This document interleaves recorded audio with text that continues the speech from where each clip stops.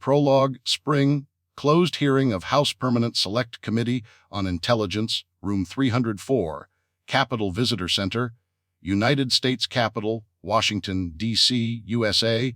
The chairman of the House Permanent Select Committee on Intelligence gavelled the closed hearing into session.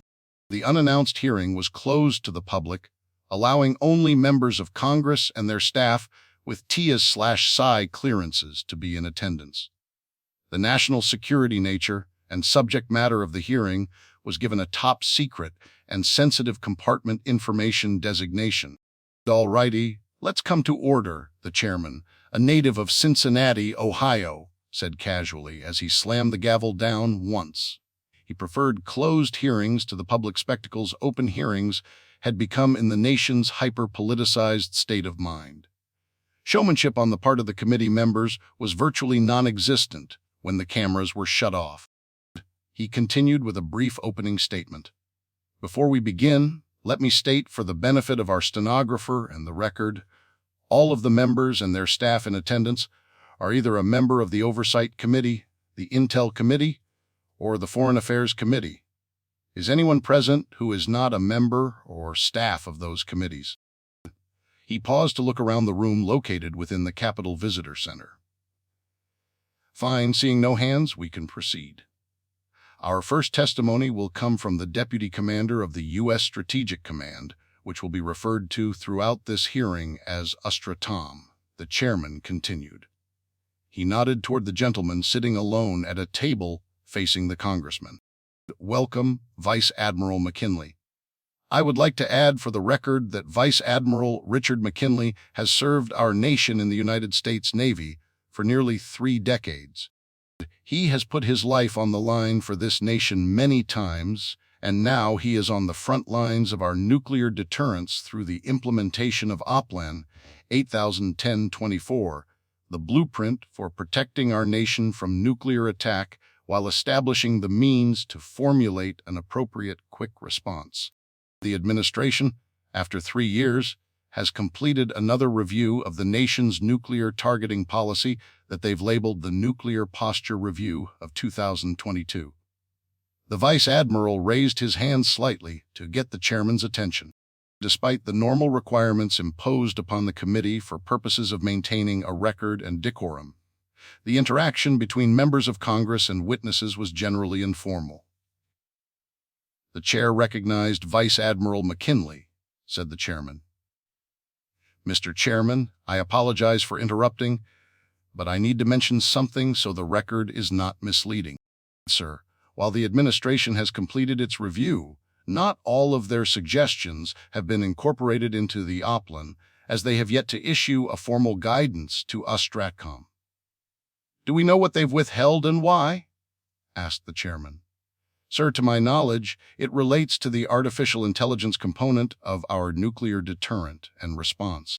While the use of AI has been incorporated into the nation's nuclear defense mechanisms, clear guidance on the circumstances under which the AI directives would be followed in the event of a counterstrike remains unclear." The congressmen leaned over to one another to whisper. The looks on their faces reflected their concerns. The chairman leaned forward and pulled his microphone closer to his mouth. "Vice Admiral, have we not put the cart before the horse here? Are you saying the AI component of OPLAN 8010-22 has been implemented, but whether it is to be relied upon in the event of a nuclear attack is still unresolved?" "That's correct, Mr. Chairman. To be sure, the current capability allowed by AI within the constructs of OPLAN 8010-22 as adopted provide opportunities for AI to mitigate nuclear risks in 4 areas: identification of an incoming nuclear attack, implementation of defense measures to ensure survivability and resilience of our land-based nuclear forces, leadership decision time expansion, meaning that precious seconds are added to our command and control centers to defend against a nuclear attack, and rapid analysis of the size and scope of a nuclear threat to accomplish crisis and conflict de-escalation, or, in the alternative, a counterstrike. All of these attributes of using AI as part of our nuclear deterrence sound, on their face, as worthy additions to the Oplin, began the chairman in response to the vice admiral's statement. What are the specific concerns of USTRATCOM, Mr. Chairman? I would generalize my response as bearing on the human factors. Wait, I thought the purpose of incorporating AI to our nuclear defense protocols was to take away the human factor, interjected a congressman from New York. That is the goal, Madam Congresswoman. However, the human factors that concern USTRATCOM include command and control's trust in the AI decision-making process. Specifically, as we all know, AI is made by humans and programmed by humans. AI's approach to any specific nuclear war scenario is based on its programming. Without specific guidance from the administration, we are uncertain of whether to override the AI decision. Why would you do that? The congresswoman from New York questioned. Isn't the whole point to take the subjective nature of entering into a nuclear conflict out of the hands of the military, and even a president, whether this one or the next?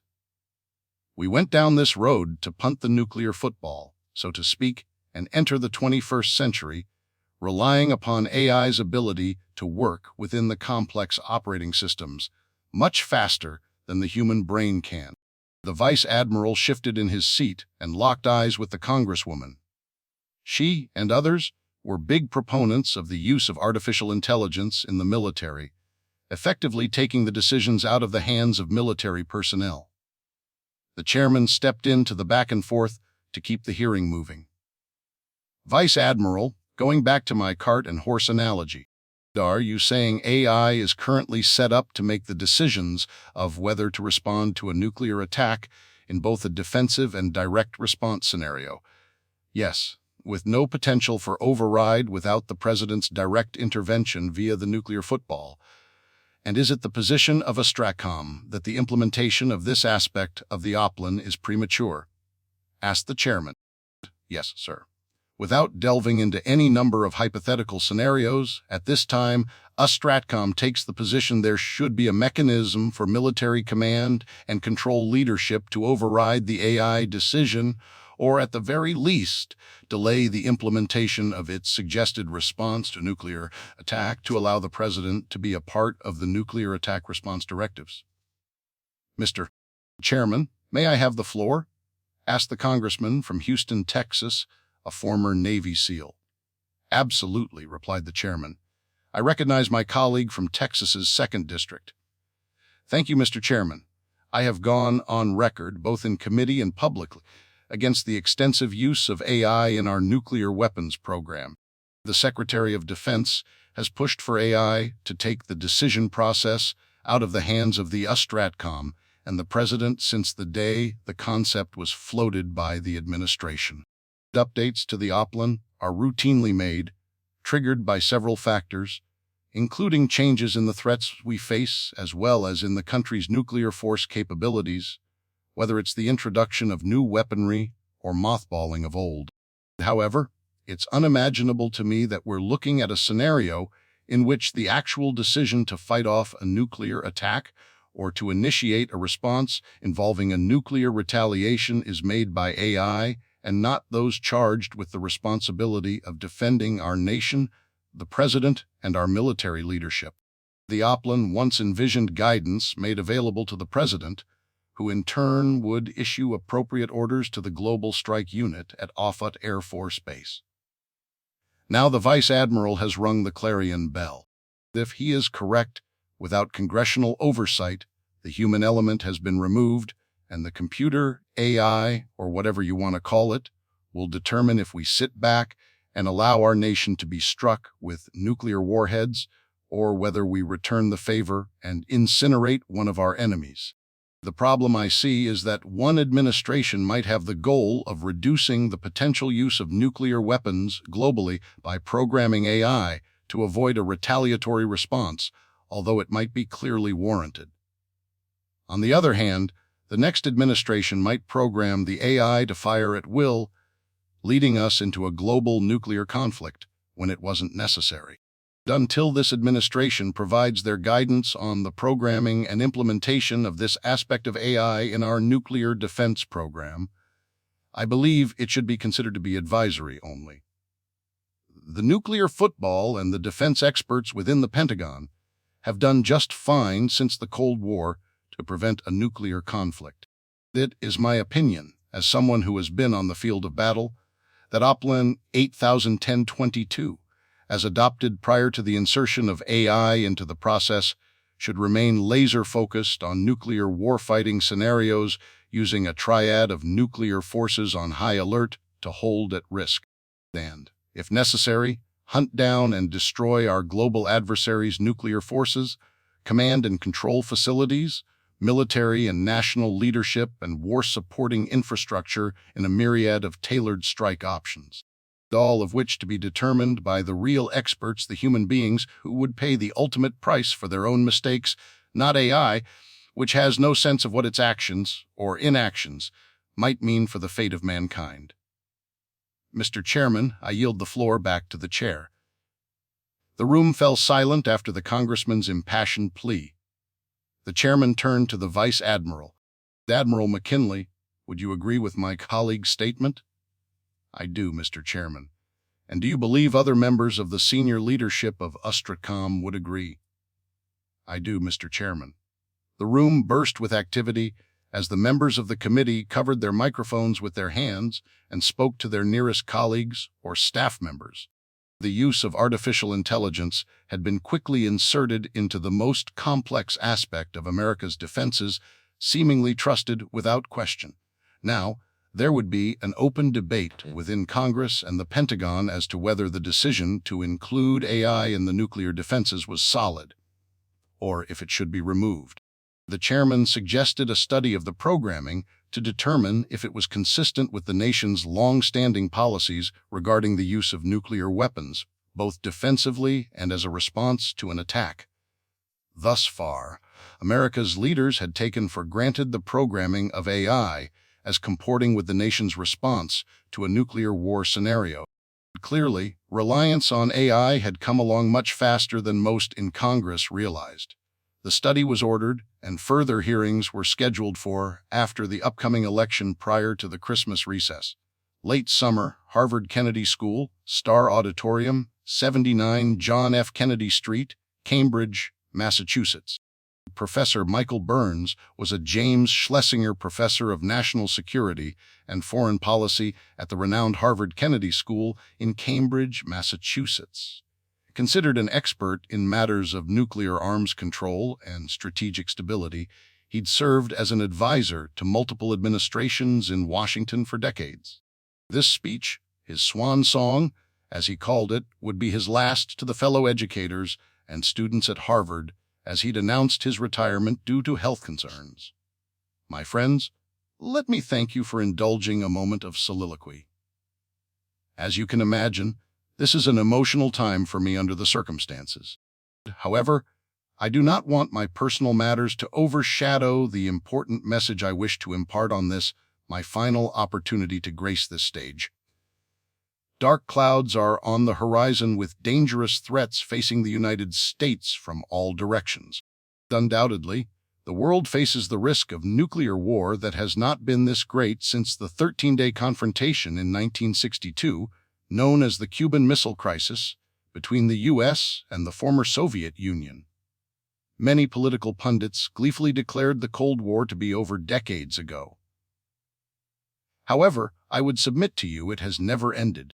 In fact, we have seen an escalation and increase in posturing of late that should be of concern to us all. In 2010, the New START Treaty was hailed as an acknowledgement by both Washington and Moscow that a nuclear war was unwinnable. Today, START is the last remaining agreement to limit U.S. and Russian nuclear proliferation. As I speak, for all intents and purposes, the Strategic Arms Reduction Treaty, which was set to expire soon, has now been largely abandoned by Russia. They block international inspections and refuse to come to the table to discuss a renewal or renegotiation of the treaty, citing U.S. involvement in the war in Ukraine as a significant impediment. To be sure, the global landscape has changed of late. There is an ongoing nuclear rivalry between Pakistan and India. The Iranians have nuclear ambitions that have accelerated unabated. The Chinese have constructed more nuclear missile silos than our intelligence community can count. Russia has made it clear it intends to use nuclear weapons to bring Ukraine to its knees if provoked to do so. And finally, the North Koreans have actively sought assistance from Moscow in building up their nuclear program. The natural response of lawmakers in Washington is to begin a new period of nuclear arms buildup. As other nations rapidly develop hypersonic missiles and incorporate artificial intelligence into their nuclear programs, the U.S. does the same. The activities of all the world's nuclear policies have led to an unprecedented destabilization of military balances of power around the globe. I would submit to you, the outlook is far more dour than those fateful days in October of 1962 when the world held its collective breath. Now politicians take credit for easing tensions and turning down rhetoric they ramped up in the first place. However, history shows that non-governmental discussions between nuclear scientists and engineers have been the impetus to facilitate arms control agreements. Into the future, it will be in-depth conversations involving the scientific community that will result in reductions of potential conflicts in outer space, cyberspace, and the over-reliance on artificial intelligence when faced with a potential nuclear conflict. There was a period of time when, myself included, scientists and politicians agreed there would always be a risk of nuclear war as long as nuclear weapons existed. Remember mutually assured destruction? Times have changed. Budget constraints have resulted in a reduction of conventional military forces in favor of a much quicker, more powerful solution to a war. As these conventional military forces were reduced, the ladder to escalation into a nuclear conflict has become shorter. Therefore, the danger is higher. I want to agree with commentators, many of whom are in this auditorium, that the remoteness of the threat is due to the fact a nuclear war would amount to a suicide pact. Once again, I refer to MAD, mutually assured destruction. It is my fervent hope world leaders would agree. With that in mind, there are two quotes I would like to leave you with in conclusion. One is from a friend and colleague at the City University of New York. Eric Alterman once wrote, "History is replete with examples of failing empires mounting impressive military campaigns on the cusp of their impending economic collapse." Consider the nuclear power nation-states for a moment. Russia, Iran, North Korea, and perhaps China, and as some might argue, the United States. I will allow you to draw your own conclusions as to whether any of them fall into this category of a failing empire. And lastly, there is this quote from Sun Tzu, the ancient Chinese military strategist and philosopher. "An evil man will burn his own nation to the ground to rule over the ashes." In today's times, which leaders might do the same. Part 1, A Wicked Big Storm is Common. 1, Monday, October 14, Swans Island Fishermen's Co-op, Swans Island, Maine, USA. Bartlett, the proprietor of the Fishermen's Co-op, was considered by her 324 neighbors to be the heartbeat of Swans Island. It was just one of 4,600 islands off the coast of Maine. Embracing their adopted tagline, 6 miles east of ordinary, the mostly rocky island stood out as only one of 3 along this stretch of Maine coastline that was inhabited year-round. She leaned against the driftwood gray, barn-board-clad checkout counter and watched the boisterous antics of the dozen or so fishermen and lobstermen who were in the midst of a lively debate about the weather. She shook her head in amusement, thankful the topic wasn't politics for a change. Unlike a bar in which televisions would be turned to various sports channels, the co-op remained tuned to local and national cable weather stations. Not that it mattered to some, including her husband of 44 years. A 4th-generation lobsterman and Swans Island native, he had only canceled a lobster fishing trip 3 times in her memory during the births of their children. Hurricane Oscar had wreaked havoc along the Atlantic seaboard for nearly a week. The storm, which had formed in the Caribbean Sea south of Puerto Rico, grew in intensity as it reached the warm waters of the Gulf of Mexico. Ironically, It became an active hurricane just north of another Swan Island off the coast of Honduras.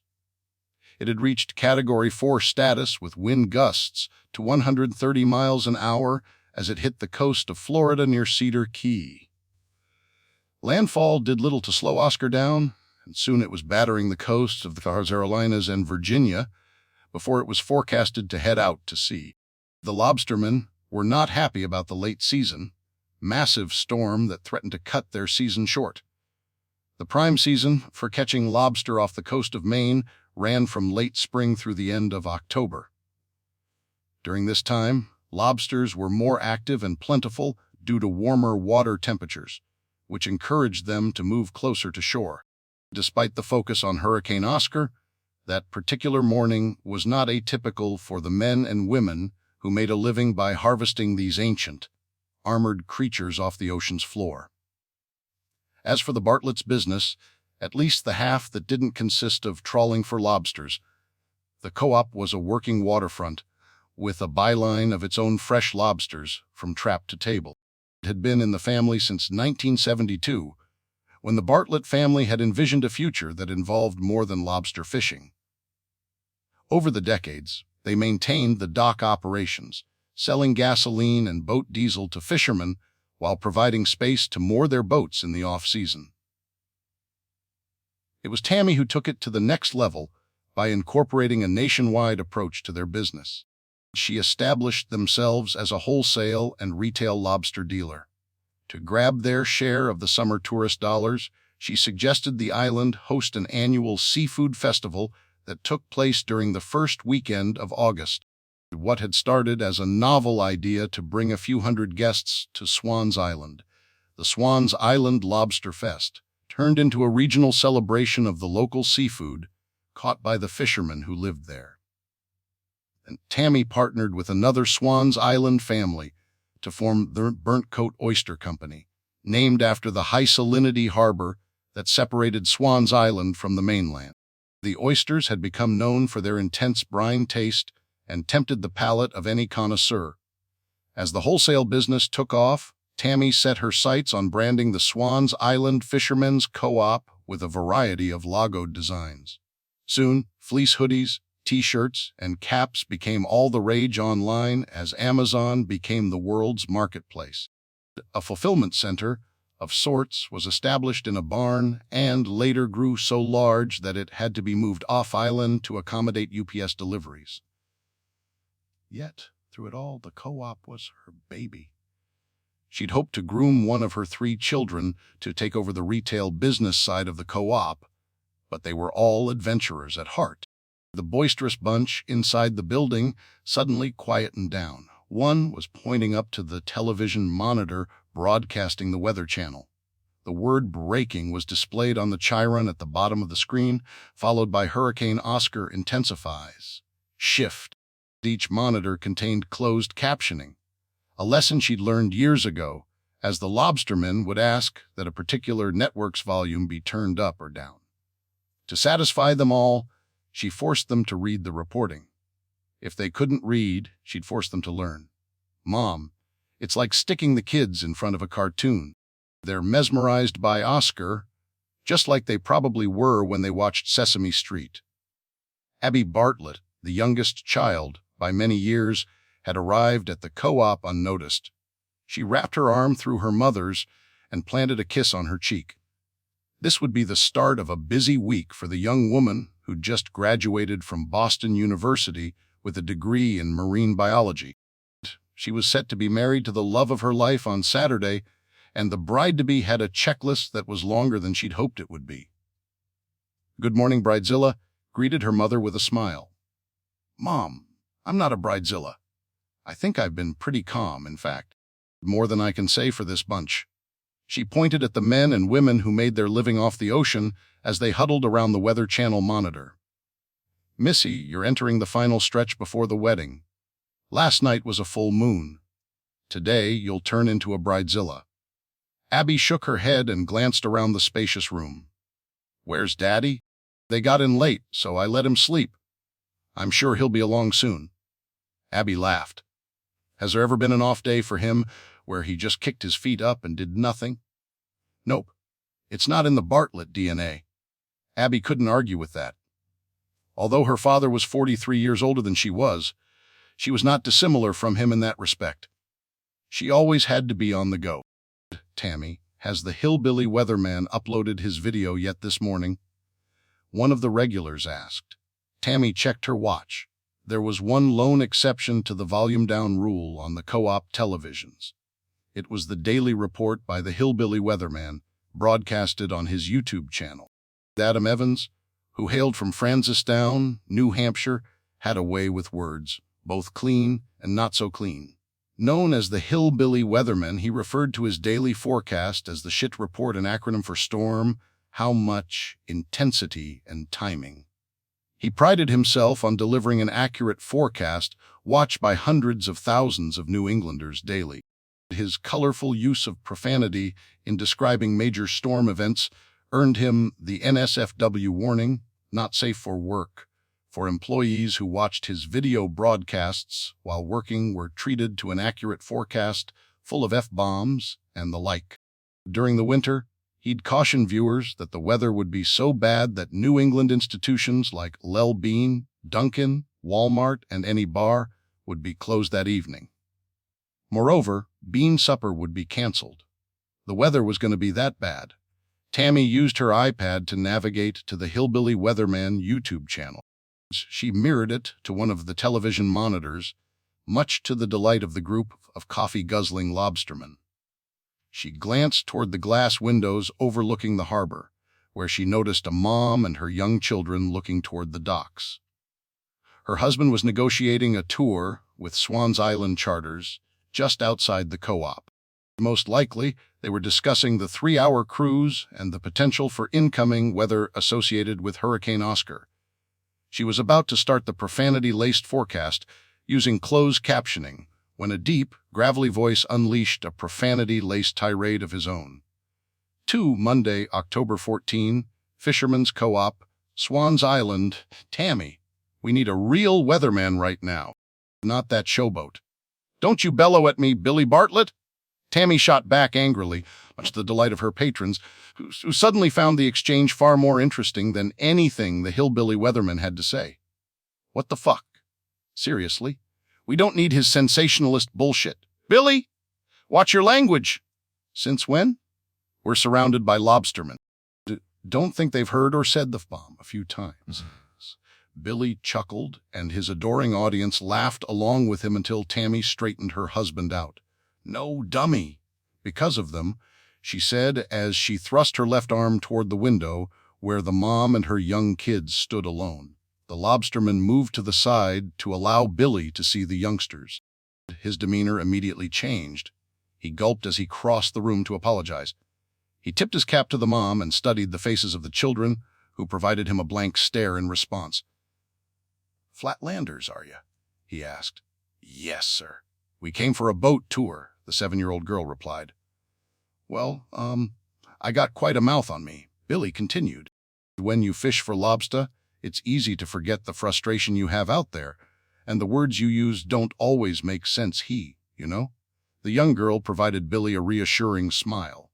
"Yes, sir, we understand." Yeah, our daddy says it all the time," added her little brother. The lobstermen who were taking in the battle between crusty old Billy and the two seemingly meek children enjoyed a chuckle.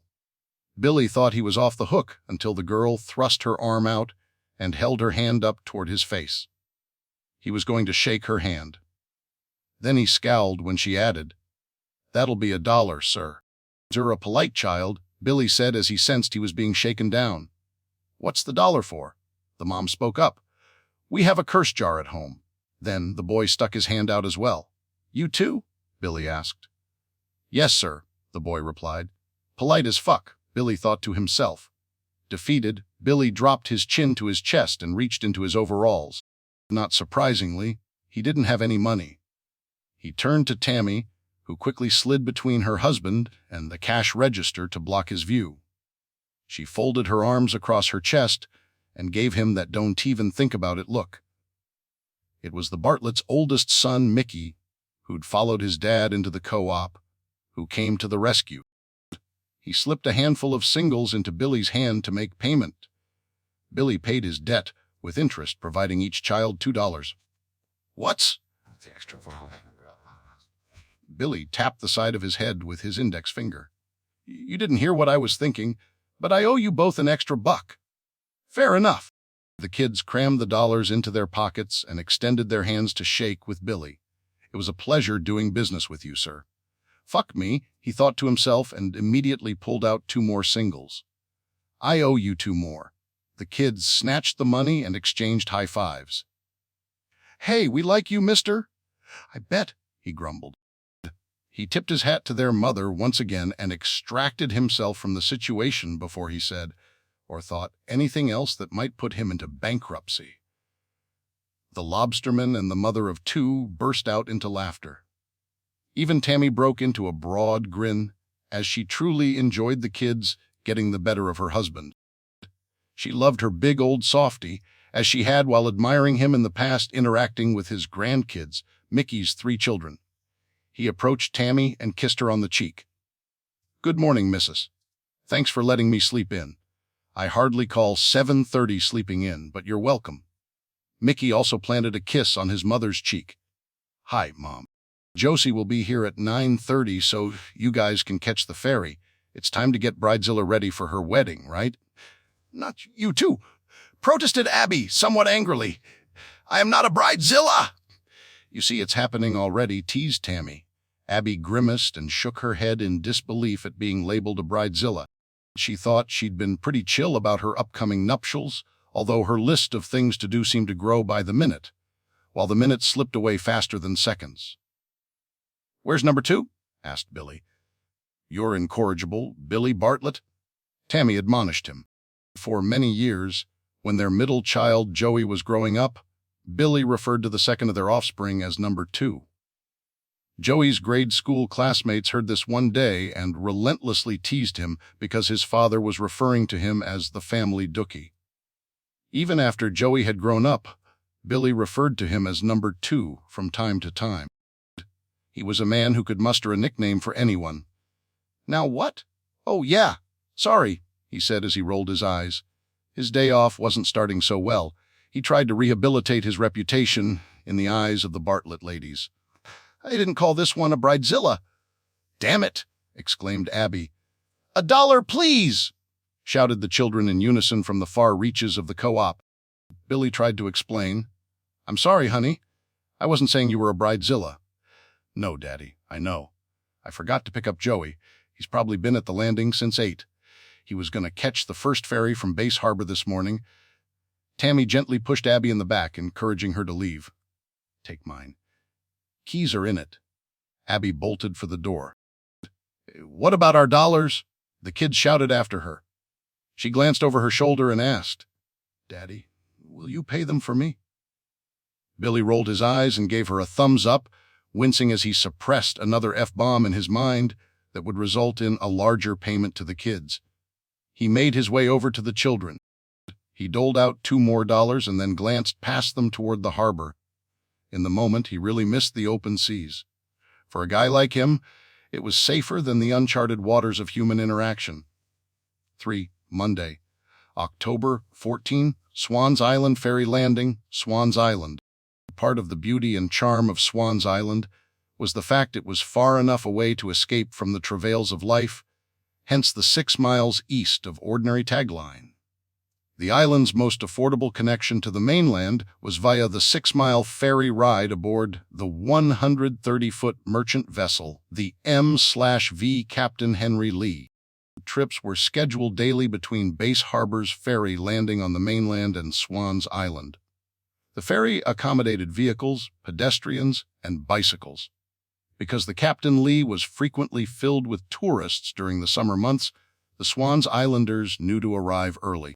Many a newcomer had found themselves stranded at Base Harbor on a late afternoon without transportation if they failed to be mindful of the schedule. Private watercraft made a hefty profit transporting tardy residents without their vehicles.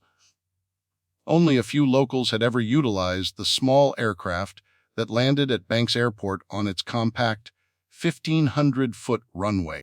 The ferry landing was nestled into Mackerel Cove, a hurricane hole protected by the bulk of Swan's Island on the east and the smaller section of the island to the west, which was connected by a narrow stretch of land.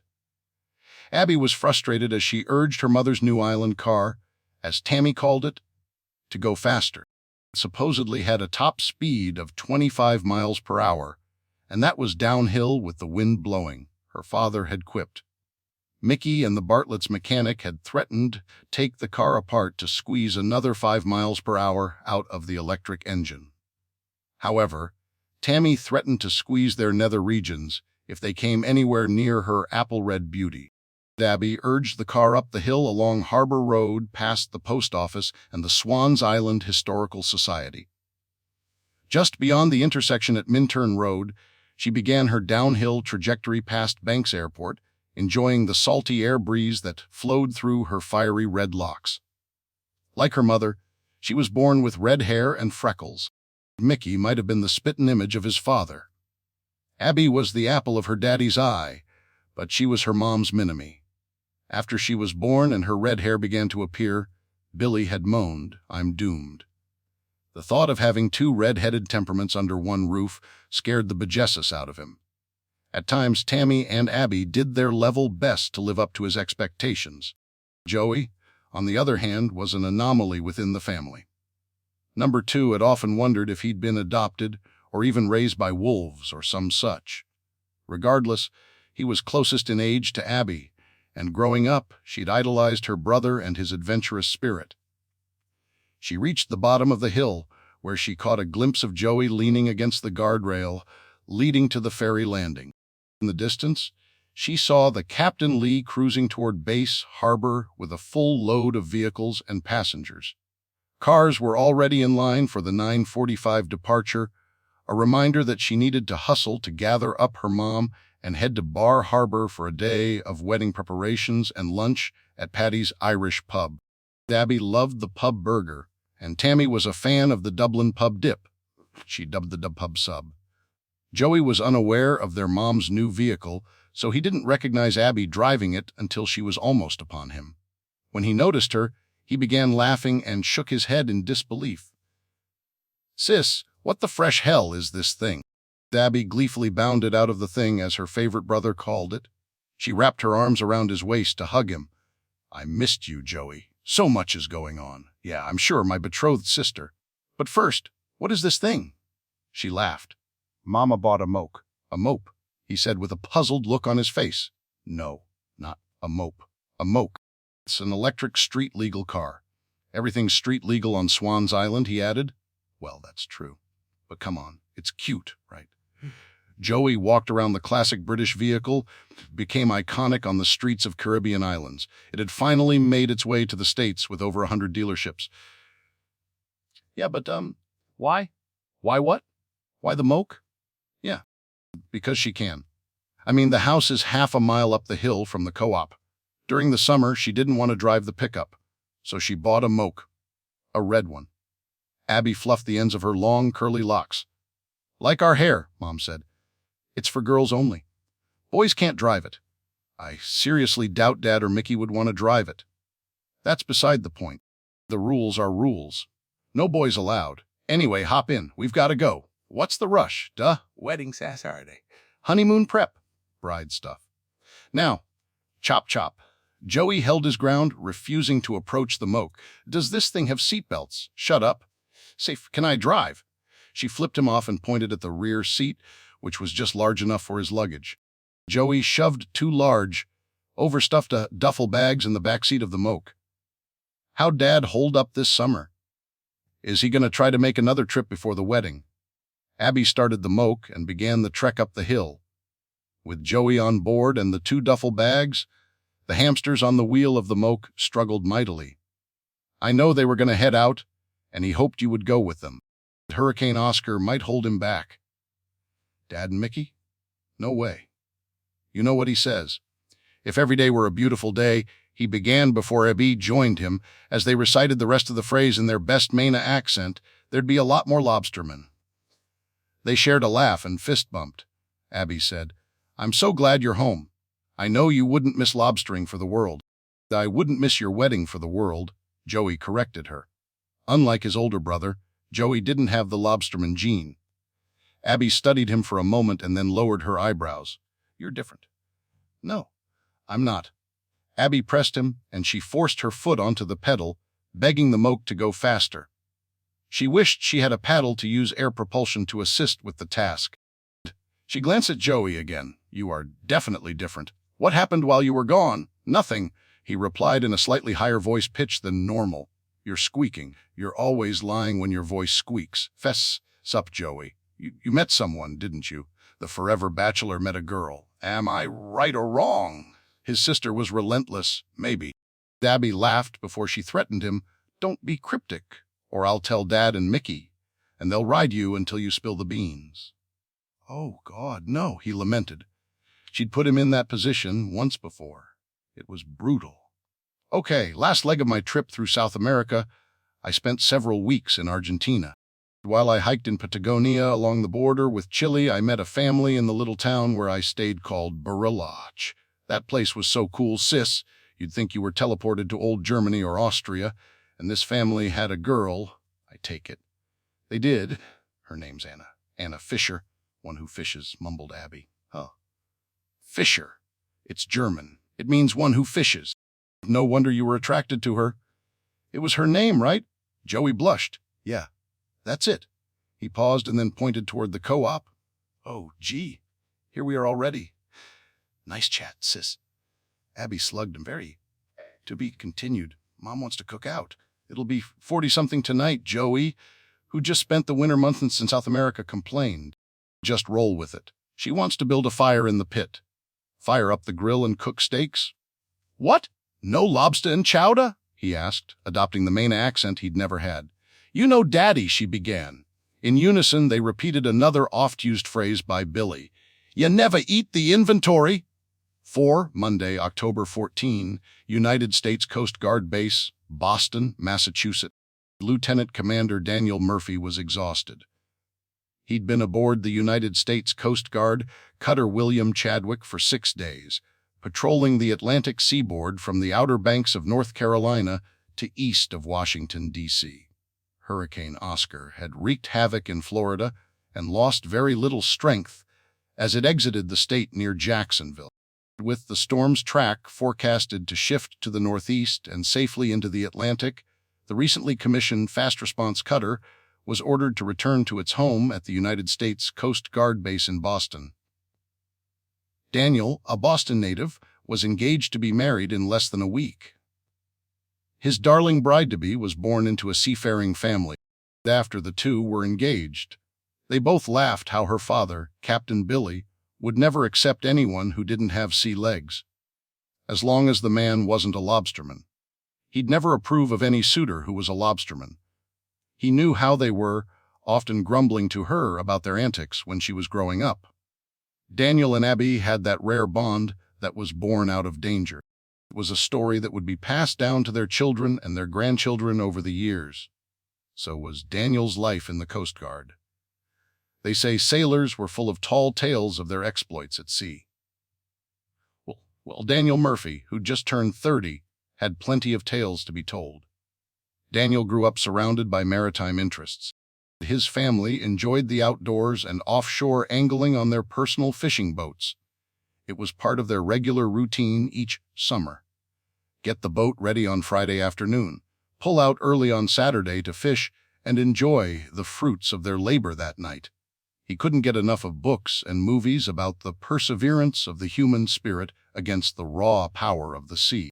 Whether it was intense reality, shows like Shark Week on the Discovery Channel, or the antics of the crew of the Sea Shepherd on Animal Planet's Whale Wars, Daniel soaked it all in. After he insisted to his parents he was certain of his career path, Daniel applied for admission to the prestigious Coast Guard Academy in New London, Connecticut. With only a 15% acceptance rate, Daniel's STE scores had to be good to go with his excellent high school grades. The day he received his acceptance letter, he went scuba diving at Middle Brewster Island, just north of the Boston Lighthouse, which was constructed in 1783. Ironically, The rocky cliffs making up the island were teeming with lobster, a point he made to Abby to endear himself to her after he learned about the Bartlett. He had no illusions about what being in the Coast Guard entailed. They performed a patchwork of functions and tasks, from protecting America's shores against maritime threats by promoting national and border security to acting as first responders, rescuing those stranded at sea. During harsh New England winters, the Coast Guard was instrumental in keeping fishing lanes clear by breaking up ice. While Daniel appreciated the respite afforded to him when he was performing the mundane tasks of breaking ice or patrolling the shores in search of human traffickers, it was the thrills associated with search and rescue missions that fueled his love of the sea. Movies and news headlines often focused on dramatic rescues and daring operations. The unseen efforts of the men and women who lived aboard a Coast Guard cutter formed the backbone of the UCG duties to the American people. A typical day aboard a cutter included living in close quarters, which necessarily required a level of cooperation and camaraderie that could only be compared to life aboard a naval vessel. Daniel had been cross-trained in all aspects of a cutter's operations, including the engine room, flight deck, and the bridge. He'd excelled in each position and quickly garnered the attention of his superiors. After his promotion in rank to lieutenant commander, LCDR Daniel Murphy was in a position to lead a crew of his own, the heart and soul of any cutter. When a position opened up aboard the ISCC Bridal, a 65-foot small harbor tug stationed at Southwest Harbor, not far from Swan's Island, he immediately threw his name into the mix for the transfer. Once approved, he popped the question to Abby. He knew how much she loved her family, and he didn't want to disrespect the Bartletts by asking them for her hand in marriage with the caveat moving to Boston. Against this backdrop, he and Abby began counting the days toward the end of his tour of duty at the Coast Guard base in Boston and his new commission at Southwest Harbor, following a 3-week leave to get married and enjoy a dream honeymoon in Europe. After the Chadwick entered Boston Harbor and docked, Daniel sent a quick text message to Abby to let her know that he'd returned to port. She was very much aware his job could lead him into dangerous situations. Despite the fact they deeply loved one another, she patiently waited for him to reach out to her after he returned from sea. Daniel took a shower and hit the rack, sleeping hard for nearly 6 hours, a lengthy period of time in his line of work. He was awakened by an ensign calling him to the Chadwick's bridge. That only meant one thing. He'd been called back to duty. He rushed to get dressed and climbed the metal stairwell until he reached the bridge. Salutes were exchanged, and he studied the faces of the crew. "What have we got?" he asked calmly. "We received a partial DSC distress alert, sir," the ensign responded. The DSC alert was an acronym for Digital Selective Calling, a standard method of transmitting messages via marine radio frequencies. DSC allowed the vessel's captain to directly call or receive a call from shore or nearby vessels. What do you mean by partial? The skipper of the vessel, which we've determined to be a sailboat from Newport News, began transmission reporting a rogue wave, sir.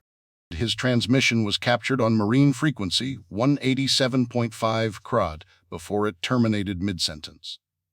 "What is the sailboat's last position?" asked Daniel. The ensign pointed at a map displayed on a touchscreen embedded on the bridge. "Roughly 100 nautical miles southeast of Nantucket, sir. Here are the last known coordinates." He handed Daniel a printout. "Last known?" Daniel said inquisitively. "That's correct, sir. The vessel is no longer transmitting its location, and there have been no reports of visual distress signals. There's more, sir," added a lieutenant junior grade officer, his second in command on this tour. "NOAA advises the Nantucket buoy is inoperable, or at least unreliable. Its coordinates are very close to the location of the distressed vessel's last known position." Daniel began to make entries on the keyboard, studying the winds and the eye of Hurricane Oscar. He and his crew had just sailed through the storm along the edge of the Hatteras Plain near North Carolina. The 15 to 20-foot seas certainly were uncomfortable, even for the Chadwick. However, he wouldn't define them as rogue, a term of art that implied something much larger. "What do we know about the vessel?" the ensign replied. "Sailboat, Newport News moored. 46 feet in length. Average but sturdy enough to handle most waves." Daniel ran his hands down his face and settled on his 6-day growth of beard. He'd been too tired to shave. He turned to his second-in-command. "What's the status of the chopper?" "Grounded, sir." Daniel let out a deep sigh. "Not anymore. That sailor will never survive a capsized vessel in these seas." He pointed to the ship-to-shore telephone handset. "Get me Rear Admiral Flynn. I need the MH-65. I'll handle this rescue myself. 5 Monday, October 14, George's Bank. 93 nautical miles southeast of Nantucket, the Atlantic Ocean." Chuck White was an accomplished sailor. Although short in stature at 5 feet 8, he was long in desire and knowledge of the sea. At 62, the Canadian had sailed many vessels up and down the Atlantic seaboard, oftentimes ferrying newly built ships to waiting customers. He looked the part with his gray hair, neatly trimmed beard, and sun-kissed skin. Coupled with his adventurous soul, Chuck had no qualms about delivering the 46-foot sailboat from its home port in Newport News, Virginia, to its new home in Nova Scotia, where he was born and raised. He was paid handsomely for his journey in advance.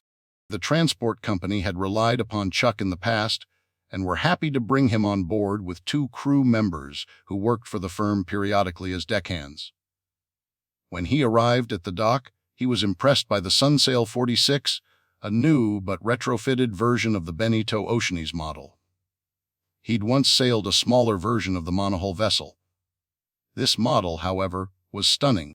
Inside, the interior sported 3 cabins and 3 heads, a fully equipped galley, and a double-berth salon for lounging.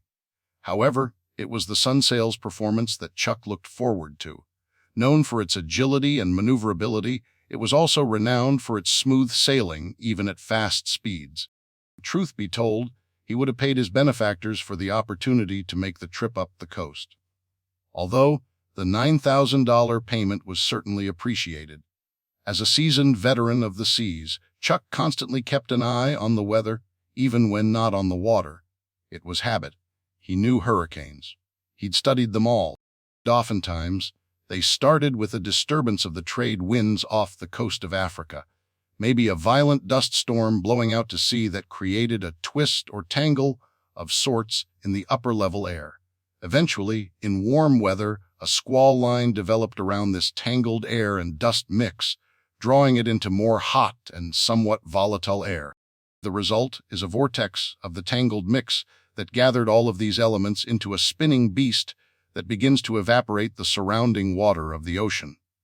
When the conditions are right, the newly formed weather system spins so fast that the inward spiraling air can no longer overcome the forces pressing against it in the atmosphere. The eye of the storm has now formed. The eye is the result of a confluence of events that create a column of dry air surrounded by a solid wall of wind. As it travels across the Atlantic, seabirds get trapped in the vortex. The spinning accelerates. The storm grows in intensity, seeking fuel from the warm waters of the Caribbean Sea or the Gulf of Mexico. Then it does battle with counterforces like the Gulf Stream and high-pressure systems, steering it from North America. If conditions exist to strengthen this fledgling vortex, it will become a mature hurricane, by far the most powerful energy event on the planet.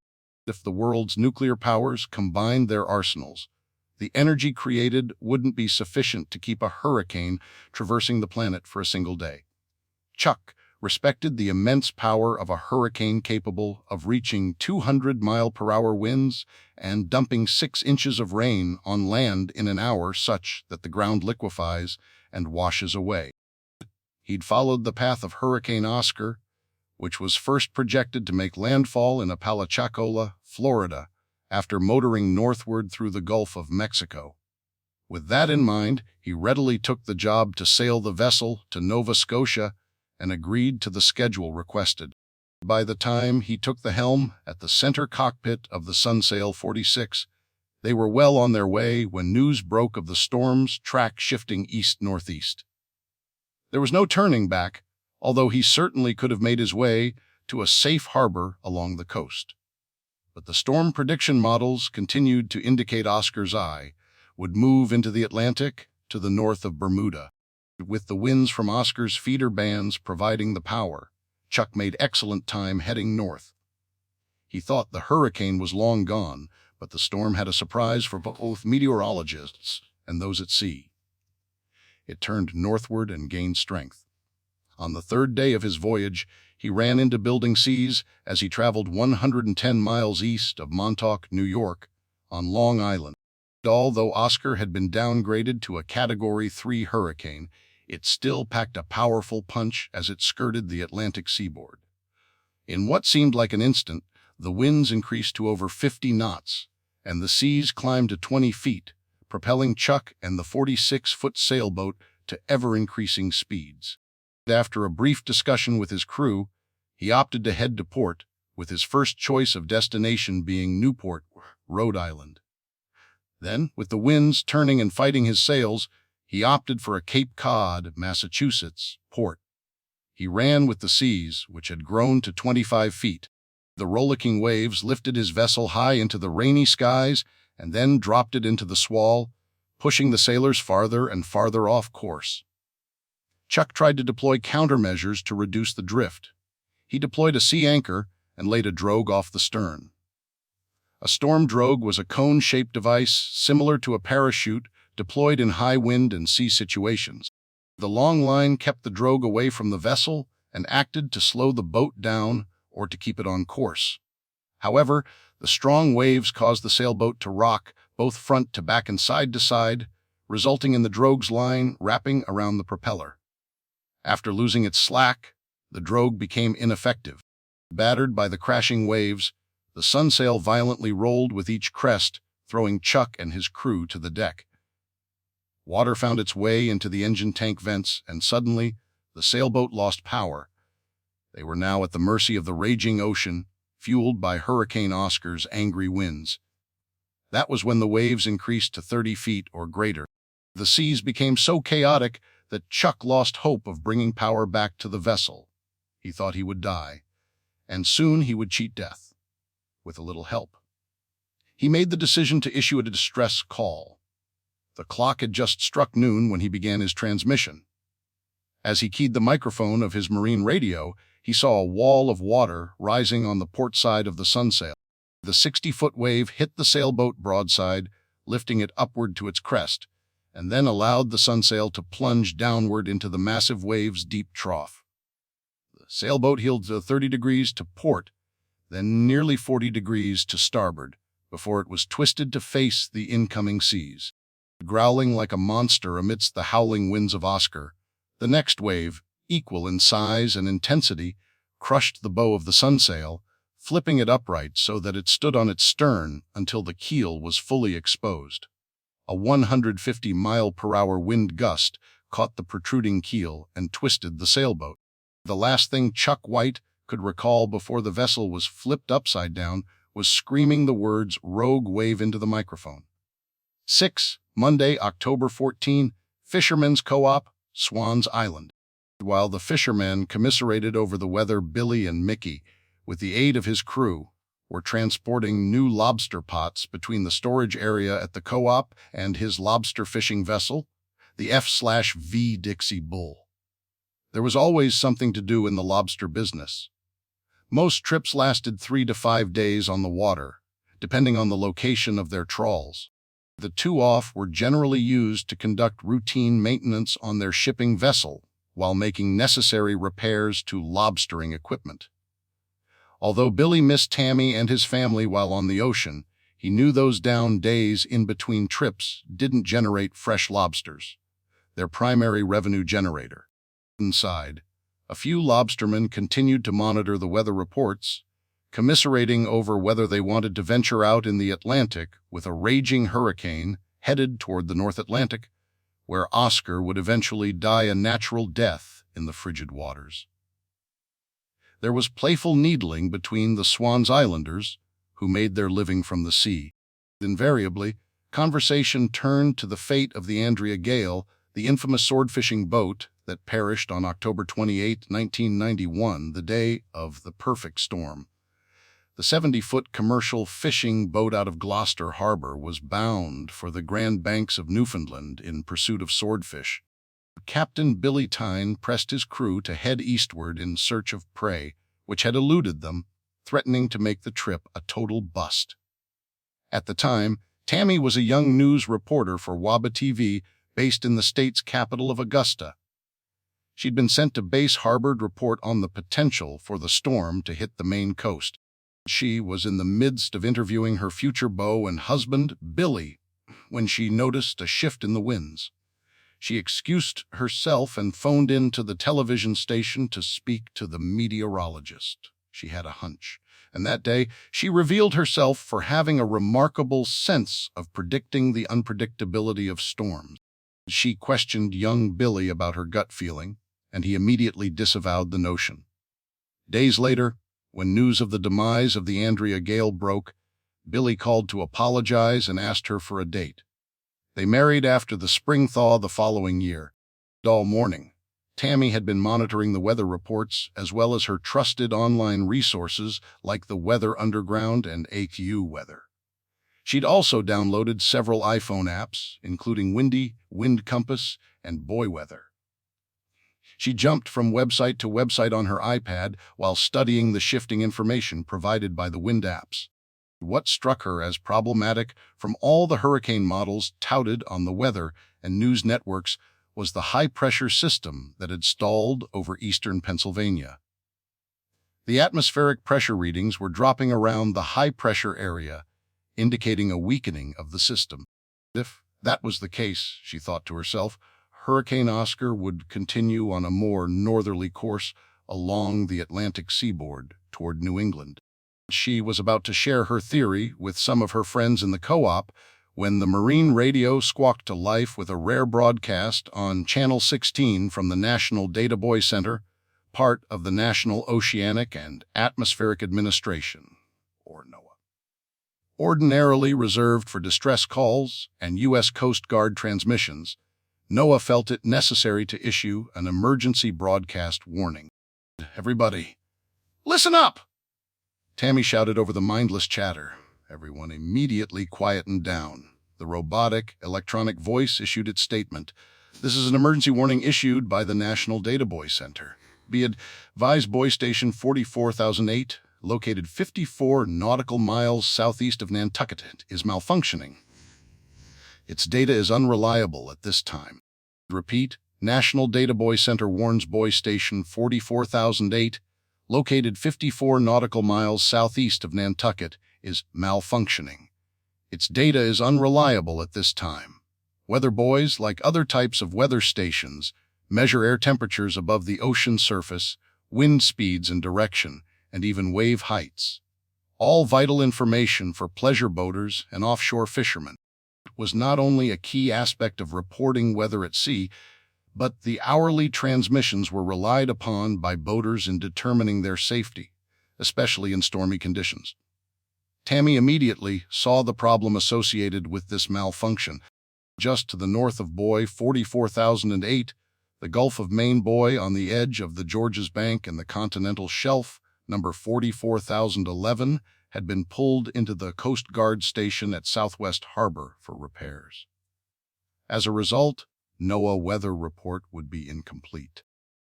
She left the building and walked halfway down the dock to summon Billy, who'd just finished loading the Dixie Bull for their trip set for the day after tomorrow. "What's up?" he asked, wiping the sweat off his brow. His 260-pound frame caused him to gush perspiration despite the 50-degree weather. "Just received a report from NOAA. The Nantucket weather buoy is malfunctioning. It's issuing false readings." Billy understood what that meant. He immediately turned to surveil Burnt Coat Harbor. His eyes searched from Parks Island down to Burnt Coat Lighthouse and beyond into the Atlantic. "Honey, how many are out?" Tammy asked, allowing him a moment to assess the situation. Billy shook his head and thrust his hands in his pockets. He pulled out his pocket watch, a family heirloom passed down to him by his father. It was attached to the same brass chain as a compass, a device rarely used in modern times, but an appropriate talisman nonetheless. A few dozen. Lobstermen and draggers. A dragger was a slang term for a fishing boat using a net dragged along the sea floor to scoop up fish. Oftentimes, the draggers would scoop up a lobsterman's lobster pots as well, causing fists to be thrown at the end of a day. Should I give them a heads up? They ought to be monitoring 16 anyway, he mumbled, and then had second thoughts. Yeah, just in case. The Coast Guard can't rescue Maul. Tammy jogged back toward the co-op's entrance when she saw her brightly colored moke parked in front of their house at the top of the hill. Abby must be dropping off Joey. She made a mental note to tell her to bring the pickup just as all hell broke loose inside the co-op. Tammy, one of the female captains, hollered out to her, "We've picked up a distress call about one of ours." "Jesus," Tammy muttered as she ran toward the building. She half-waved to her daughter-in-law, who'd come into work so Tammy could take Abby to Bar Harbor for the day. She burst inside and immediately asked, "Who is it?" "The young kid, Jackie Gardner." The Nova Scotia trawler put out an alert that Gardner's fishing boat was adrift about 80 miles due south of Yarmouth. Okay. Was the distress necessary? Why don't they give him a tow? The Canadians won't freak out about bringing a distressed ship into their waters with a storm in the region. That's the thing, Tammy. They left the ship there. Tammy's eyes grew wide as her blood boiled. They left a powerless vessel at sea and didn't render aid. Seriously? The woman shrugged. Tammy didn't waste any more time complaining about Canadian fishermen. She'd grown up in Machiasport, Maine, in Washington County. Known as Down East, the eastern coastal region of Maine covers Washington and Hancock counties, which includes Swans Island and Bar Harbor to the south up to the U.S. border where Maine and Canada meet near Machiasport. Tammy learned at an early age there was no love lost between Maine fishermen and their Canuck counterparts, as they frequently clashed over territorial rights. She pulled out her written logbook of the fishing vessels moored in Burnt Coat Harbor around the fishermen's co-op. She found the entry for Gardner. Just this past spring, she'd penciled in the letters Junior after the name Jack Gardner. The elder Gardner had succumbed to his battle with cancer over Christmas of last year. His son, Jackie, as most knew him, took over the small fishing operation. He and his wife had just had their first baby, and rumor had it that dearly departed Dad had saddled the family with a lot of debt. Jackie was feeling the pressure from the bill collectors, which probably prompted him to take the risky trip despite the coming storm. She rushed back outside, nearly knocking Mickey's wife Josie down in the process. "What's wrong?" Josie, the town's librarian, asked. Tammy waved her arm and kept running to join Billy and Mickey at the dock. Her chest was heaving out of breath as she spoke. "We got a distress notification." She began, gasping for air. Well, not a call. More of a just wanted to let you know. Billy reached for his wife's hands and gently gripped them. His rough, callous palms were oddly calming. "Honey, it's okay. Tell me. Jackie Gardner is on the water. He's reportedly not under power." Mickey added, "Jack's beanstalk. I know the vessel. What's happened?"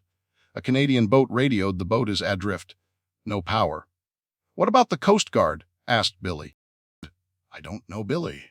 They were supposedly repositioned to Boston to help conduct rescue operations at points farther south." Billy stepped away and placed his hands on his hips. He placed his thumb and index finger in his mouth and issued a loud whistle to his boat mechanic. Then he turned to Mickey. "Even if they're dead on the water, the EPIAB will still be transmitting."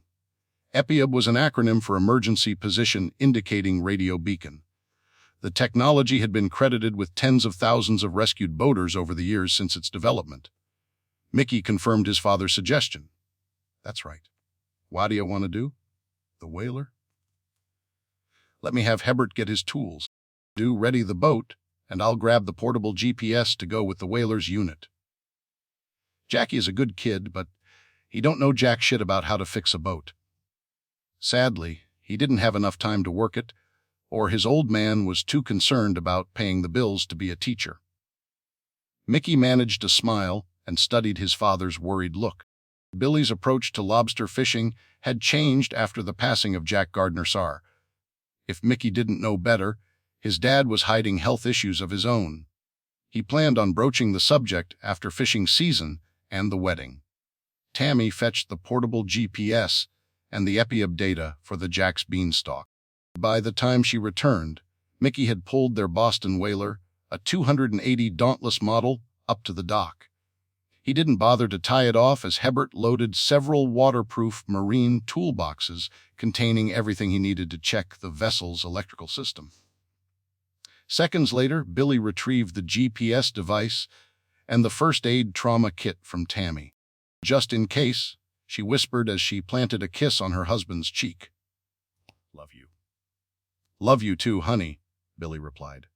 The couple had sworn from the day they were married that Billy would never go out to sea in anger, and they'd always tell each other, "I love you," because a lobsterman never knew with 100% certainty he'd be returning home. He waved to his bewildered daughter, who stood near the start of the dock. A minute later, the 28-foot, 600-horsepower ocean-going vessel raced out of Burnt Coat Harbor into the open ocean. "What's going on, Mom?" Abby asked as she approached her mother on the dock. "Somebody needs rescuing," she whispered in response. The Bartlett women, red hair flowing in the breeze, cupped their hands above their eyes to shield them from the sun rising in the east until the whaler disappeared over the horizon. Then, in unison, they turned their heads southward as the skies turned from blue to grayish-black. Hurricane Oscar was coming. Monday, October 14, the Gulf of Maine, 25 miles southeast of Swans Island. George's Bank is a shallow, offshore sandbank plateau separating the Gulf of Maine and the Atlantic Ocean. It stretches from Nantucket to the north near Nova Scotia. Where the plateau meets the Atlantic Ocean along the continental shelf exists some of the most abundant fishing in the world.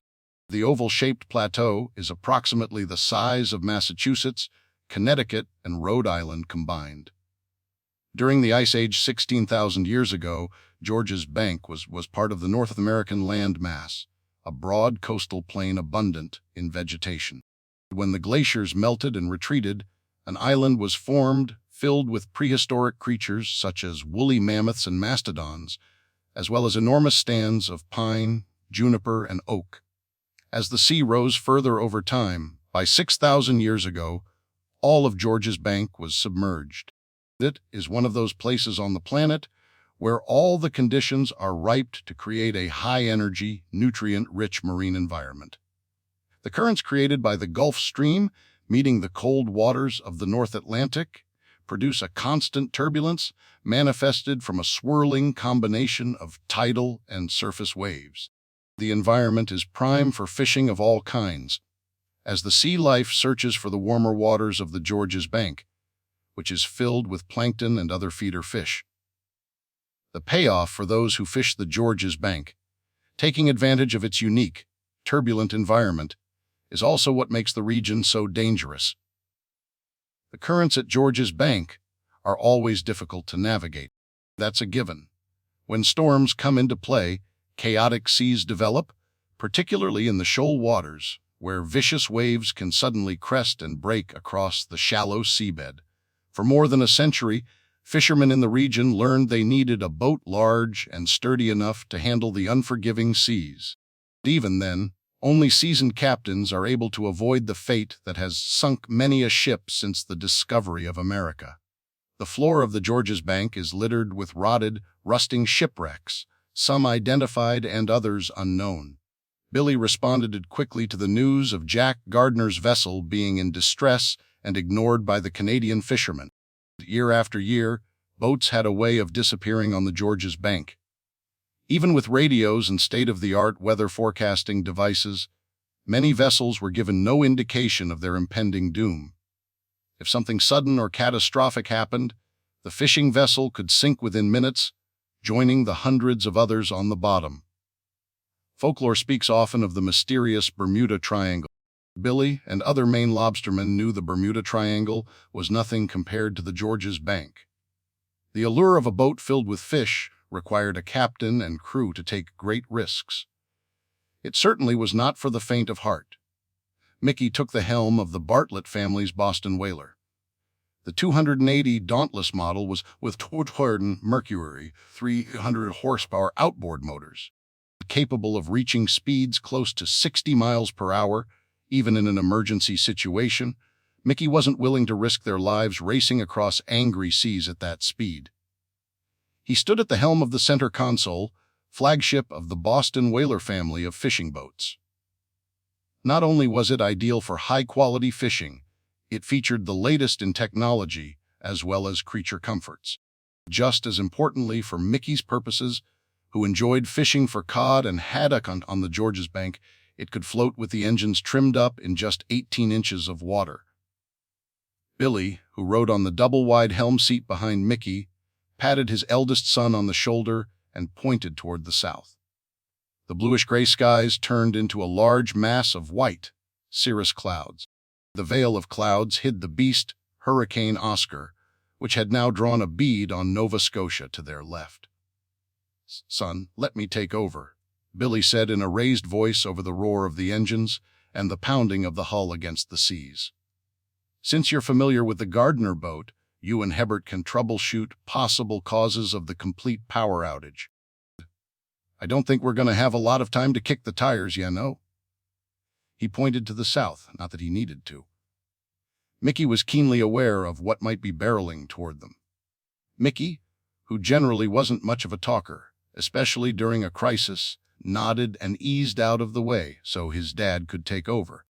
Billy settled in, keeping a keen eye on the EPIUB signal emanating from the Gardner boat, silently thanking God it was still transmitting. He left the marine radio on VHF channel 16. In the event Jack Gardner was able to issue a distress message. Occasionally, he'd switch to VHF channel 70 to check for digital distress communications. As for the weather, he didn't need an update. He'd been on the seas his entire life. He knew when a wicked storm was common. Mickey sat alongside Hebert Fontenot. Hebert was 100% Cajun right down to his family's ancestry and the heavy accent. A native of Louisiana, he was a mobile mechanic for the company who designed and built the Bartlett's lobster vessel. He had been dispatched to Swan's Island to conduct an annual assessment of the ship's seaworthiness, and he never left. While the Cajuns of Louisiana were well known for their love of food and music, they were most admired for their ability to hold on to Cajun traditions passed down over generations. Hebert, like his forefathers, was industrious and hardworking. This, too, was in his DNA, as his ancestors, former members of the working class in France, came to North America as farmers, trappers, and fishermen in Nova Scotia before finding their way to the shores of the Gulf of Mexico. While the vast majority of Americans of Cajun descent live in southern Louisiana, Hebert was a rarity. One thing was certain, however. He was an expert mechanic. Not only did he keep the fleet of boats owned by the Bartlett family seaworthy, he made an excellent living maintaining and repairing other boats for Swan's Islanders. Like Mickey, he was familiar with the Gardner's vessel, Jack's Beanstalk, but had never been hired to do work on her. Jack, and later his son, Jackie, performed necessary repairs on their own, not unusual for a small-scale, struggling fishing operation. Hebert's Cajun accent had not been lost after his many years in coastal Maine. In fact, his neighbors on Swan's Island would be greatly disappointed if it was. Mainas were not always welcoming to newcomers. They were eyed with suspicion and oftentimes considered short-termers, especially the young Cajun man from Louisiana. 30 years later, Hebert had married a local girl, was blessed with 2 children, and had become a friend to all. "What do you think, Hebert?" Mickey asked. "She's an old shrimper that Jackie's father converted to a lobster boat. I advised his father on the purchase. It's a Terrebonne, a great shrimper.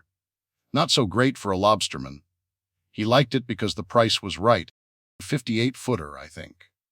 Mickey leaned forward on the bench seat and studied the watertight toolboxes strapped to the deck with bungee cords. There are so many causes of power outages on a boat. Surely Jackie would know to check the electrical panel, battery switches, and even the battery's voltage. "We store a couple of extras in our hold," added Hebert. Finding a cause of a power failure on a boat requires a detective. You gotta search all the leads. Mickey chuckled. Bert was quick-witted. His jokes might be expected, but when delivered in his Cajun accent, they were somehow even more humorous. Well, like I said, Mickey began, Jackie should know to check the obvious. If he is in a panic, it's easy to overlook something. Let me work directly with him and run through the obvious fixes. Batteries, switches, fuses, and the things I can easily identify. Hebert nodded before glancing at the approaching storm. Good plan. Let me search for loose connections, broken or chafed wiring. Sometimes, if the engine on an old boat is running smoothly, wires not firmly in their crimps can wiggle loose. If Jackie tried to fix anything on his own, he may not have shrink-wrapped the connections. Plus, the wire could be corroded. The two men rode in silence for a moment. Mickey turned sideways in his seat and shouted to Billy, "You still got a signal?" "Yeah, close. Less than 5 miles. Mickey turned to Hebert. "Get ready. Here's the thing I learned a long time ago when a storm is approaching. The farther away from land you are, the fewer risks you can take. You can't count on anyone plucking you out of the water in rough seas. We'll save Jackie. We'll try to save his boat. But we ain't gonna let ourselves get hit by that big wet fist riding the Gulf Stream towards us." 8. Monday, October 14. George's Bank, 93 nautical miles southeast of Nantucket, the Atlantic Ocean, the Airbus MH-65 short-range recovery helicopter, often referred to as SRR, was the go-to chopper for at-sea rescue missions, especially in severe weather. Its special design enables it to ride atop a AUSCG cutter, as well as maintaining maneuverability during rapidly deteriorating climatic conditions of all kinds. Over 40 years, the SRR logged 2 million flight hours from 14 Coast Guard stations and had been credited with saving countless lives at sea. Today, however, the crew of the Boston-based SRR would face its greatest challenge, and the base's newly minted lieutenant commander would have to use all the skills at his disposal to effectuate a rescue and survive in the process. Daniel never shied away from training in multiple aspects of his Coast Guard duties. An excellent swimmer and avid scuba diver since his early teens, he was well known in the New England region for his rescue, swimming, and diving skills. Along with a second diver, his buddy in the water, as they're called, he readied his nerves for the jump into the raging ocean. The air crewmen were highly skilled as well. They knew how to navigate the chopper around the capsized sailboat while being mindful of the 30-foot waves and the strong winds that generated them. His buddy diver, an accomplished rescue swimmer in his own right, would handle the basket that would hoist up any survivors. If any of the sailors were trapped inside the vessel, Daniel insisted that he handle the rescue. He would never ask a member of his crew to undertake a dangerous rescue of that kind in the midst of a hurricane. "We're locked on to the EPIOB signal, sir," announced the co-pilot. 3 minutes out. "Copy that," said Daniel. "Drop me in 10 meters upwind from the vessel. We'll load the survivors off the hull." The pilot's voice was excited as he interjected himself into the comms. "Sir, we see movement near the stern. They appear to be holding onto a dock line." "Drogue," Daniel muttered to himself. These two were lucky they had been able to free themselves from the wreckage without disappearing in the massive waves. Climbing onto the hull, a normal safety measure, doesn't apply in the midst of a hurricane. "We're in position, Commander," announced the co-pilot. Daniel grabbed the drop line and allowed the hoist to lower him into the water. Within seconds of his releasing the cable, a wave washed over him and lifted him 30 feet upward in the process. He was suddenly eye-level to the SR's landing gear. Daniel patiently waited for his buddy diver to be dropped nearby. Once they were reunited, they used the wind and waves to assist them in getting closer to the capsized sailboat. They made their way through the raging water toward 2 men who were clinging to the drogue line, which had been severed from its chute. They were panicked, hanging on with one hand and ferociously kicking their legs to stay afloat. Neither wore life jackets. The pilot maneuvered over the 2 men and dropped a basket downward. Daniel motioned to the buddy diver to take the lead. "We're going to get you out of here," he shouted to the men. They were frantic and grew more so as the helicopter's massive rotors washed over the top of them. Holding the basket in one hand, the buddy diver tried to help a man to safety. He was having difficulty handling the panicked survivor. "Calm down," he ordered, to no avail.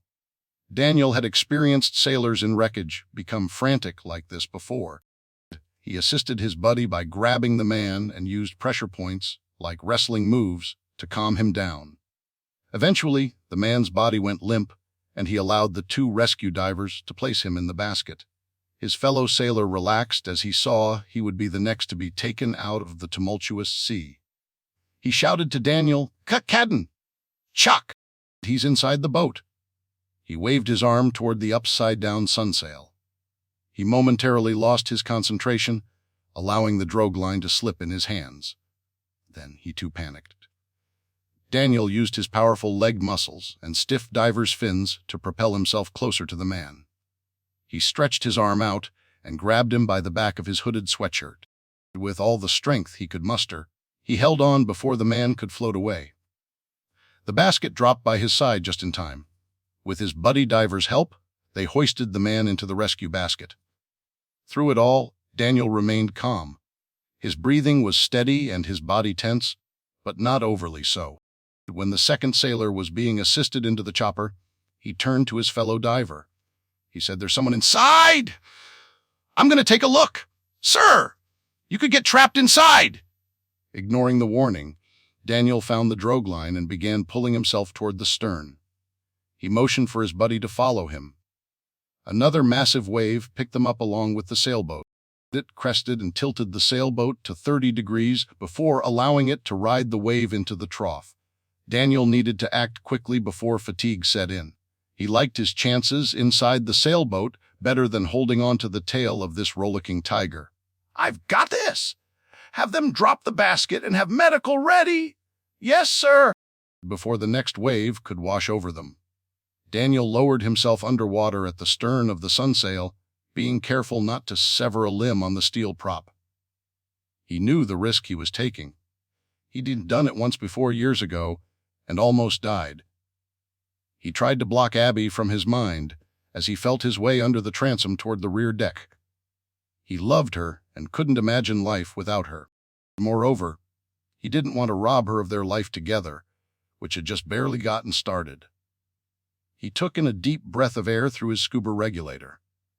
He felt his scuba vest to confirm his rescue regulator was still attached to the straps. Then he put a firm grasp onto the stainless steel railing around the stern as another wave tossed the 46-foot sailboat like it was a toy in a child's bathtub. 9, Monday, October 14, Georges Bank, 93 nautical miles southeast of Nantucket, the Atlantic Ocean. One evening, when Abby and Daniel had first started dating, he took her to dinner at Stephanie's on Newbury Street in the heart of Boston's Back Bay District.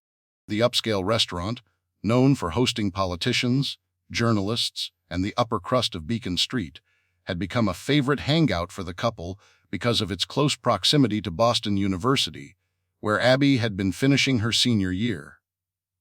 During one evening, the conversation turned serious as Abby quizzed Daniel on the dangers he faced in his job. Naturally, he deflected, saying that getting the runs from bad chow was the biggest threat. When she pressed him for an answer, he didn't want to lie. The truth was, he explained to her, there were circumstances when he could die. She seemed to take the statement in stride, although he noticed she was somewhat morose after dinner. They walked hand in hand back to her dormitory on campus, so he expanded on his response. He described himself as one part superhero, one part psychologist, and one part suicidal. He told her that he had to adopt an element of calm in a situation filled with chaos.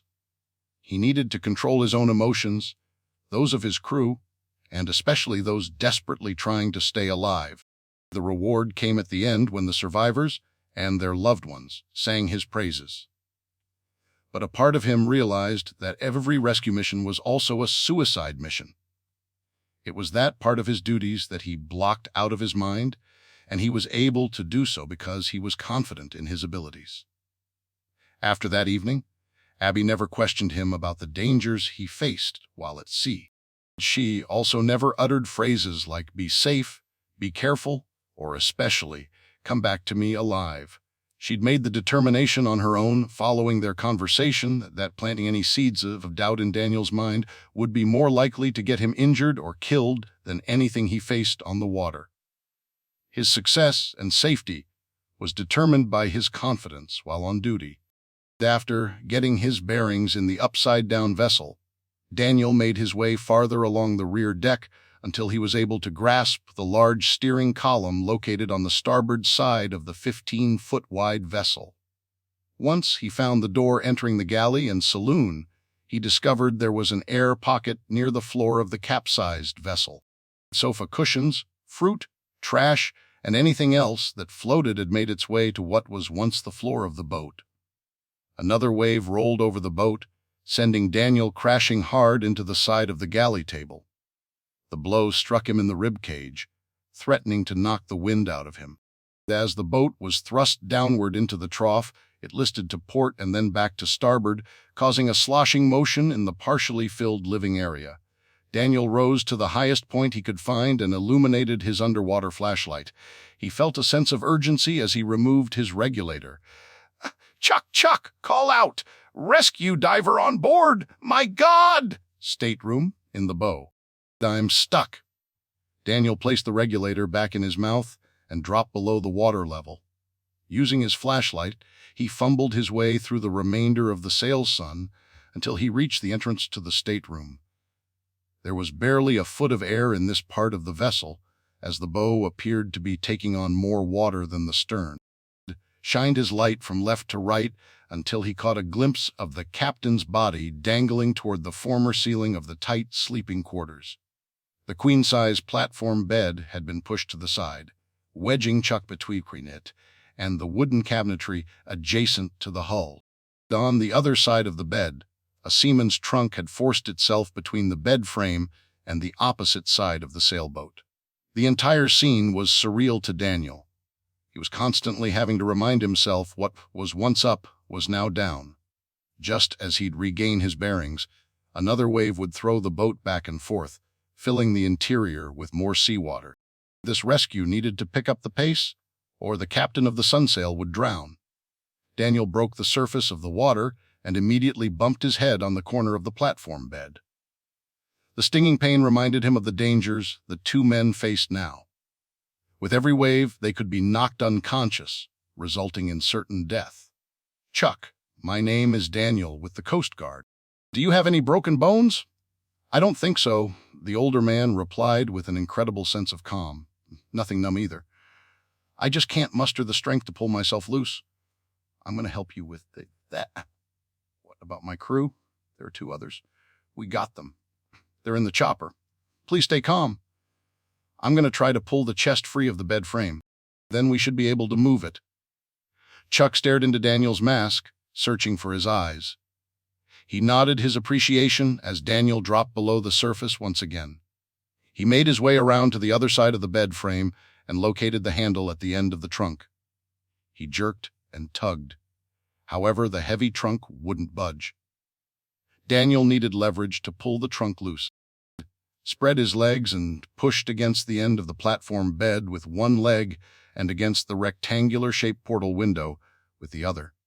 He took a deep breath and exhaled as he jerked at the trunk, using all his strength to dislodge it.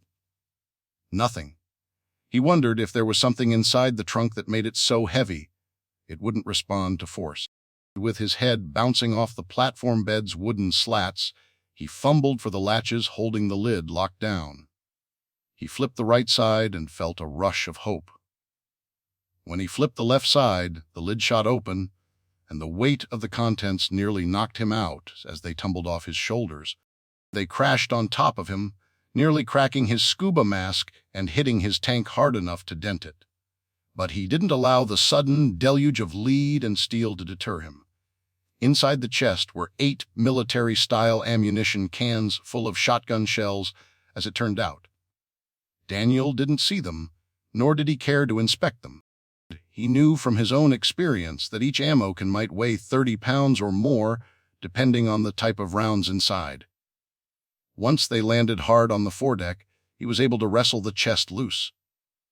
By the time he made his way across the stateroom, Chuck had pushed the bed platform away and freed himself.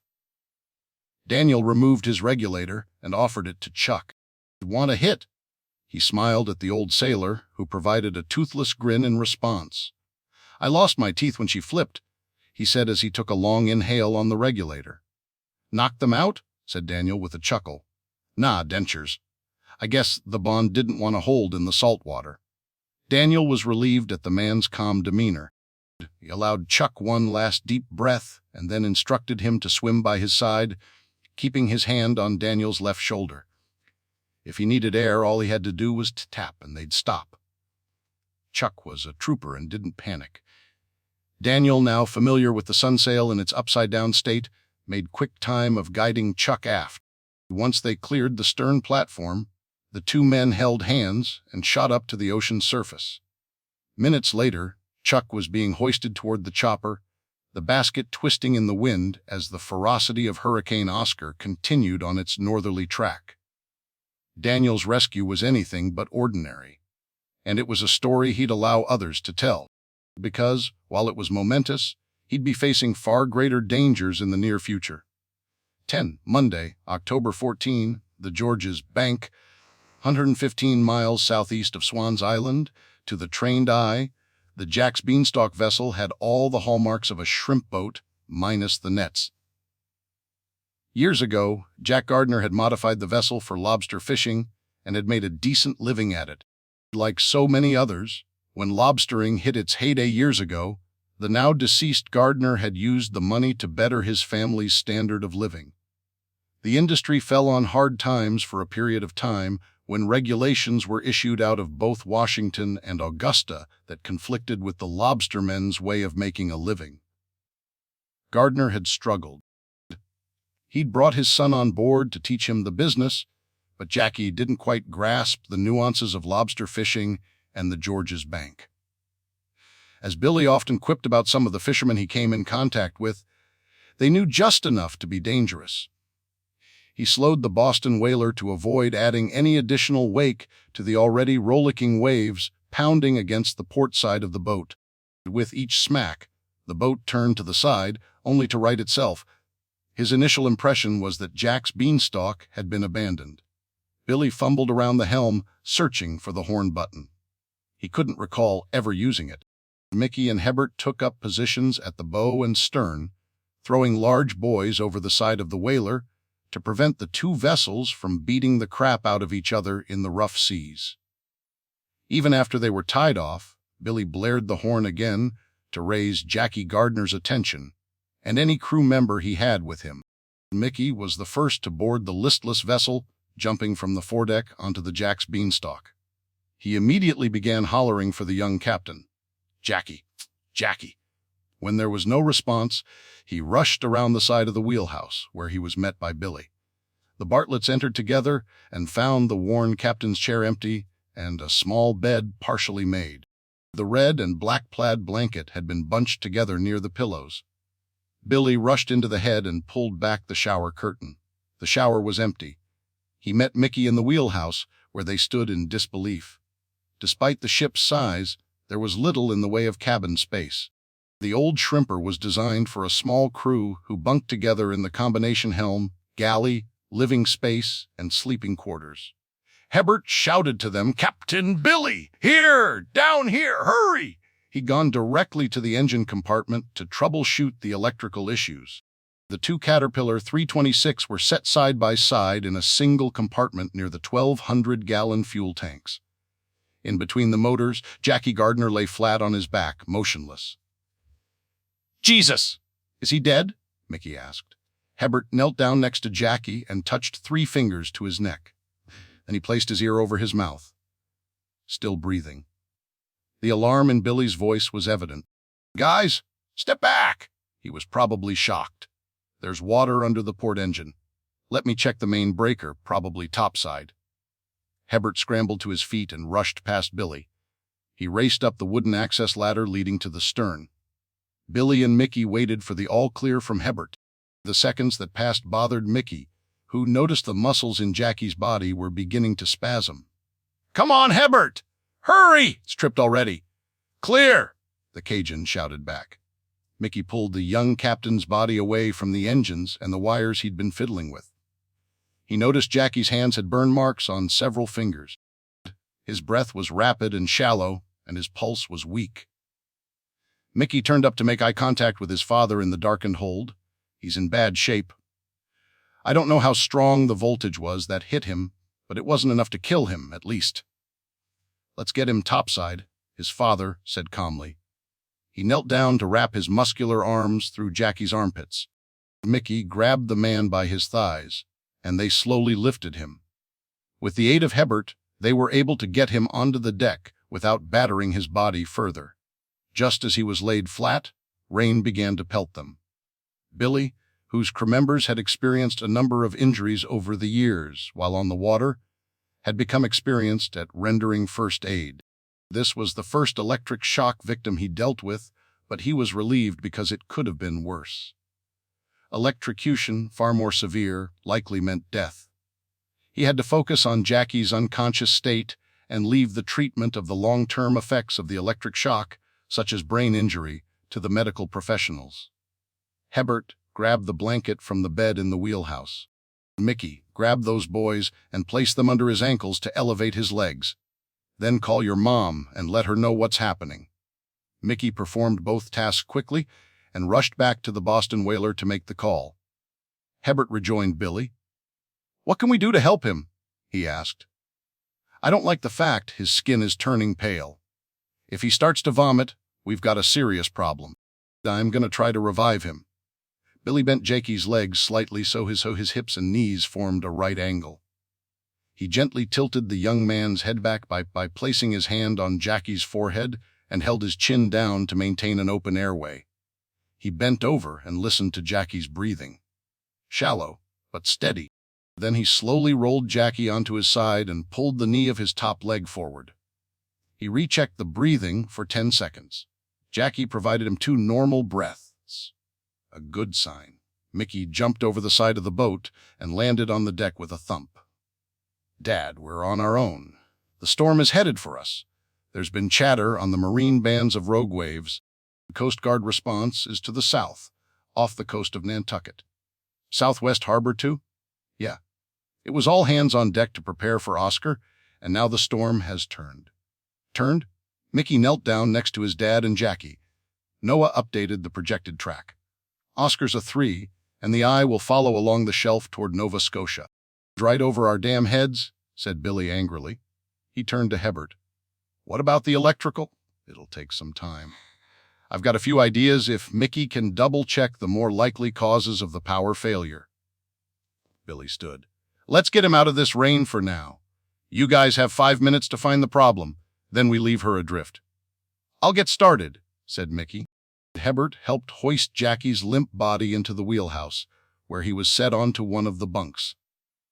The 2 men covered him in blankets to keep him warm and to avoid clinical shock to go with the jolt his body had received from the electricity.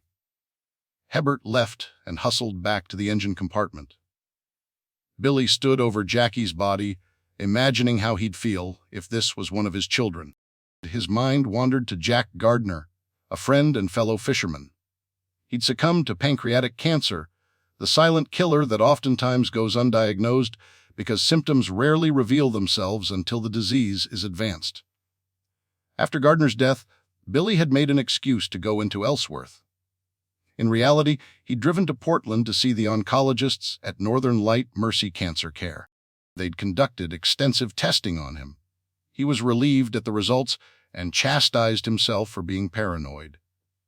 Billy wanted to live to be old and gray, still enjoying his days at sea while spending more time with his wife, whom he'd admittedly neglected because of his time away from home. His baby girl, the apple of his eye, was getting married but would still be close by.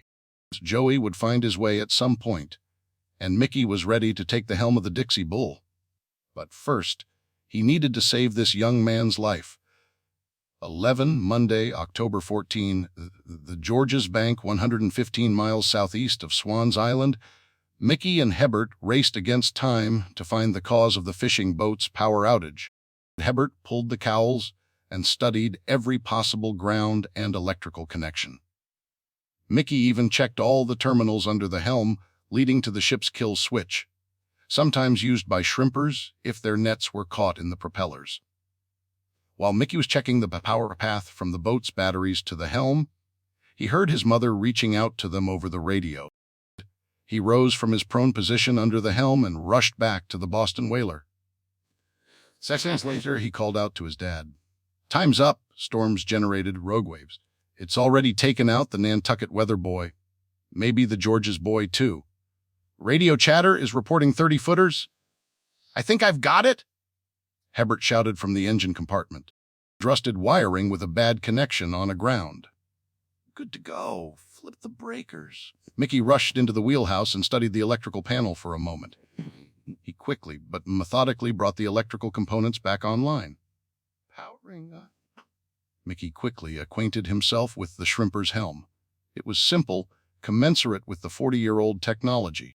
The roar of the engines shook Jackie awake. What? Hey." He was barely coherent when Billy reached his side. "Hey, Jackie, take it slow and easy now." Billy Bartlett, remember? "Yeah, what happened?" "Oh, wait." He tried to sit up and then suddenly turned pale. Billy helped him to sit upright in the bed. "Easy now." Mickey arrived by their side. The sound of the door leading to the hold and engine compartment slamming shut indicated Hebert was finished with his work. "I got a wicked shock," Jackie said after the blood rushed back into his face. He held up both hands and winced as he tried to make fists. "Hurts like hell, fellas." Billy gently patted the young man on the shoulder. "I bet it did, Jackie. Listen, we got to get you to a hospital, but we've got a problem." Hurricane shifted. "I is headed our way with wind, rain, and 30-foot waves, or better leading the charge. Let's get you into our boat." Jackie pulled away. "I gotta stay with mine. I'll be fine." Billy scowled. His voice became stern, insistent. "You were out quite a while. You may have brain damage, Jackie. We need to get you to shore. My boat, she ain't insured. I can't lose her, I'll have it. Nothing." Billy stood up and rolled his head around his shoulders. He turned to Mickey. "Get him to shore. Straight to Bay Stays Harbor. Have Tammy call Northern Light in Ellsworth to send an ambulance." Jackie tried to stand, but his legs immediately got wobbly, and he fell back onto the bunk. "I don't have that kind of insurance either. I can't afford groceries, much less a bunch of doctor's bills." Billy gulped and grimaced. "You let me worry about that. Look here, you trust me with this boat, don't you?" Yeah, of course." "Good," said Billy. "Mickey, get going. I'll bring her along." Mickey wasn't happy. He motioned for his dad to join him near the helm. "Dad, you'll never beat the storm back to the island. This thing is a rust bucket. We can't leave the kid wiped out. You go ahead." Hebert joined Billy's side. "I'll stay on board just in case." Billy shook his head. "I can't ask you to do that. You don't have to. I'm not leaving." Billy sighed and turned to Jackie. They didn't have time to debate. "Jackie, go with my son. He'll get you the medical help you need. We'll bring your boat back to the co-op." Jackie nodded and reluctantly allowed Mickey to escort him onto the Boston whaler. Hebert untied the two ships, and within a minute, the Boston whaler disappeared into a thick fog of sea spray and driving rain. Another minute later, the first of many massive waves rolled past Jack's beanstalk. With Hebert battening down the hatches, as they say, Billy turned the old shrimper to port. As he fought the crosswinds and the waves, tossing them upward and then down into the troughs, he tried to recall the message of the old fairy tale Jack and the beanstalk. He racked his brain until he finally remembered the fable. It went something like this. There was a farmer, Jack, who traded a cow for magic beans that grew a beanstalk, which Jack climbed and found a castle and a giant and something about fa-fo-fum and the grinding of bones to make bread and an axe to cut down the beanstalk, which killed the giant. It was a bizarre musing lasting 15 minutes in which Billy lost himself. As it turned out, it was appropriate for what was about to happen to him and the F/V Jack's beanstalk. 12, Monday, October 14, aboard the F/V Jack's beanstalk, the George's Bank, 90 miles southeast of Swan's Island, Billy respected Jackie's insistence on staying with his ship. That's what boat captains do. The lack of insurance certainly played a factor in the young man's mind, as he thought he should hold the destiny of Jack's beanstalk with him at the helm. Billy understood. As the captain of a large fishing vessel, you try to fight through nasty weather. You put your faith in the strength of the steel hull and the integrity of the rivets holding the portholes in place. Do gain a false confidence, a state of mind placing you in denial, one that insists you can ride it out no matter how bad it gets. Still, when facing a storm generating 30-foot-plus waves, even the most experienced captain knows deep down the seas are far more powerful than the ship. Billy had surfed the seas in his own vessel many times. Albeit 40 feet longer than Jack's beanstalk, the Dixie Bull was still capable of being tossed around by the rising and falling of mammoth waves. He'd been there before, years ago when he had been a teen learning the ropes with his father, and again years thereafter, mere days after the birth of Abby. At the moment a massive wall of water the size of a McMansion towers over your ship, it doesn't appear that much larger than the ones you just successfully rode from crest to trough. Only, the rogue wave is different. It can travel for hundreds of miles. It's born out of the confluence of swells, crests, and troughs that, if traveling in the same direction, grow in height and strength, and, like a tsunami, the wave energy doesn't dissipate until it hits something larger and more stubborn than it is. Land can stop a rogue wave. Boats, however, cannot. Billy knew what to do. He'd learned from past experiences and shared notes with his fellow lobstermen.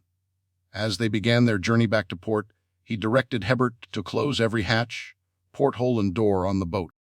Billy insisted he double-check himself once Hebert completed the task. It was essential to keep the large waves from breaking through and flooding the hold, thereby compromising the ship's buoyancy. Hebert checked all the storage lockers topside that might be used to store fishing gear or other boat supplies. When these compartments flood, a boat could easily begin to sink from the weight of the water. Hebert inspected the hold and the engine compartment using a powerful flashlight. The storm and wind-driven rain had engulfed them in near darkness despite the fact it was mid-afternoon. He checked the bilge pumps and their filters to ensure there wasn't any blockage. He returned to the deck and removed the scupper plates so the large volumes of water that would settle on deck would quickly drain. Everything was tied down and then tied again if there was sufficient rope to do so. And he managed to do all of this as the waves began to rock and roll underneath them. The marine radio squawked to life to provide an updated weather report. Not that it mattered. Hurricane Oscar will turn north by northwest and accelerate. The eye of the storm has intensified to 945 millibars and is expected to maintain itself as a Category 3 storm event.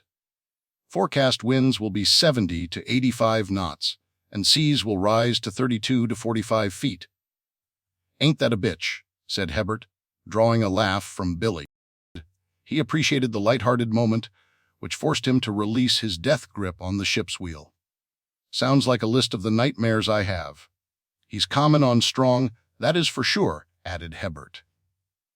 Another massive wave rolled past the boat, knocking Hebert to the floor and causing Billy to lose his grip on the wheel for a moment. He struggled to turn the bow back into the wind. As it was, had it been a calm day, he'd be sailing in a tight circle. In this weather, it was necessary to keep a generally straight path to Swan's Island. The shrimper fought for its life, allowing the waves to batter the bow and stern without giving an inch. Ships were built to withstand what was known as a 25-year stress. In other words, the most violent weather and wave combination the ship would experience in 25 years. Billy tried to remember if this was the first stress event Jack's beanstalk had endured. Lobstermen remembered the storms, especially the wicked ones. He and Hebert were starting to feel confident, even allowing their conversation to wander to the upcoming wedding and Abby's future husband, Daniel. The concern of Jack's beanstalk surviving the hurricane had been pushed out of their minds. Now they wondered if they'd be back at the dock before nightfall. Then along it came. as shipbuilders called it, the non-negotiable wave. Freak seas. Drogue waves. The mother of all mothers. Widowmaker. A one-way thrill ride to Davy Jones's locker, a metaphor for the oceanic abyss, the final resting place of sailors and their ships. It happened in an instant. The experts called it the zero-moment point, the point of no return when the vessel was no longer under the control of the captain and crew. Its fate rested solely in the massive grip of the beast. As the towering wall of water crashed into Jack's beanstalk, the same one that had crushed everything in its path off the coast of Massachusetts, the front of the boat was driven downward, pitch-poling its bow into the trough of water created by the wave. Then the stern flipped upward, turning the boat vertical, threatening to toss it end over end like a cartwheel. Inside the wheelhouse, Billy and Hebert were thrown hard against the thick glass windshield, where they could stare down into the abyss. Inexplicably, the boat stood on its nose for what seemed like an eternity until the weight of the stern with its nearly filled fuel tanks and heavy engines fought back. Later, Billy would swear the boat did a pirouette, spinning like a top for a half revolution before crashing hard to the water's surface. Regardless, when they came down from the monstrous thrill ride, the rogue wave had passed them, and they were upright on the water's surface, although pointing away from land. The men were alive, but they were battered, physically and mentally. Hebert broke his arm when it got caught in the ship's wheel, and he refused to let go as they were tossed about. Billy, who moaned he was too old for this shit, suffered many bruises and multiple lacerations to his face. Neither man cared. They were alive. "Let's see about your arm," Billy shouted over the roar of the rainstorm that had engulfed them. Hebert waved him off. "I'll be fine," he said with a groan. "Hold on to the wheel, Captain Billy." The younger man immediately pulled the sheet off the bunk bed and ripped it in half with his knife. He'd endured breaks and scrapes through his early years growing up in the Louisiana bayou, followed by many decades at sea, so a fractured forearm was tolerable. Billy now faced the daunting task of timing the turn of the vessel between the 30-foot waves rolling across them. It would require a combination of timing and touch to determine when to make his turns, all in the midst of a raging hurricane's winds. He rode the next wave and allowed Hebert time to get situated. He had a few options. Could turn upwind and ease over the crest, making his 180-degree course correction on the other side. Or he could turn north, downwind to the 100-mile-per-hour winds, to outrun it before he turned back toward the coast. The last option that was available was to ride with the storm toward Nova Scotia, allowing for slight adjustments toward the northwest and west until he was safely in the Gulf of Maine. He considered this to be the safest course of action, although it would potentially put them a couple of 100 miles north of Swan's Island. "Hold on," he ordered Hebert, who'd prepared himself for the ride by pressing his back against the starboard side of the wheelhouse while grabbing a railing, then ran the length of the helm. Billy allowed the next wave to roll under them, gauging it to be similar in size to the last two. Then he began his maneuvers. He started his turn to the north immediately after the wave passed beneath the hull. By the time the next 30-foot wave approached, he'd turned Jack's beanstalk to ride it like a surfer, turning the wheel to port to allow him a fast, tight pivot. Hebert, despite the pain he was in, seemed to enjoy the ride as the old shrimper picked up speed with the aid of the power of the ocean. In the trough, Billy steered parallel to the next wave and then turned the bow 15 degrees into the oncoming wave.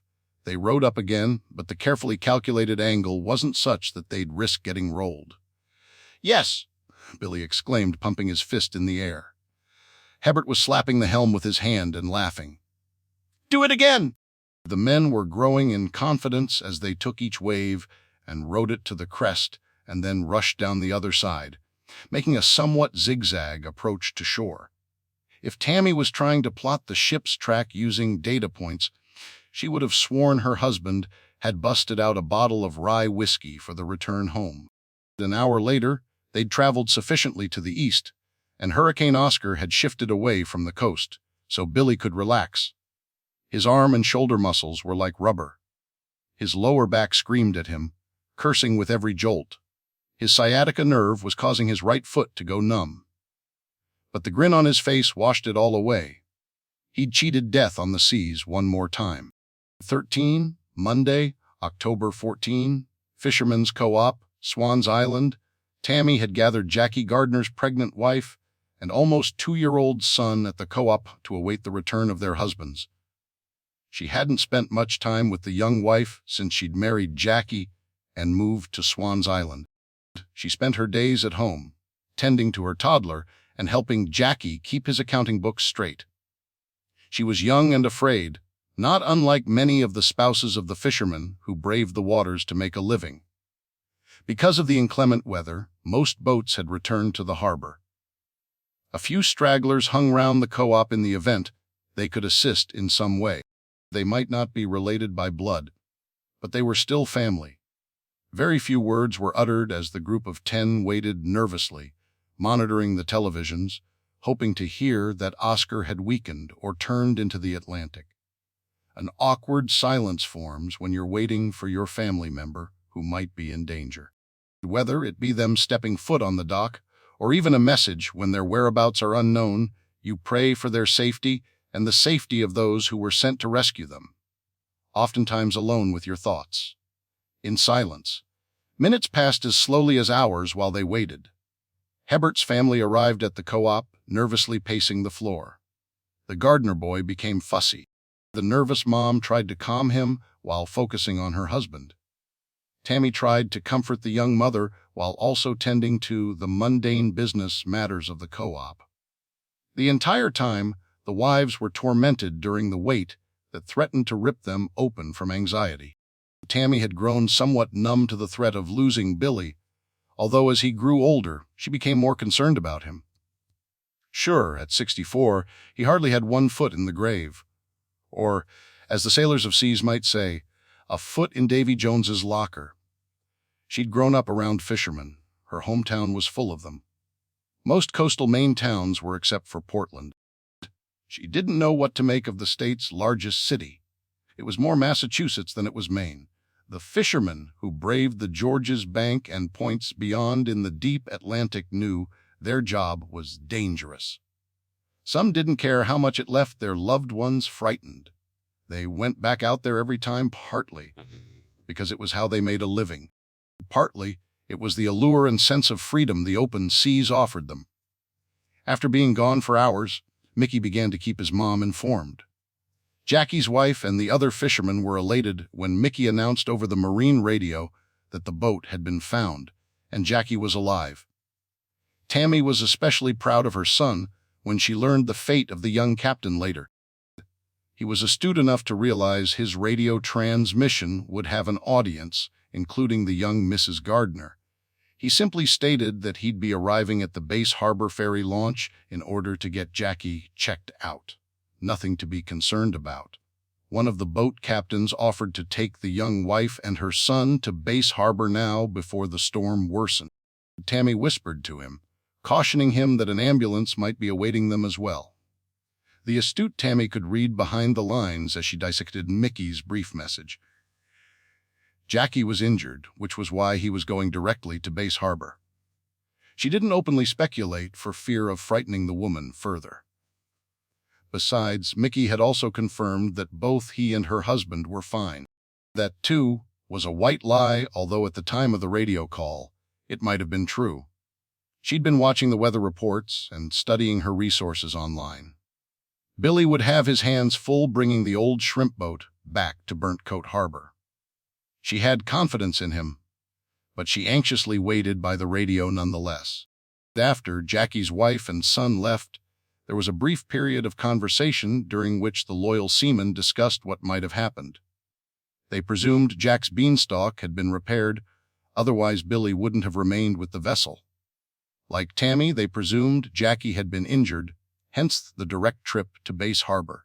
So the commiserating died down, and the silence began once again.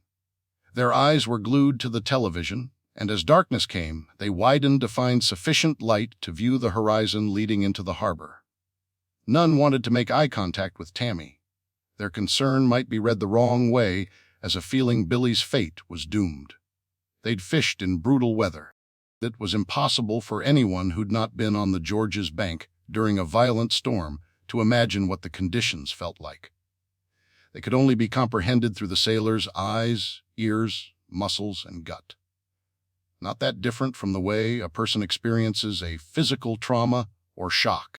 Tammy had overheard Billy discuss the dangers with Mickey and others who ventured out to the abyss where the continental shelf drops off.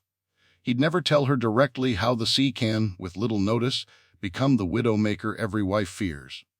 She never asked. Therefore, he sensed she knew. Throughout the ordeal of waiting, Abby had been her mom's rock. She'd been available to see to Tammy's every request. She didn't wring her hands over her father's and brother's safety. She trusted they'd not intentionally put themselves in harm's way. Plus, she had Daniel to consume her thoughts. While it was hard to accept, Daniel volunteered for rescues like this and was trained accordingly.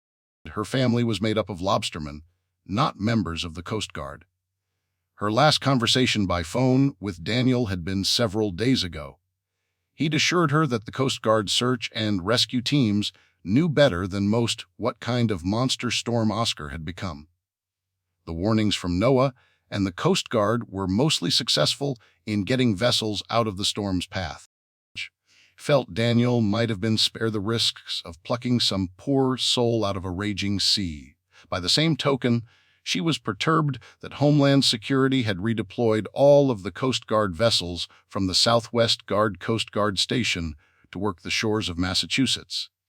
To be sure, the storm track indicated Oscar would turn to the east and into the Atlantic. But there was always that chance, that anomaly that throws the forecasting for a loop. If they'd adopted her line of thinking, at least one of the cutters based at nearby Southwest Harbor would have been available to rescue Jackie, so her father wouldn't have felt compelled to do so. That was why she loved her family so much. All of them would make sacrifices to help others, even those they were only marginally acquainted with. Even Joey pitched in, helping the single sheriff's deputy assigned to Swan's Island to check on the elderly and help board up their windows to protect against the feeder bands on the left side of the storm, albeit less powerful than the right. Suddenly, the radio sprang to life, causing most everyone in the co-op to be startled. It was Billy. 15 minutes out, we're going to need somebody from Mill Pond Medical if they're around. Hebert has a broken right forearm. Tammy remained calm. Copy. Is the break simple or compound? Simple. Skin is still intact. She looked to Abby, who nodded and gave her a thumbs up. The phone lines were out on the island, so she had to drive to fetch someone. As the crow flies, the clinic was less than a mile directly across the harbor. On a pretty day, she'd grab a skiff and tie it off at Mill Pond Park, where she'd run up the hill to the medical center. Today, she'd have to go all the way to the top of the island and then back down the other side of the harbor. She'd wind her way down Minturn Road and past the Harbor Watch Inn, where Daniel's family would be staying during the wedding. If none of the medical personnel were there, she'd go to their homes. Everybody knew where everybody lived on Swan's Island. 20 minutes later, she returned to an empty co-op building with a nurse practitioner in tow. The building was completely empty because everyone had rushed outside to greet Billy and Jackson as it pulled along the wharf. Tammy ran down the dock toward the boat and found the fisherman tying off the boat, assisting Hebert onto the dock and admiring the joyous reunion between husband and wife. Abby did the same, suddenly longing to be in the arms of her future husband. Tears began to stream down her face as she questioned whether she could live a life that meant worrying for Daniel to return from work on the unforgiving ocean waters. Her parents had managed, but she wasn't sure she had the inner strength to follow their path. She reminded herself of the words her grandmother had told her when she was a teen. It's your reaction to adversity, not adversity itself, that determines how your life will develop. She wiped the tears from her face and forced a smile. This ordeal was just one more experience to learn from. She ran onto the boat and at her dad like there was no tomorrow. Part 2, is this optimism, bliss, or just The Calm Before the Storm? 14, Tuesday, October 15. George Bush Center for Intelligence, Langley, Virginia. Timmy Johnson had been a remarkable spy for the Central Intelligence Agency before he was grounded and ordered back to the farm. The insiders reference to the CIA's training facility at Camp Peary in Virginia. It seemed Johnson's experience was too extensive not to share with recruits. At first, he was perturbed he'd been pulled from the game. It was not until later that he learned his cover had been blown by a data leak when one of America's adversaries had breached the servers at Langley via a cyberattack. The mere fact the data center had been compromised was revealed only to those with the highest security clearances within the United States government. Any investigator or curious snoop who pried into his past would find he was a 47-year-old male, married to the love of his life, who hailed from North Florida and had a moderately successful naval career. The fact he was on a SEAL team before being poached by the CIA would not be found. They would see he had above-average intelligence, with a degree from the University of Florida, and was fluent in Spanish. Part of that was true, although he could barely order off the menu in a Mexican restaurant. He could, however, converse in and understand all dialects of Russian and Chinese. His previous assignment in the Asian theater perfectly suited him to train spies to infiltrate their greatest geopolitical foe, the People's Republic of China. Not an easy task, and one that resulted in the unexplained disappearance of many CIA operatives. He arrived at Langley and waited as the long line of vehicles entered the secure complex. His windshield wipers slapped against the glass. The remnants of Hurricane Oscar sent rivulets of water haphazardly down the glass as cars hustled throughout the expansive parking lot in search of a space near the entrance. Flanked by armed guards and secured by multiple layers of security, the employees of the CIA had no inkling of what it was like to work in the field. Johnson did. He pitied them as he wondered if they truly understood the threat America faced from its nuclear adversaries. They were nothing more than relaxed sheep people, enjoying their ordinary lives before they were slaughtered. He exited his jeep as the incessant rain pelted his face under gray skies. He cared little for getting rain-soaked, in stark contrast with those who sloshed through the puddles with umbrellas and briefcases held over their heads. They would be just as wet as he was by the time the herd of CIA employees bunched at the bottleneck of the security screening machines cleared. Langley regulars called them cattle chutes, a perfect nickname. Once cleared, Johnson made his way directly to the elevator, where he waited to drop to the underground passageways, one of which led to the headquarters auditorium. The bubble, as it was called because of its igloo-shaped architecture, was the largest conference center at the CIA. The evening before, he'd received a communique from his superiors asking him to review a series of messages intercepted between Beijing and Moscow. Johnson interpreted the messages and applied them to recent naval movements. Then, without the approval of his superiors and on a phone they'd never trace back to him, he placed a call. It lasted less than a minute, and it confirmed the unthinkable. Vladimir Putin was fed up with Washington's involvement in Russia's war with Ukraine, allowing the use of American-provided drones and missiles to strike deep inside Russia in an effort to take out the country's nuclear defense radar system was crossing a line in the sand. To make matters worse in Putin's eyes, the sending of American-led NATO forces into Ukraine, ostensibly as military advisors, was a farce. They'd captured 3 of these advisors leading an attack against Russian forces in Crimea. Putin now had all the evidence he needed, yet he did not outwardly condemn any of the recent U.S. involvement in the war. His silence, however, spoke volumes to Johnson, who'd studied the man's tactics, both militarily and geopolitically, since he left the Navy to join the CIA. The communications intercepted by the agency led him to a conclusion that he'd soon be delivering to his superiors in a high-level meeting in the bubble. On more than one occasion, Putin had warned the Western nations they were wrong to assume Russia would never use its nuclear arsenal. Nobody thought the U.S. would use theirs in the 40s, yet Washington had ordered 2 atomic bombs to be dropped on Japan. In a recent statement, Putin reiterated that Moscow had a nuclear doctrine that was clear and unequivocal. Moscow will launch nuclear weapons against any country if the very existence of the Russian state is put under threat. If a nation-state threatens Russia's sovereignty and territorial integrity, Putin will use all means at his disposal. He closed his statement with this: should not be taken lightly, superficially. The gathering at the bubble had been prompted by intelligence reports that a group of Russian warships were en route to the Caribbean. Analysts believed they would be joined by long-range Russian bombers for naval and air maneuvers, a tactic similar to the precursor for the Russian invasion of Ukraine. They'd done so in the past, and at first, the analysts suggested this was more bluster from Putin. However, this flotilla included indications of 3 nuclear submarines accompanying the warships. Their destinations were believed to be Cuba and Venezuela, America's backyard. For years, it had been presumed nuclear silos had been built in Venezuela. More likely, Johnson knew the Russian Tu-160 supersonic nuclear-capable bombers would use the socialist nation as a base.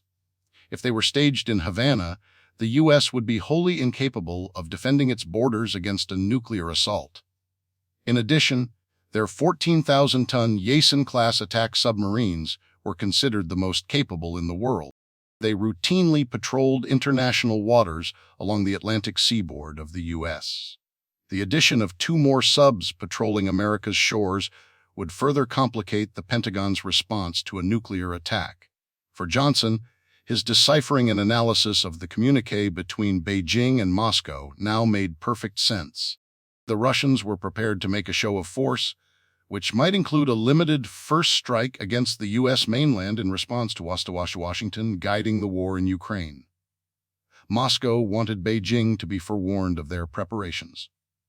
Moscow was now adopting a war footing directly with Washington, whose leaders seemed to have fallen into a false sense of security. Timmy Johnson knew war can be short when only one side is prepared to fight. 15, Tuesday, October 15, Bartlett family home, Swans Island in Australia. They call it a walkabout. In the Aboriginal culture, the walkabout was the ultimate rite of passage for young boys of adolescent age as they embarked on a journey into the wilderness. They lived off the land for months, undergoing a spiritual transition into manhood. Joey had fulfilled his parents' wishes by going to college and getting a degree. He'd even compromised on his college major. He wanted to learn about wildlife. You know, the kind that walks on terra firma. Billy thought a degree in marine science would be more appropriate, considering they made their living off lobsters crawling the ocean floor. Joey had obtained a degree in marine science with a minor in zoology. The Marine Sciences program had offered him a unique program called Semester by the Sea. For 16 weeks, the class would live at the Darling Marine Center, located midway up the coast, overlooking the Gulf of Maine. The zoology program had allowed him to focus on animal and veterinary sciences, something he'd been interested in as a teen.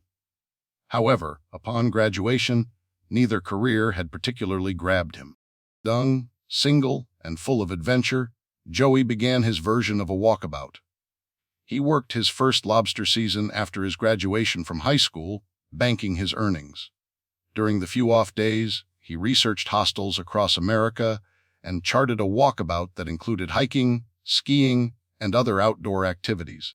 Anywhere there was a Greyhound bus station and a nearby hostel, Joey would put it on his list.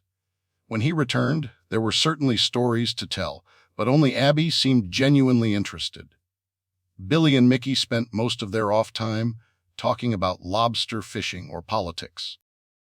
His mom was perpetually concerned about his well-being that first walkabout season, so when he announced he was going to go for another in Europe, she pitched a quiet fit.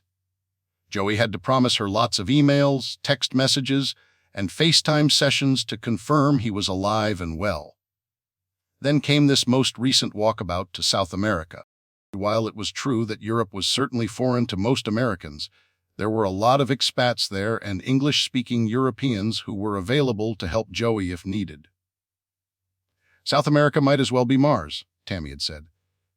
Nonetheless, with a fishing season's wages in his pocket plus a credit card, his mom slipped him before he left, Joey set out on the trip of a lifetime. Abby admired Joey for his free soul and sense of adventure. She bought him a book titled Backpacking South America on a Budget. Within seconds of unwrapping it, Tammy snatched it out of his hands and read the description on the back of the book. Her voice changed with emotion as she read, with the exception of a handful of backpacker hotspots. South America is the Wild West frontier of backpacking. This is the land of crazy parties, epic surfing, sprawling cities, and wild landscapes, including the Andes and the Amazon jungle. She closed her eyes and fought back the tears, certain she'd never see her son again.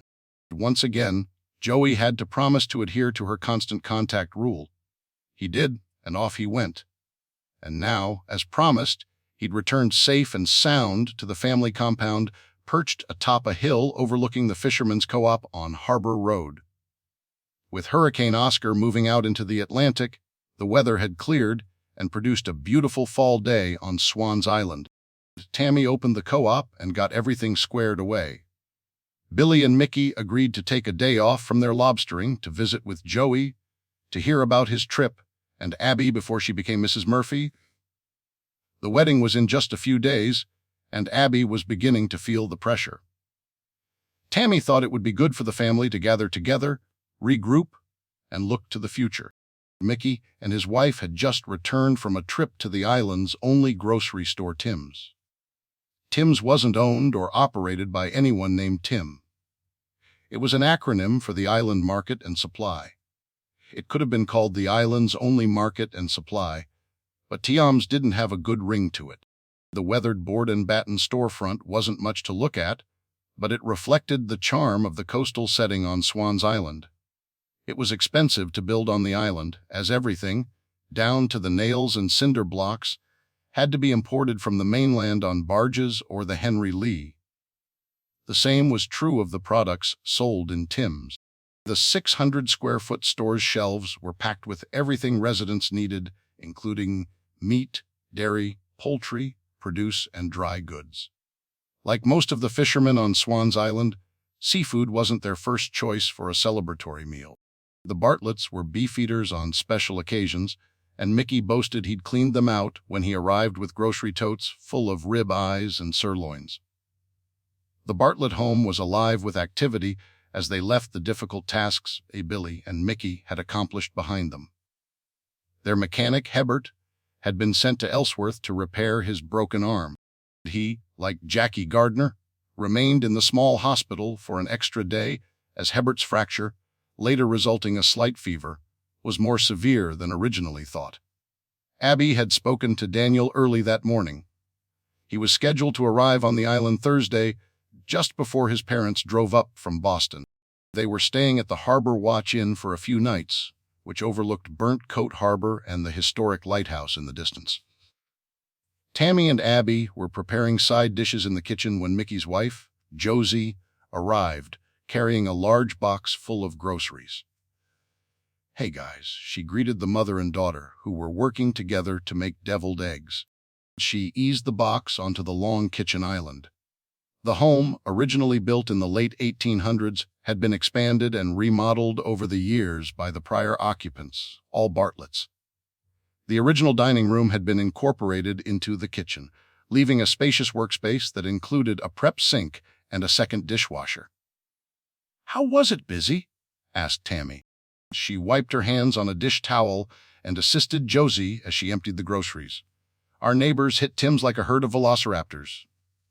The shelves were nearly empty, and the restocking boat hadn't arrived yet. Solo interrupted Joey as he entered from the back porch. "Huh?" Tammy asked, perplexed. The raptors likely hunted Solo, using their killer claws to clutch their prey. Abby asked, "Not like the movie. Remember the two hunting those kids in the kitchen? Scared me to death." Your brother should not have let you watch that movie at age 7, added Tammy. You slept in our bed for weeks after that. Josie laughed and asked, Really? And you're a marine biologist? Aren't you afraid of going in the water after seeing Jaws? Never did, Abby responded dryly. Get out of here, Josie said jokingly. Seriously? You've never seen Jaws? Nope, and I never will, Abby replied. Joey started laughing. It's true. Movies have a real impact on Abby, especially the newer ones because they're so realistic. Abby set the deviled eggs in the refrigerator and washed her hands. Yeah, I can't watch disaster movies. They give me nightmares. Wait a minute, interjected Tammy. Didn't you watch that Coast Guard movie after you met Daniel? Abby leaned against the countertop as she dried her hands. That was an exception. Because it had Kevin Costner in it, asked Josie, and the women laughed along with her. No, because it was about the Coast Guard, Abby replied. When Daniel and I first started dating, he was kind of evasive when I asked him about what he did on the cutters and other ships. In fact, I kept hearing the same words come out of his mouth, like they were scripted. So I went to Google. You Googled your fiancé, asked Joey, who was enjoying the deep dive into the female mind. Of course, every girl should before she gets heavily involved with someone. He could be an axe murderer or something. He's in the Coast Guard. Joey exclaimed and began laughing. Besides, I'm pretty sure his Instagram profile doesn't have axe murderer anywhere in it. Abby threw the kitchen towel at her brother. This was just the opening salvo in the incessant teasing the two would hurl at one another as the day went on. Shut up, Joey. I Googled him to make sure he didn't have any crazy exes or, other things that might make us incompatible. I studied the Coast Guard website and started to see the same buzzwords he used to describe his job. Joey was enjoying himself? Well, maybe that's because he was telling the truth about what his job entailed. I still don't understand what the movie, The Guardian, I think, had to do with Daniel. It was about the Coast Guard, Abby explained. Joey shook his head in disbelief. They were put through hell. That's what disaster movies do. They put the characters through the ringer with a happy, joy ending. Supposed to anyway, said Abby. What do you mean, honey? Asked Tammy, who noticed Abby was somewhat forlorn. It was a sad ending. Kevin Costner's character died. Geez, really? Asked Josie. After watching the movie, you kept dating Daniel, and Saturday you're getting married. So, really, the movie didn't affect the way you live, right? She's right, sis, added Joey. Maybe. I'm going to tell Daniel he has to quit, or I won't marry him. Tammy's and Josie's mouths fell open. It was Joey who was skeptical. He stared into the eyes of Abby, who immediately avoided his attempt to pry into her brain. As she did, a slight smile came across her face. She's fibbing, Joey yelled, startling his mom. Abby Bartlett, were you pulling our chain? Now Abby was laughing. Yeah, Mom. Well, originally I wanted to learn about the Coast Guard so that we'd, have something to talk about rather than just have sex all the time. Oh, dear Jesus, Tammy exclaimed, covering her ears. Abby and Joey exchanged high fives and laughed until they cried. Moments later, Mickey sent one of his kids into the house to announce the steaks would be ready in a minute. The kitchen crew began to load up the serving and condiment dishes. The party was moving outside into a glorious fall afternoon.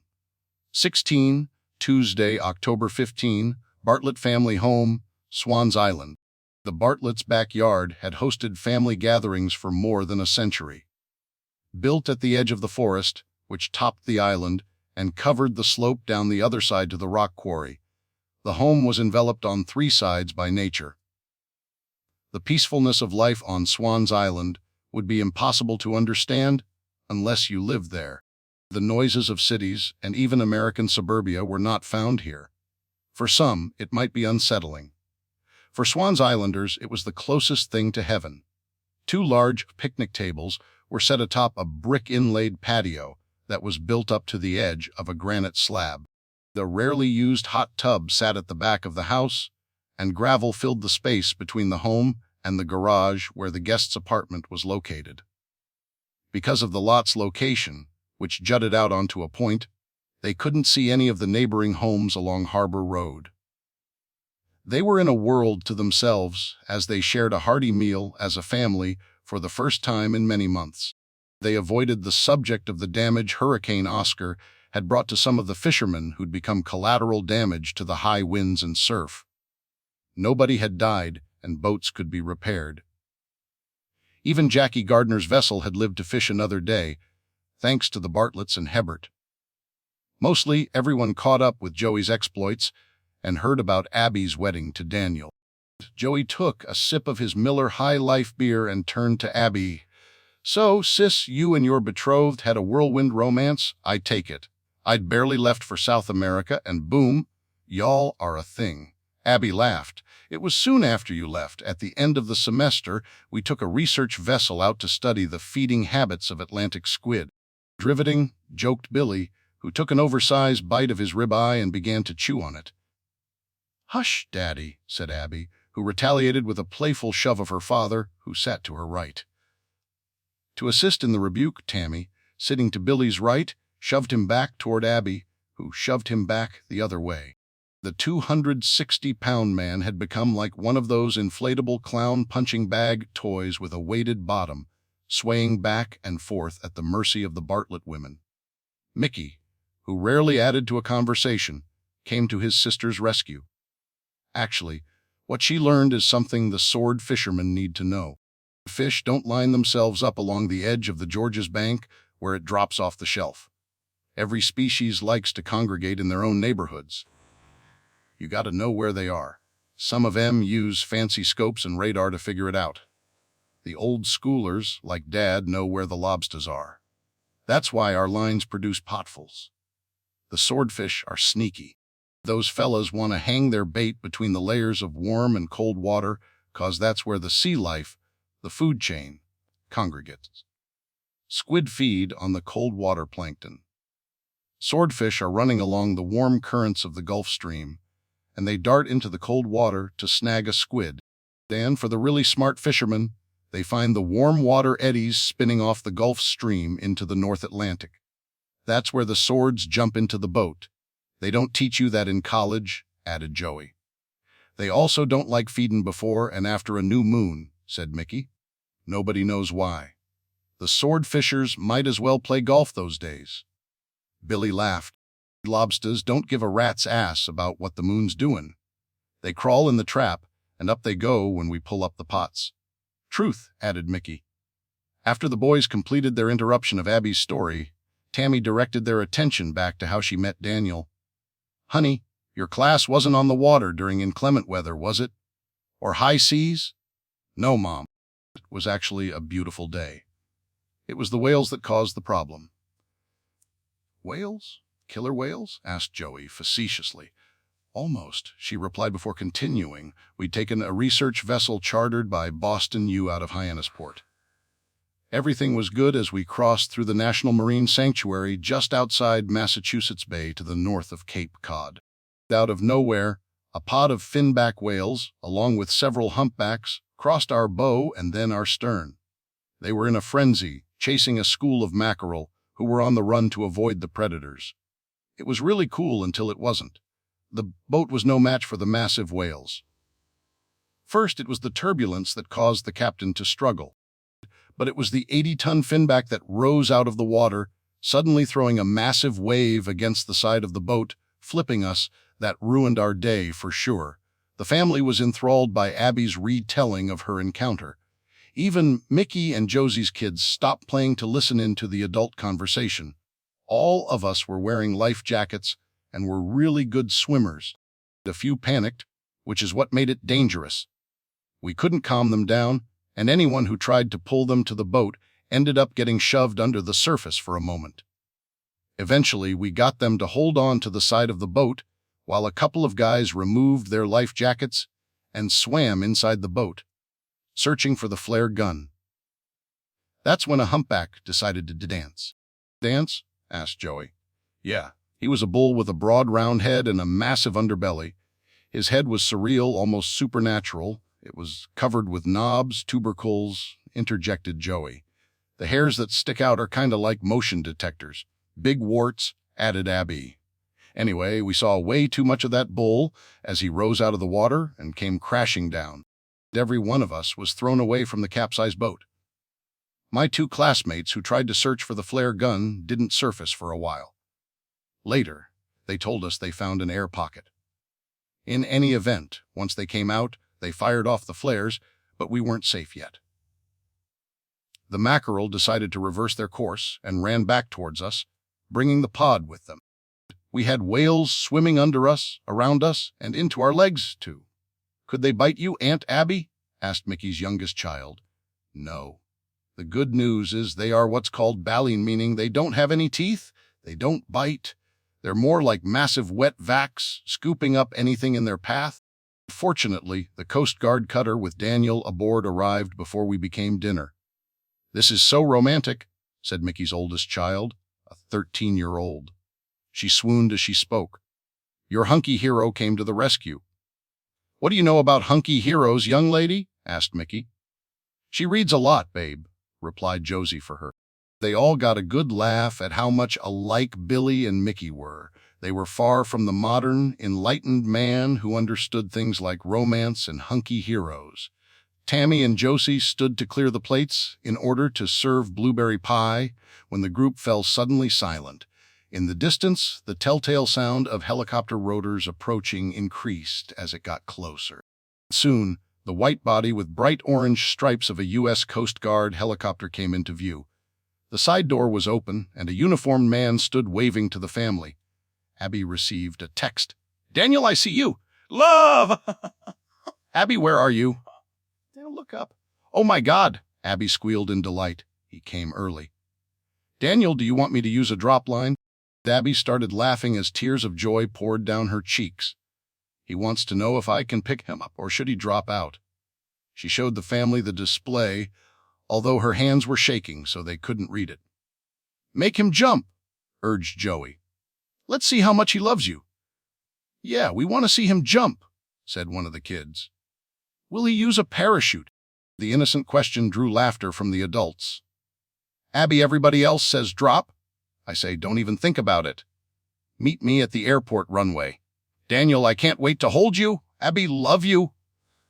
Abby wiped the tears from her face and nervously laughed. Tammy set the dishes down and took Abby by the hand. "Go pick up your almost husband." Joey shouted, "Take that moke thing! I want to know what he thinks about it." "You leave my moke alone," said Tammy playfully, throwing a wadded-up paper towel at Joey, "but—" "Yes, honey. Take the moke if you want. It's fully charged." Abby fired off a text to Daniel and rushed toward the driveway. Joey shouted after her, "Don't do the nasty in the back seat. Everybody will be watching." Abby flipped him the bird before disappearing around the side of the house. Daniel came home early. She would be ready to get married tomorrow if they'd let her. 17, Tuesday, October 15, Banks Airport, Swans Island. Abby assumed the helicopter would drop down on the west end of the airport runway in an open field right off of Atlantic Road. When she turned onto the side street, she noticed there was no chopper and no Daniel. She drove to where the airstrip ended, such that it was. It was mostly concrete, coupled with packed dirt, and, fortunately, for any pilot brave enough to use it, no potholes. Since Abby had returned to the island for the summer, she'd only seen one aircraft utilize the airport, so it wasn't much of a concern for her to drive the moke along the center of the runway toward the east end of the pavement. Traveling those 1,500 feet seemed like it took an eternity. At the end, her handsome fiancé, dressed in dark blue Coast Guard fatigues, stood with his Ray-Ban sunglasses on to shield his eyes from the afternoon sun. The tears began to flow again as she approached. Her emotions were at an all-time high. She wanted to marry this man right now, on the crappy airstrip. The moke was still rolling as she bailed out and rushed into his arms. They'd just seen each other 2 weeks ago when she visited him for a weekend in Boston. But that was before Hurricane Oscar. Naturally, she knew he was safe and unharmed. Still, seeing him in person was proof positive Daniel was all right. They held each other tight for more than a minute, barely speaking, enjoying the comfort of one another's arms. Finally, they broke their embrace, and Daniel immediately apologized. "I'm sorry I broke up your picnic. I really should have given you a heads up I was coming." She kissed him as if to say apology accepted, although unnecessary. "You came early. Is everything okay?" Daniel chuckled and hugged her again. "Let's just say after the hours I've put in the last few weeks, they thought I deserved some PT. Personal time with your fiancé, right?" She hugged him for the fourth or fifth time. "Yes, that, and they want me to be at Southwest Harbor when their ships return tomorrow. As their new company, my superiors in Boston thought it would be a good look." "I can't disagree. Me either. You're here early." Another hug coupled with yet another long kiss. Daniel's eyes grew wide as he noticed the moke. "No way. What? You have a moke? Wait, you know it's a moke?" "Yeah. They're all the rage in Martha's Vineyard. There was a thing on the news about them. They're a perfect island car. Is it yours? Why didn't you tell me?" Abby turned and took Daniel by the hand. They walked toward the electric car so he could check it out. "Mom bought it to scoot around the island during the summer. I'm not sure what she'll do with it come winter." "I love it," said Daniel as he walked around it, occasionally looking inside. "Hey, do you think she'll let us borrow it for the wedding? You know, drive away to our wedding night in the moke." Abby laughed. "It would make for some great pics, I'll ask." "No, you ask. She'll never let my brothers and Daddy forget that you like it, and they don't." The two bumped fists and hugged again. "I will. I'm starving. Good. There's a ton of food left, and Mom was about to pass around the blueberry pie." Daniel ran back to his duffel bags and hoisted them onto his shoulders. When he dropped them into the back seat, the rear of the car dropped until the tires almost rubbed inside the fenders. "Gee, why do you got in there?" Daniel took a deep breath and exhaled. "Pretty much everything I own. I sold all my furniture and kitchen stuff, dumped a lot of clothes at Goodwill, cashed in some crappy 1% CDs, and here I am, your future husband, standing before you, owning nothing but the clothes on his back." Abby wrapped her arms around his neck and whispered in his ear. Daniel blushed at the suggestion she'd made, born out of 2 weeks of being apart. "Deal," he whispered in response. "Besides," she added, "we'll only see each other for a little while tomorrow." "Why?" "In the late afternoon, you're going lobstering with the boys." 18 Tuesday, October 15, Office of the Secretary of Defense, the Pentagon, Arlington, Virginia. Pamela Purser was a rarity in Washington. She'd managed to maintain her position as Undersecretary of Defense for Intelligence and Security across 4 administrations. As such, she was the principal intelligence and security advisor to the Secretary of Defense and acted as the Pentagon's liaison to the intelligence community. Throughout her career, she focused on intelligence related to the nuclear threats America faced. Not known to be overly dramatic, she was always considered a voice of calm in a room of those declaring war was imminent. This afternoon, however, would be different. "Come in, Pamela," greeted Secretary of Defense Larry Houston. "I have 20 minutes before I have to attend a dinner." "What do you have for me?" "Good afternoon, sir," she greeted professionally. She handed the SecDef a binder labeled Top Secret and titled Joint Publication 377, Joint Nuclear Operations. "General O'Donoghue's aide delivered this to me moments ago. The Joint Force Development Team has made some significant changes to the doctrine and procedures related to nuclear threats and our capabilities, sir."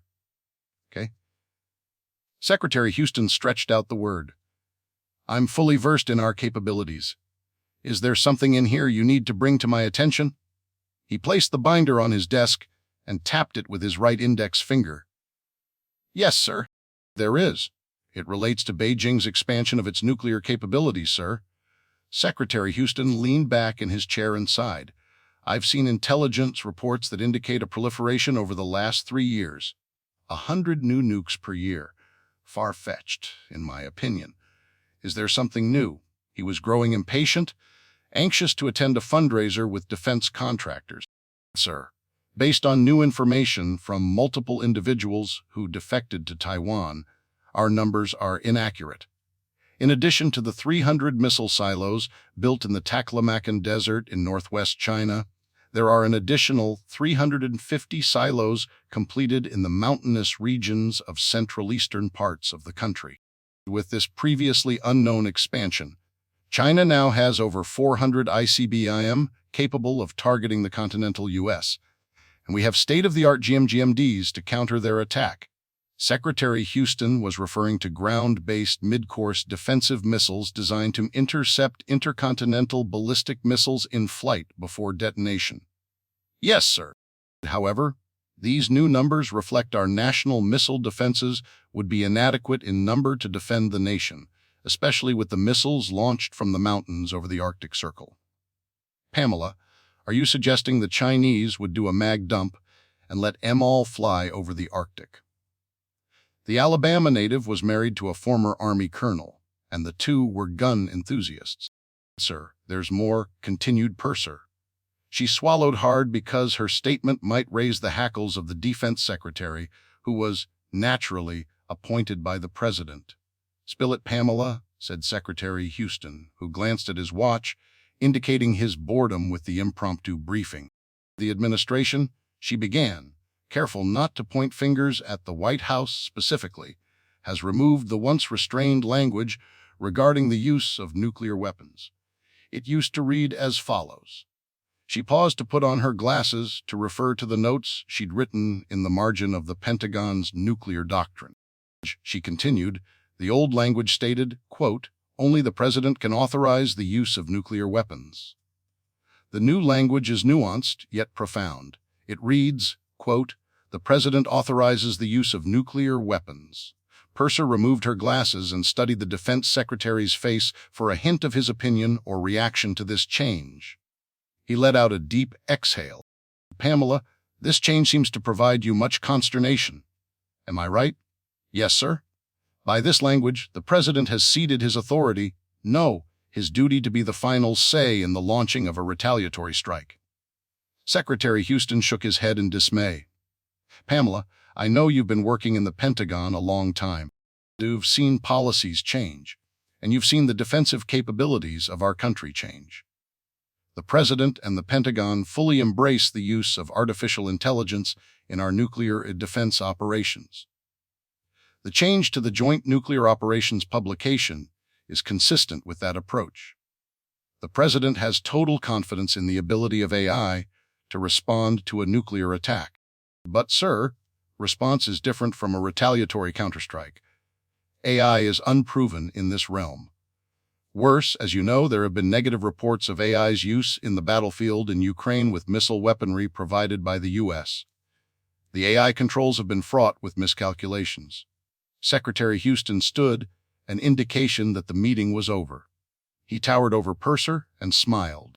This president has effectively delegated many aspects of his presidency to others. With the addition of artificial intelligence, we have enhanced our nuclear defense capabilities. And don't forget, we don't fire back unless fired upon. That doctrine is the same whether the president pulls the trigger or AI does. Purser thanked the Secretary Houston and quickly exited his office. She'd done her job, and as a dedicated public servant for nearly 3 decades, her duty to the American public. Now she'd count the days to announcing her retirement after the upcoming election. 19, Tuesday, October 15, Bartlett family home, Swans Island. Abby and Daniel arrived at the house to a rousing reception. They genuinely loved the young man who, above all, treated their Abby with courtesy and respect in addition to the obvious love he had for her. The fact he was willing to put in a transfer from a potentially more lucrative position with the Coast Guard in Boston to the small station at Southwest Harbor showed his commitment to her and the family. Billy genuinely liked Daniel, giving him a hearty embrace and immediately popping the top on a bottle of Miller High Life. "Here you go, sonny-in-law! Damn glad you were able to come early." "Come on, Billy," said Tammy with a smile. "You promised." "Promised what?" he questioned, somewhat defensive, although he knew exactly what she was referring to. Abby jumped into the parents back and forth. "Sonny-in-law, Dad, really?" Daniel clinked bottles with Billy and Mickey before taking a long swig of the iced-down beer. "It's okay, you guys. Really. There are worse things he could call me. Not deserved," said Abby as she wrapped her arm through Daniel's in a protective gesture. Well, he is my son-in-law, so it fits, said a smug Billy. Tammy wasn't going to let him off the hook. She walked behind Josie and rested her hand on her shoulder. This is Josie. What do you call her, Josie? You don't call her daughter-in-law or some such. No, you're right. I call her Josie, the patron saint of Mickey's castle. She has to be a saint to be married to this one. He tipped his bottle toward Mickey and winked. Truer words, said Mickey with a chuckle. I may think I'm the king of the castle, but Josie is the one who keeps it from crashing down. See, guys, Daniel said lightheartedly. Sonny-in-law isn't so bad. Maybe one day I'll achieve sainthood like Josie. Maybe, said Billy with a smile. We have some preliminary shit to take care of first. Preliminary? Asked Daniel. That's right, Sonny-in-law. Now that you've committed yourself to my daughter and plan on putting a ring on her finger this weekend, it's time we had the talk. Daniel's eyes glanced between Abby and Tammy, both of whom shrugged. Mickey's face was stoic as always, and clearly Joey had no clue, as he'd avoided the playful banter thus far. The talk. You mean about, began Daniel before Billy cut him off. Everything that your mind can imagine, Sonny-in-law.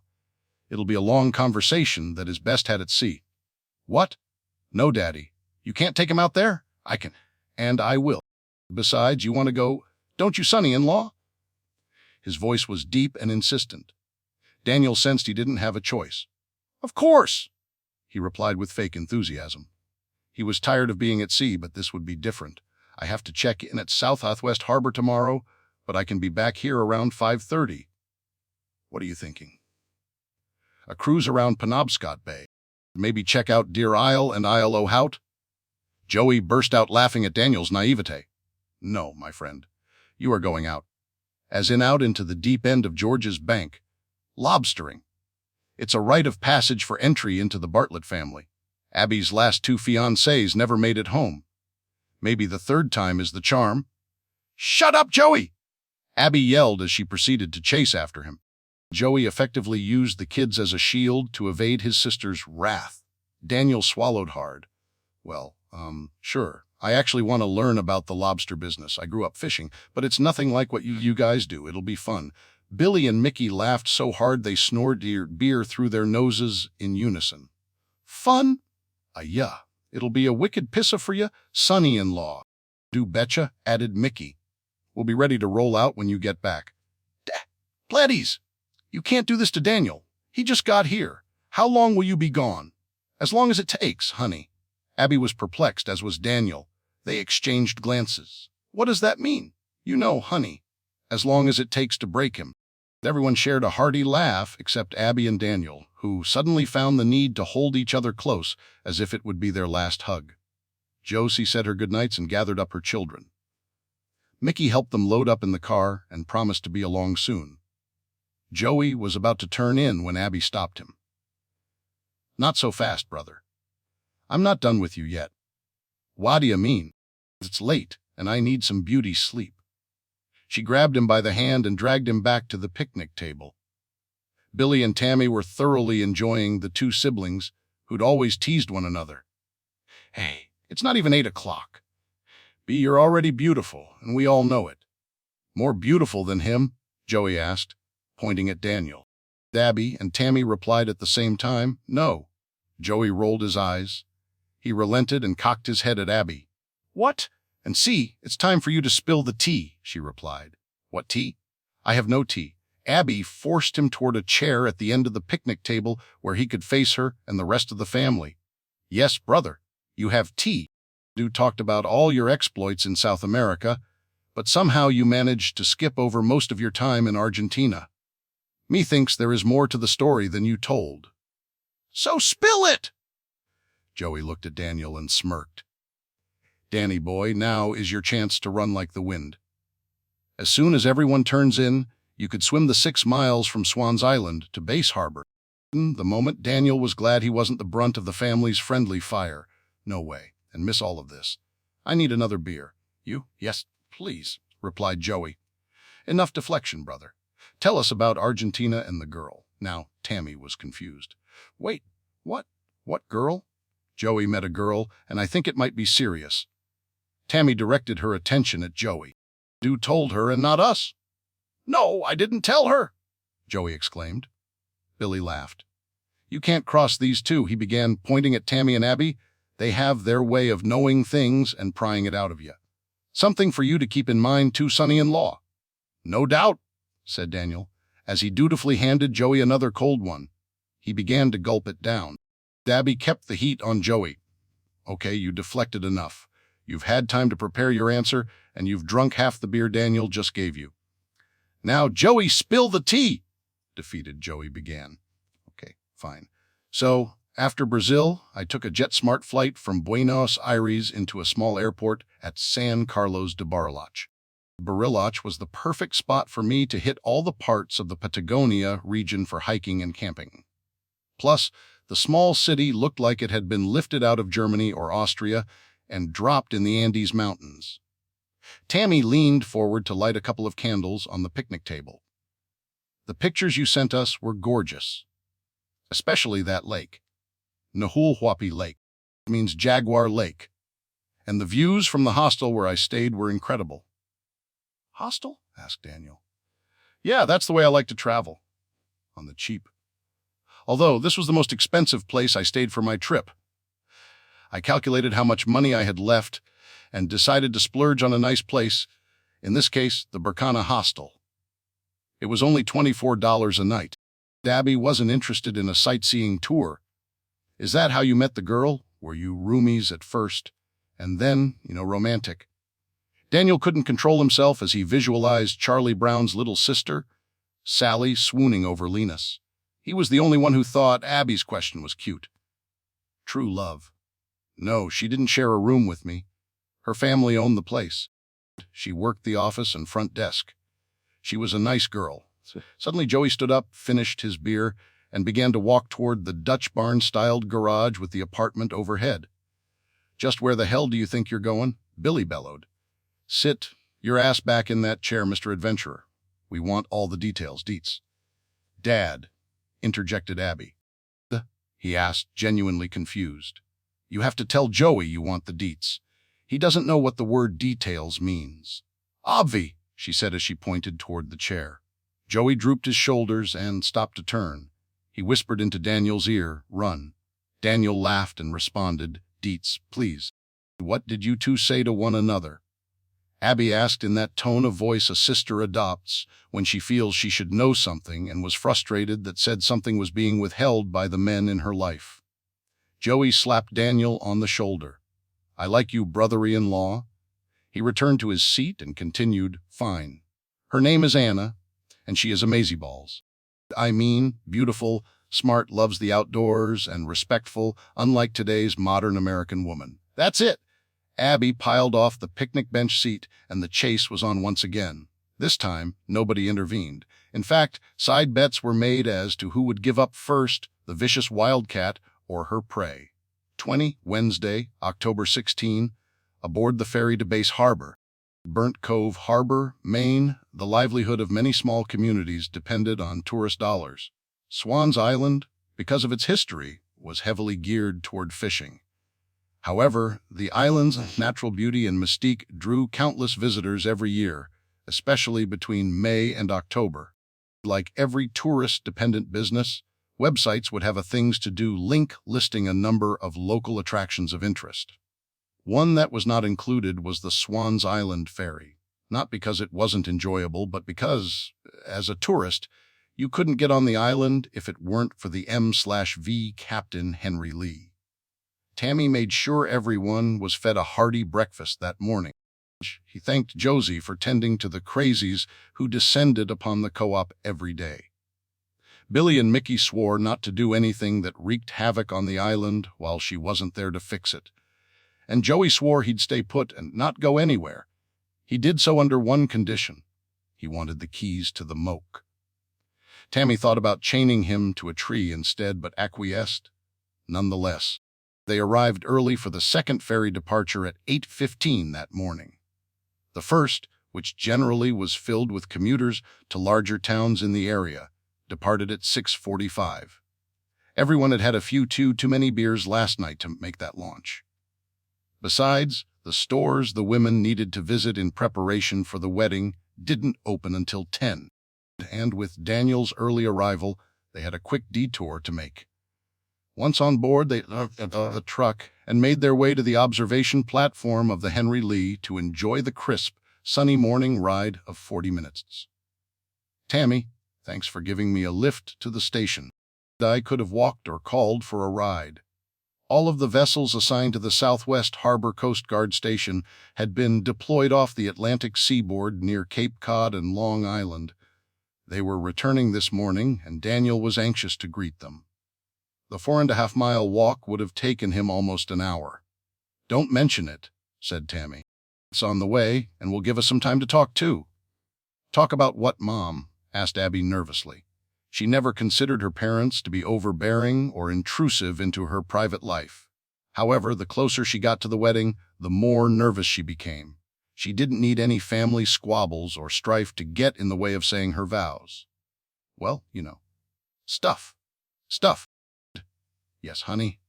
Like, where do you plan on living? I noticed Daniel arrived with 2 bags full of things, but not large enough for a sofa or a microwave." Daniel snickered and tried to cover his mouth as he watched Abby's reaction.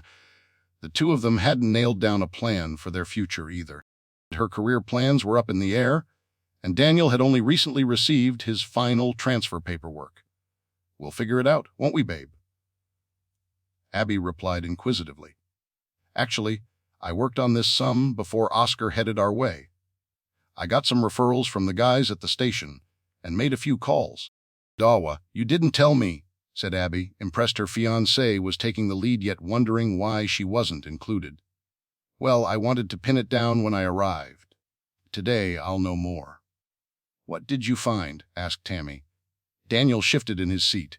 He liked the solution, but he wasn't sure if Abby would agree. "Well, Abby has her resume out to a lot of places, and I'm sure she'll hear back from them in the next few weeks. Maybe even while we're gone in Europe. I think it would be best for her to live as close to her work as possible." "That's nice," said Tammy. "In the meantime, we have room at the house. You guys can have the garage apartment, and I'll stick Joey in his old room. I just need to clean out the junk, most of which is his. Free room and board." "Hard to pass up," she said in an upbeat tone. She wouldn't mind holding on to her daughter a little longer. "I appreciate that, but I can't be dependent on the ferry to get back and forth. What I plan on checking out is a VRBO rental that the family of one of the guys owns. It sits vacant during the off-season, so we could have it until April. By then, we should know about Abby's job." VRBO was a popular vacation rental by owners website that featured properties around the world. It differed from its competitor, Airbnb, because it only offered private homes and not shared spaces or even hotel rooms. "Aren't they expensive?" asked Abby, who was aware they might have to live on Daniel's income alone for a while. "That's the best part. The ensign is very much aware that I'm his company. Not that I'd play favorites, of course, but his parents would love for us to stay there as long as we reimburse them for utilities. As you know, homes do better during the winters up here when they're occupied instead of vacant."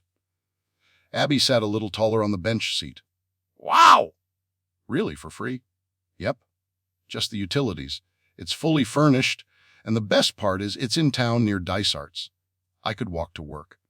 Dysart's Marina was located on Main Street as you entered Southwest Harbor from the ferry landing." Abby didn't know where to start. "Oh, yeah. What about your car?" "Mom and Dad will bring it with them Friday morning. I could have them park it at the base harbor landing." "This sounds great for you guys," said Tammy, only somewhat disappointed that Abby wasn't going to stay home a little longer. After they were married, she'd only be a boat ride away. Abby wrapped her arm around Daniel, proud that he'd taken the reins on finding them a home. "When can I see it?" "Well, this is why this morning has worked out well. We could swing by, check it out, from the outside. Then if we like it, I can give my ensign the thumbs up." "Sounds like a plan. I'm so excited." Daniel hugged Abby and winked at his future mother-in-law.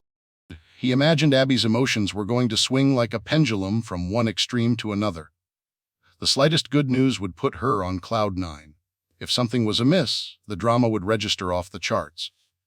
After Saturday's wedding, there would be no drama. Only the adventures their future would create. 21, Wednesday, October 16, United States Coast Guard Station, Southwest Harbor, Maine. For the remainder of the ride to Base Harbor, they made small talk about the ladies' plans for the day and Daniel's approach to meeting his new crew. Abby had a long list of things to accomplish in Bar Harbor that day, and she was increasingly nervous about the time constraints. Tammy assured her that Josie had the co-op covered, and the two of them could tackle any problem before them. The VRBO home offered to Daniel was perfect. Abby loved it so much, she insisted Daniel consider buying it from the owners if they were willing to part with it. Tammy and Abby were very familiar with Southwest Harbor, having enjoyed wandering around the small shops and galleries on occasion. The owner of the popular waterfront restaurant Beals had been a longtime friend of the Bartletts and a buyer of their lobster through the co-op. The ladies left Daniel at the entrance to the Coast Guard station with a reminder of what time they'd be back to pick him up. He made his way toward the entrance, where he was greeted with a snappy salute from Petty Officer First Class Sean McCarran. "Welcome aboard, sir." Daniel returned the salute. "Thank you, McCarran. They cut me loose from Boston. We were told, sir. Congratulations on your upcoming nuptials." "Thanks, and at ease." "I'm pretty laid back, McCarran." "Yes, sir."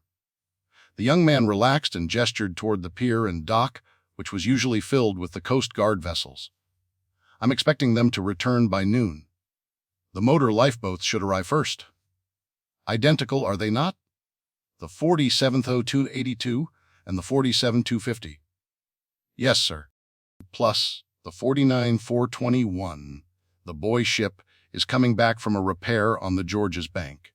It's scheduled for its annual haul out. It'll be out of commission for a couple of weeks for maintenance and hull repainting." Daniel laughed. "Hurricane Oscar blows past us, and now it's time to get back into a routine." "We've been busy, as I know you were," added McCarran. "I heard you made a rescue of a capsized vessel." "You heard that?" asked Daniel. "Well, we saw it on the Boston base Facebook page. They're mighty proud of the effort, sir." Daniel laughed and pointed toward the entrance. "Just my job, McCarran. While we have a minute, want to show me around?" "Of course." "Sir, this is different from the fancy digs in Boston. We keep it pretty simple at the station. All of our work is done out there." He pointed toward the Gulf of Maine and the Atlantic Ocean. "I wouldn't have it any other way," Daniel added as he followed McCarran into a large conference room. He glanced around the space and gauged its size in relation to the building. "It's huge." "Yes, sir. Believe me, we use it. Besides the usual crew briefings, we host a number of community events. It's part of the outreach program UCG Northeast is known for." The coast of Maine, other than Portland, consists of a number of small fishing communities. The brass wants our Coast Guardsmen to be well known and respected. We never want a distressed boater to feel shy about calling for our help. Daniel slapped the younger man on the back. He liked the cozy confines and especially the attitude the station had adopted. Although Southwest Harbor and the Boston base were different from each other in one obvious respect, Boston had to host politicians from state and federal levels. They were uptight. This bunch represented what the Coast Guard had to offer, which had enticed him to choose a career as a coastie. He led Daniel to his office, where the channel had been turned to a cable news network. McCarran excused himself to allow Daniel some time alone in his quaint, nondescript office space. As he looked around, he read the chyron on the TV. The PRK threatens ICBM test during joint U.S.-South Korea war games. Daniel, like most members of the U.S. military, kept abreast of geopolitical affairs that might embroil them in a war. Certainly, the hotspots seem to have expanded in recent years. The war in Ukraine continued to rage, with Russia increasingly fending off attacks on its own soil. China routinely encircled Taiwan in a blockade formation as part of its war games.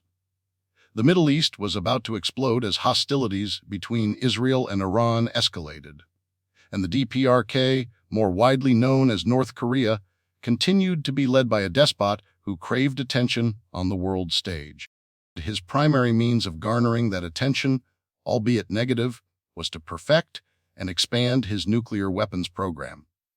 This threatened missile launch came every year when the U.S. and South Korea showcased their military cooperation around the Korean Peninsula. In recent years, the dynamic had changed as Washington's involvement in the Ukraine war pushed Moscow closer to its allies, China and North Korea. Daniel was aware of intelligence that suggested Russia had traded its nuclear secrets to North Korea in exchange for land-based weaponry to help fight in Ukraine. If that was the case, Kim Jong-un could very well possess an advanced nuclear capability. Daniel's musings about the threats the nation faced were interrupted by the blaring of a horn and the low rumble of boats approaching. He looked out the window to a beautiful sight. His crew and vessels were returning to the station. It was time for him to meet them. 22 Wednesday, October 16. Bar Harbor, Maine, Abby purchased her wedding gown in Boston and had been fitted several weeks ago. Not that she expected to gain or lose any weight in that short period of time. She kept her dress with a local seamstress to make adjustments, just in case. This morning was the final fitting, the first of many stops, which included a visit to Queen Anne's flower shop to confirm Friday delivery and opt for Epic, a wedding photographer who also offered elopement services for the bride and groom who just couldn't wait for the big day. Abby could have easily fallen into that category. After the fitting, the ladies made their way to Paddy's Irish pub. Abby was famished as she'd refused to eat breakfast before the fitting.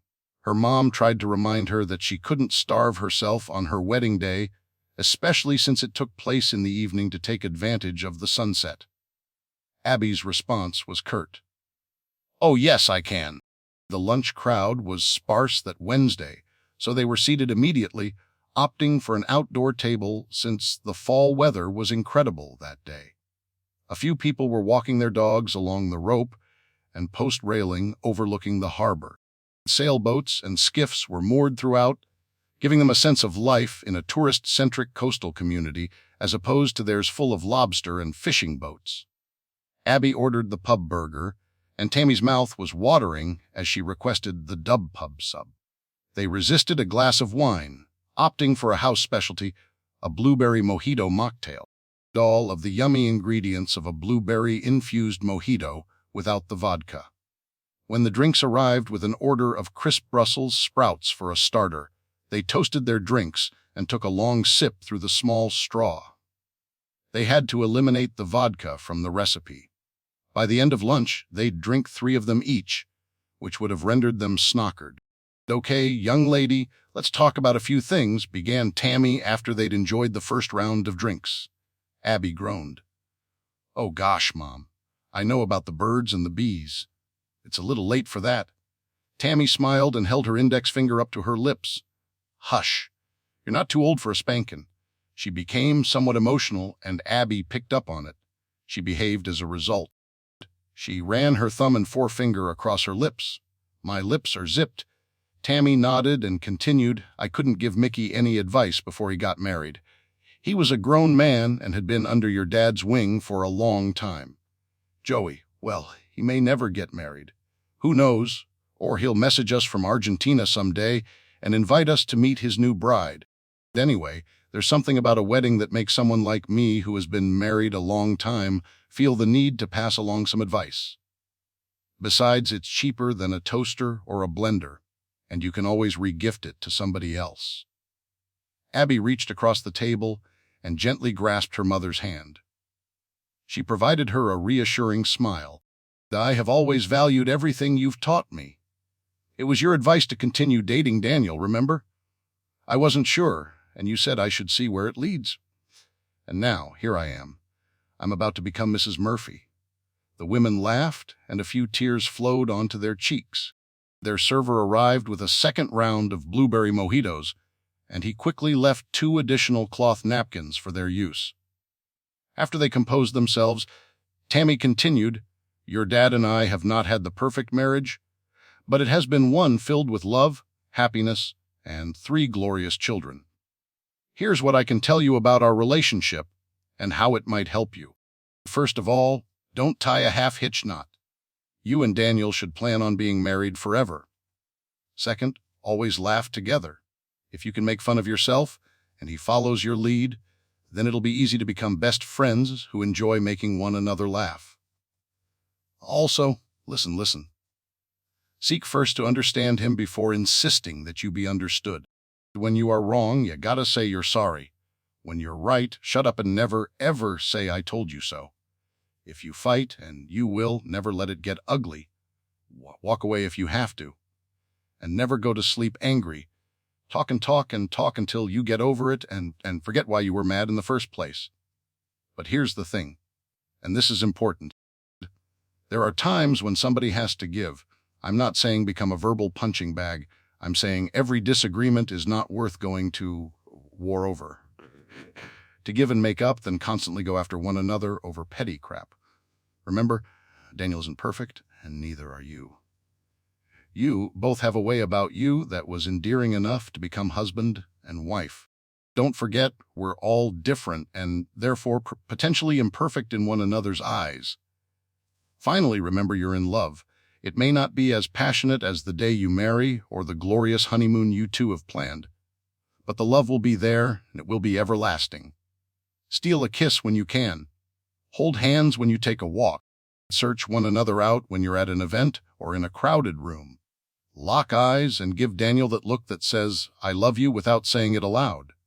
When he leaves for work, tell him you love him. When he returns, say it again. Say it all the time because, honey, you just never know. Her voice trailed off as she became emotional again. Until their food arrived, Tammy went on to discuss everything from paying the bills to doing household chores. They laughed. They cried. They enjoyed a moment of bonding only a mom and her soon-to-be-wed daughter could have. It was a moment that would be a source of strength in the future. 23, Wednesday, October 16, Presidential Daily Briefing, the West Wing, Roosevelt Room. The White House, Washington, D.C., the President's Chief of Staff, Jeff Ziegler, ambled down the hallway of the West Wing with 2 aides in tow. He'd grown accustomed to starting his days expecting surprises. Not just those of monumental consequence related to both domestic and international matters, but also small crises within the White House. He'd found himself acting as both chief of staff to the president, and therefore one of his closest confidants, but also gatekeeper of the president's secrets related to his failing health. Nothing had been conventional about this presidency, from the extraordinary delegation of tasks to underlings to the lack of transparency. He understood the need for keeping a veil over the activity within the confines of the White House, especially the West Wing. The media always had plenty of rumors to write about. Why give them more fodder? He was perfectly suited for the job, having held high-level positions in prior administrations and being tasked with shepherding the nation as the administration implemented its pandemic response.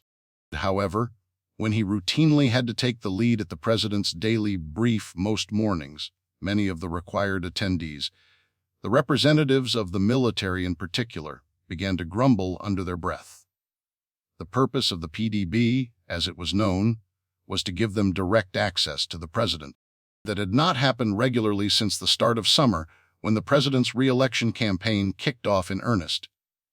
Ziegler tried to remind those in attendance that the president's campaign schedule kept him busy.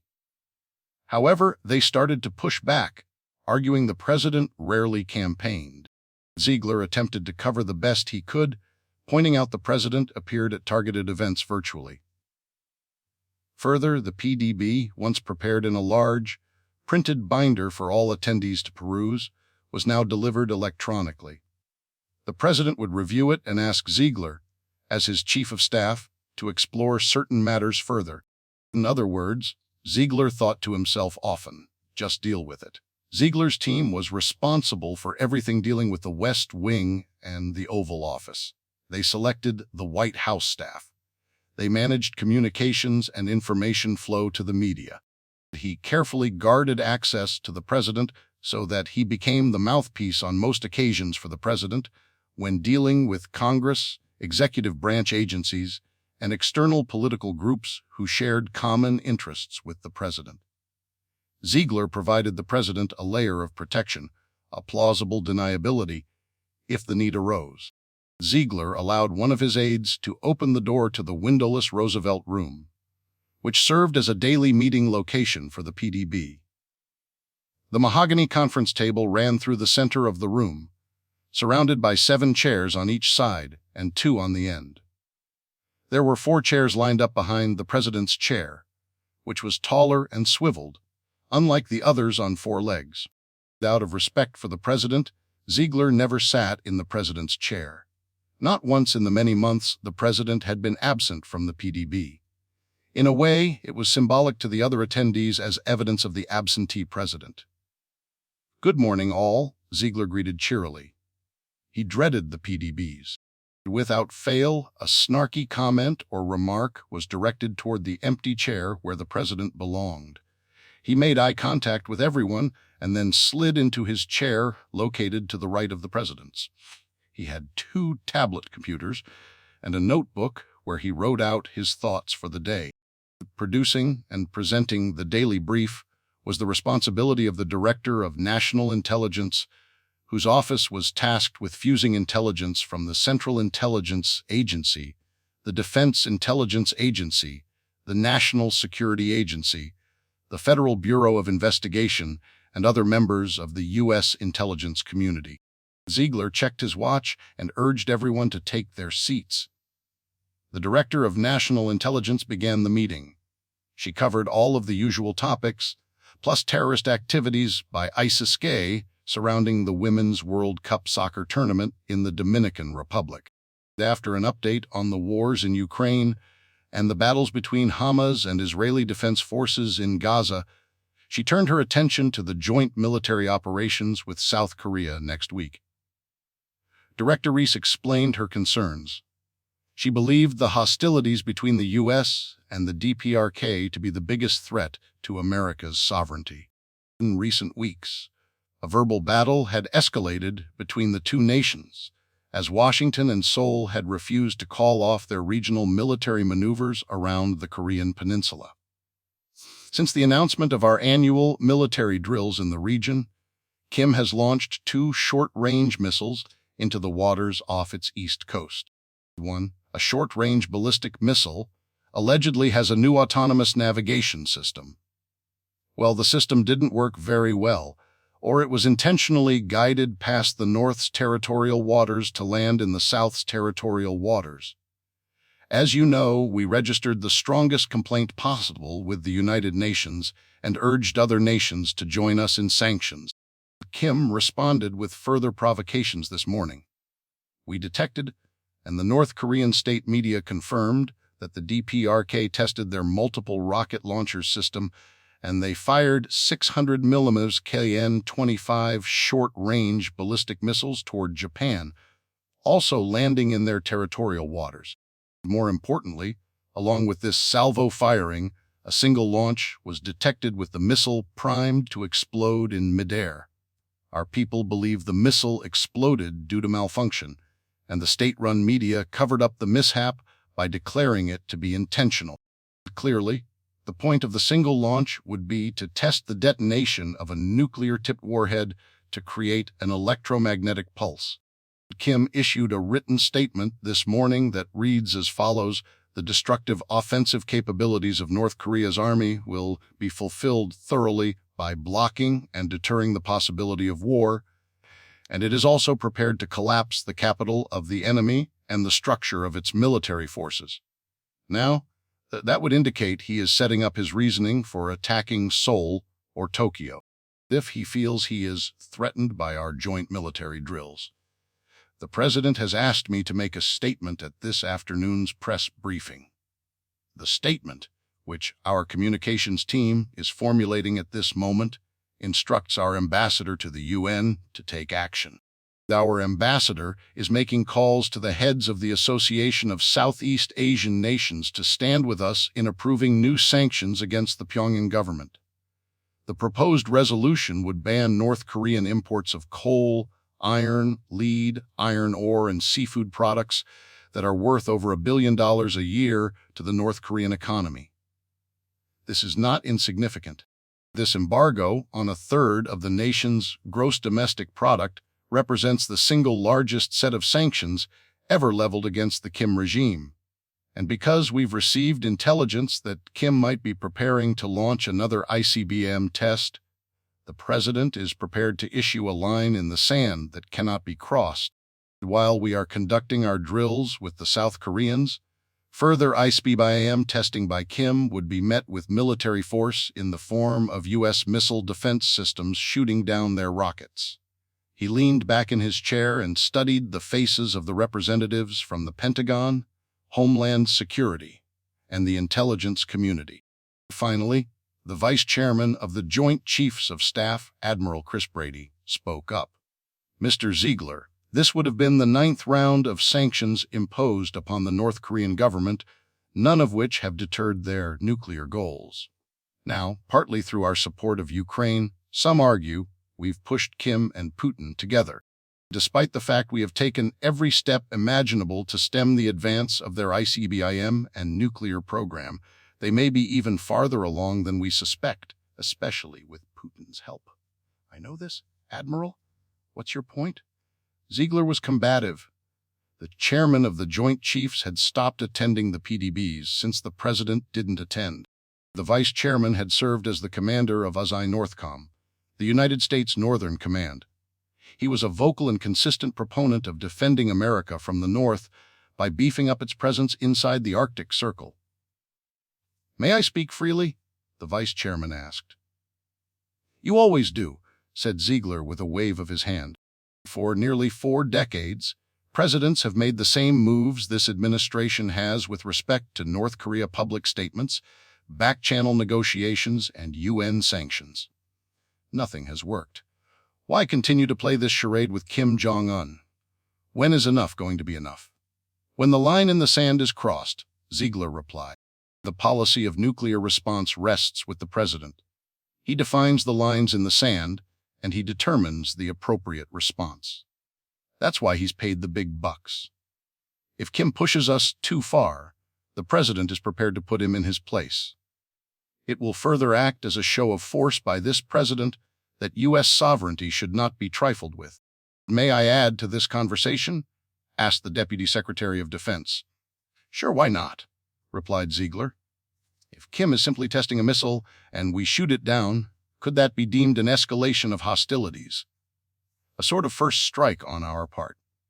If we undertake a first strike, world opinion may come down on us hard, or worse. China may stand up for their ally and retaliate on their behalf. North Korea will go after the South and Japan. Iran may use our weakened condition and decide to take on Israel and the Saudis. Who knows what the Russians might do? Strike Europe or us while we're preoccupied. I get it. Using our defenses to shoot down a missile test may bring matters to a head, but we may not be pleased with the results." "Agreed," said the vice chairman of the Joint Chiefs. "As it is, we're one step away from nuclear Armageddon. Are we pushing the nation closer just to show Kim Jong-un we mean business?" The room fell silent for a moment. Ziegler didn't immediately respond to either of the Pentagon representatives. Then he quickly changed the subject to domestic affairs without addressing the elephant in the room.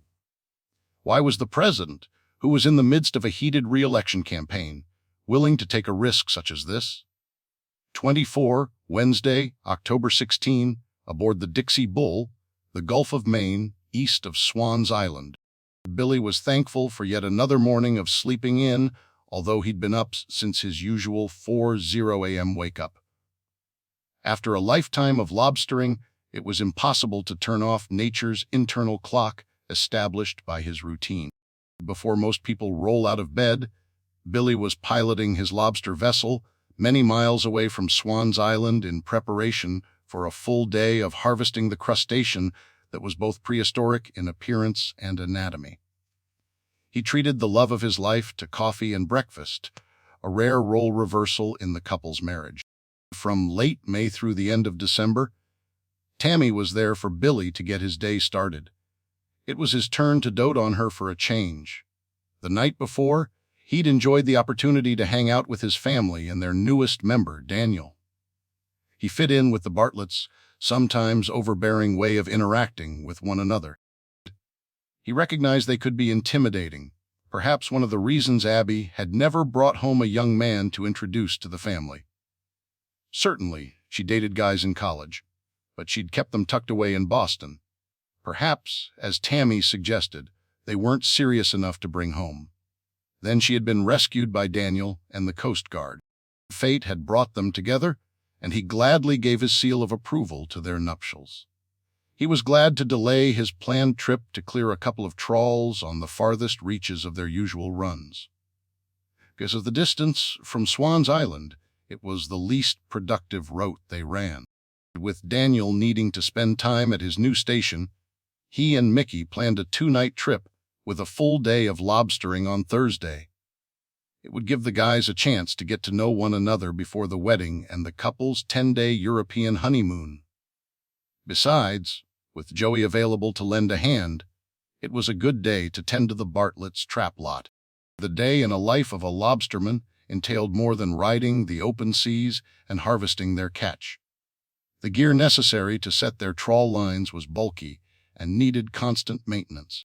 Their 4-foot-long traps, routinely referred to as pots as part of the lobstermen's tradition of paying homage to the original wood contraptions that were heavy and bulky, constantly required reinforcing wire.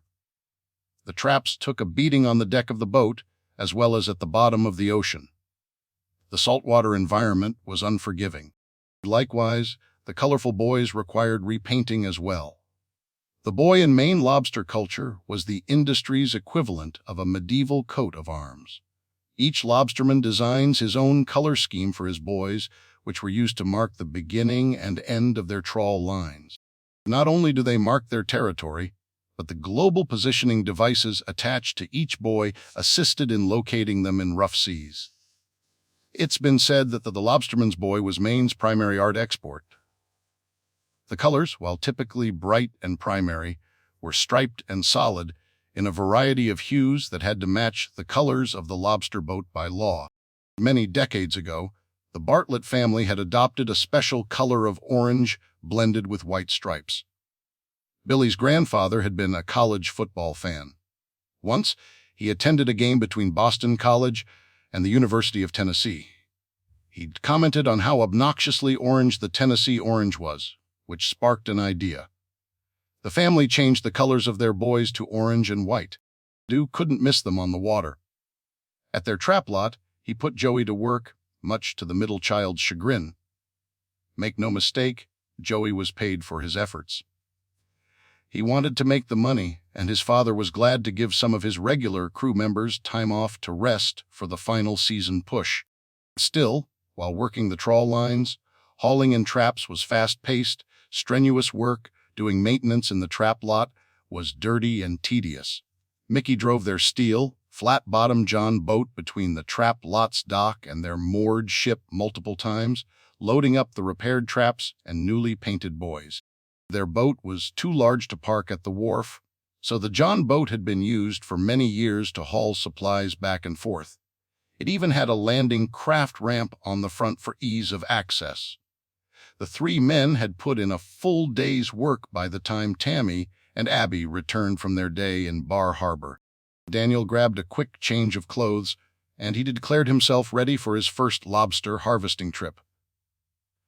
One of Tammy's dock workers ferried the men out to the ship with a rarity to accompany them on their trip, a Yeti Tundra cooler stocked with Miller ponies and ice. Because of the dangers associated with lobstering, Billy never allowed alcohol on his vessel. This, however, was more of a pleasure trip than a week-long commercial venture. He'd allowed the beer so the guys could relax and enjoy each other's company, within limits, of course. Mickey and Joey worked together to hoist the massive cooler onto the transom. After the dock worker pulled away, the guys stood on the aft deck and took in the scenery. The sun was setting, allowing the last vestiges of daylight to reveal the top of Mount Desert, the island of barren mountains, as famed French explorer Samuel de Champlain called it, to their west. "Welcome aboard the Dixie Bull, Sonny," said Billy, opting to drop the in-law portion of Daniel's assigned nickname. It was too many syllables. Not to mention everyone's name in the family was pronounced with an E sound at the end. Billy had given this a lot of thought while he was staring at the ceiling, wide awake at 4 o'clock that morning.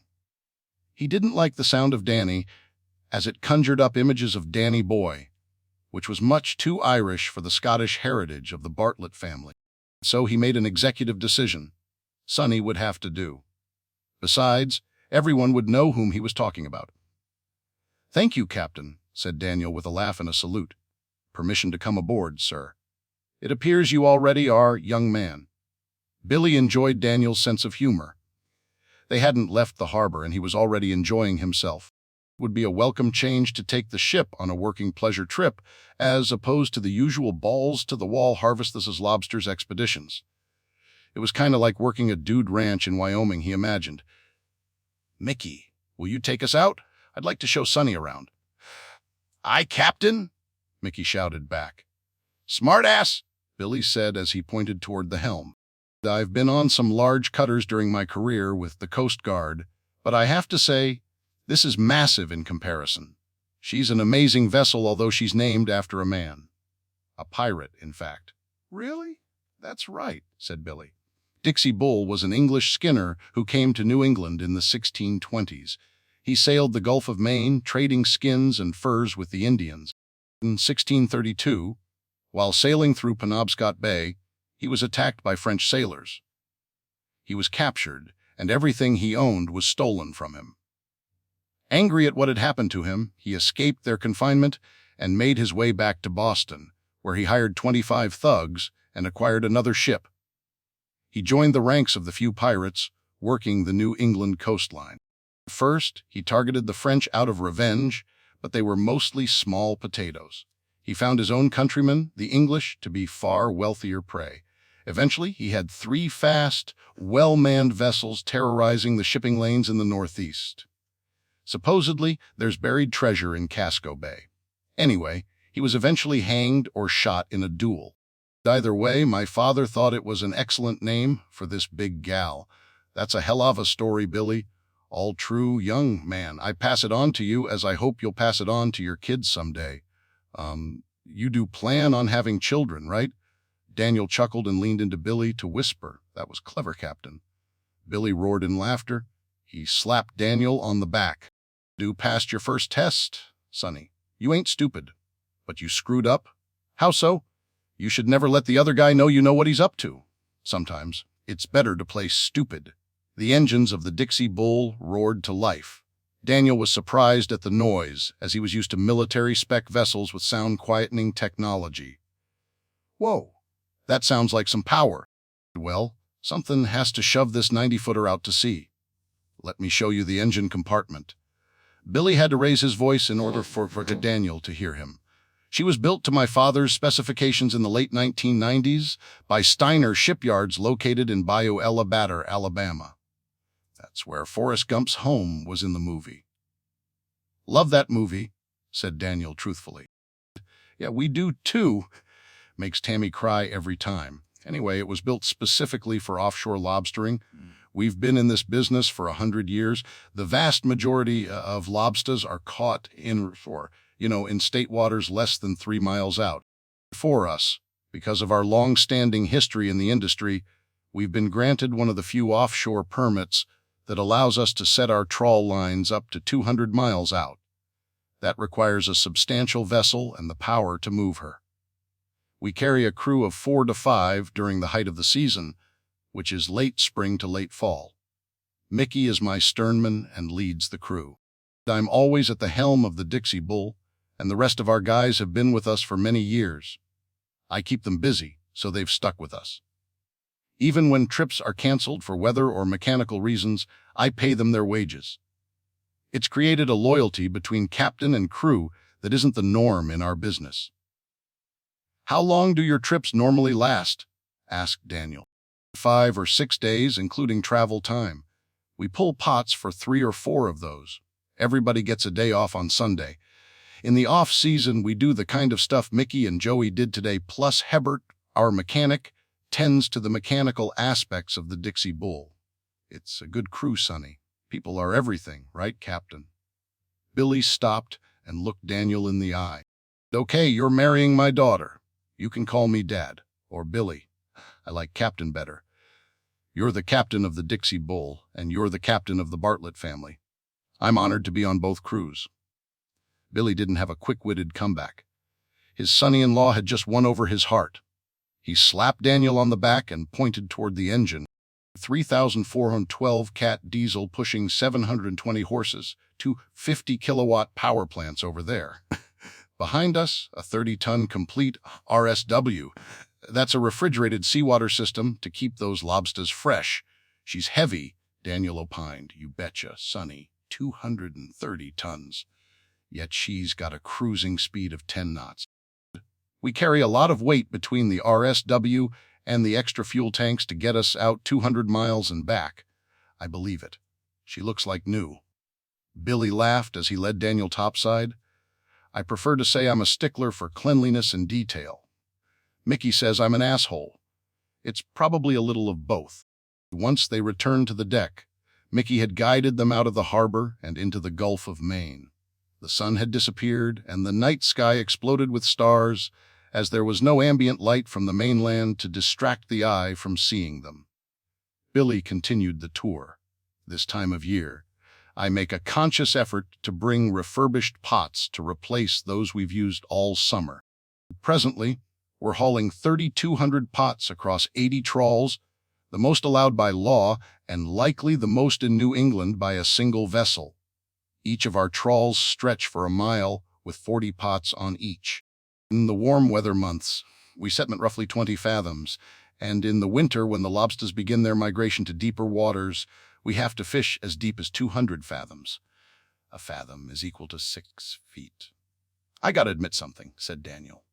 Oh, here we go, Billy said with a moan. Let me guess. You've been married 3 times. Or you're a murderer. Or you got fired today and want to live with me and the missus. She'd like that. That, you know. No, Cap, nothing like that. I knew very little about lobstering, so I watched some videos on YouTube to pick up some pointers. And there was this guy on TikTok. TikTok. It's a social media app made up of videos. Billy shook his head and shrugged, so Daniel continued. Anyway, his name is Jacob Knowles. He began before Billy suddenly stopped in his tracks. His Maine accent came out unfiltered. What a fucking blowhard. I know him, and his ego is the size of Canada. He calls himself Maine's finest lobsterman. He and the crew of the Rest Ashore are on the cover of every tourist magazine and even in the New York Times. If he spent half the time lobstering as he spends flapping his gums, he'd make some real money.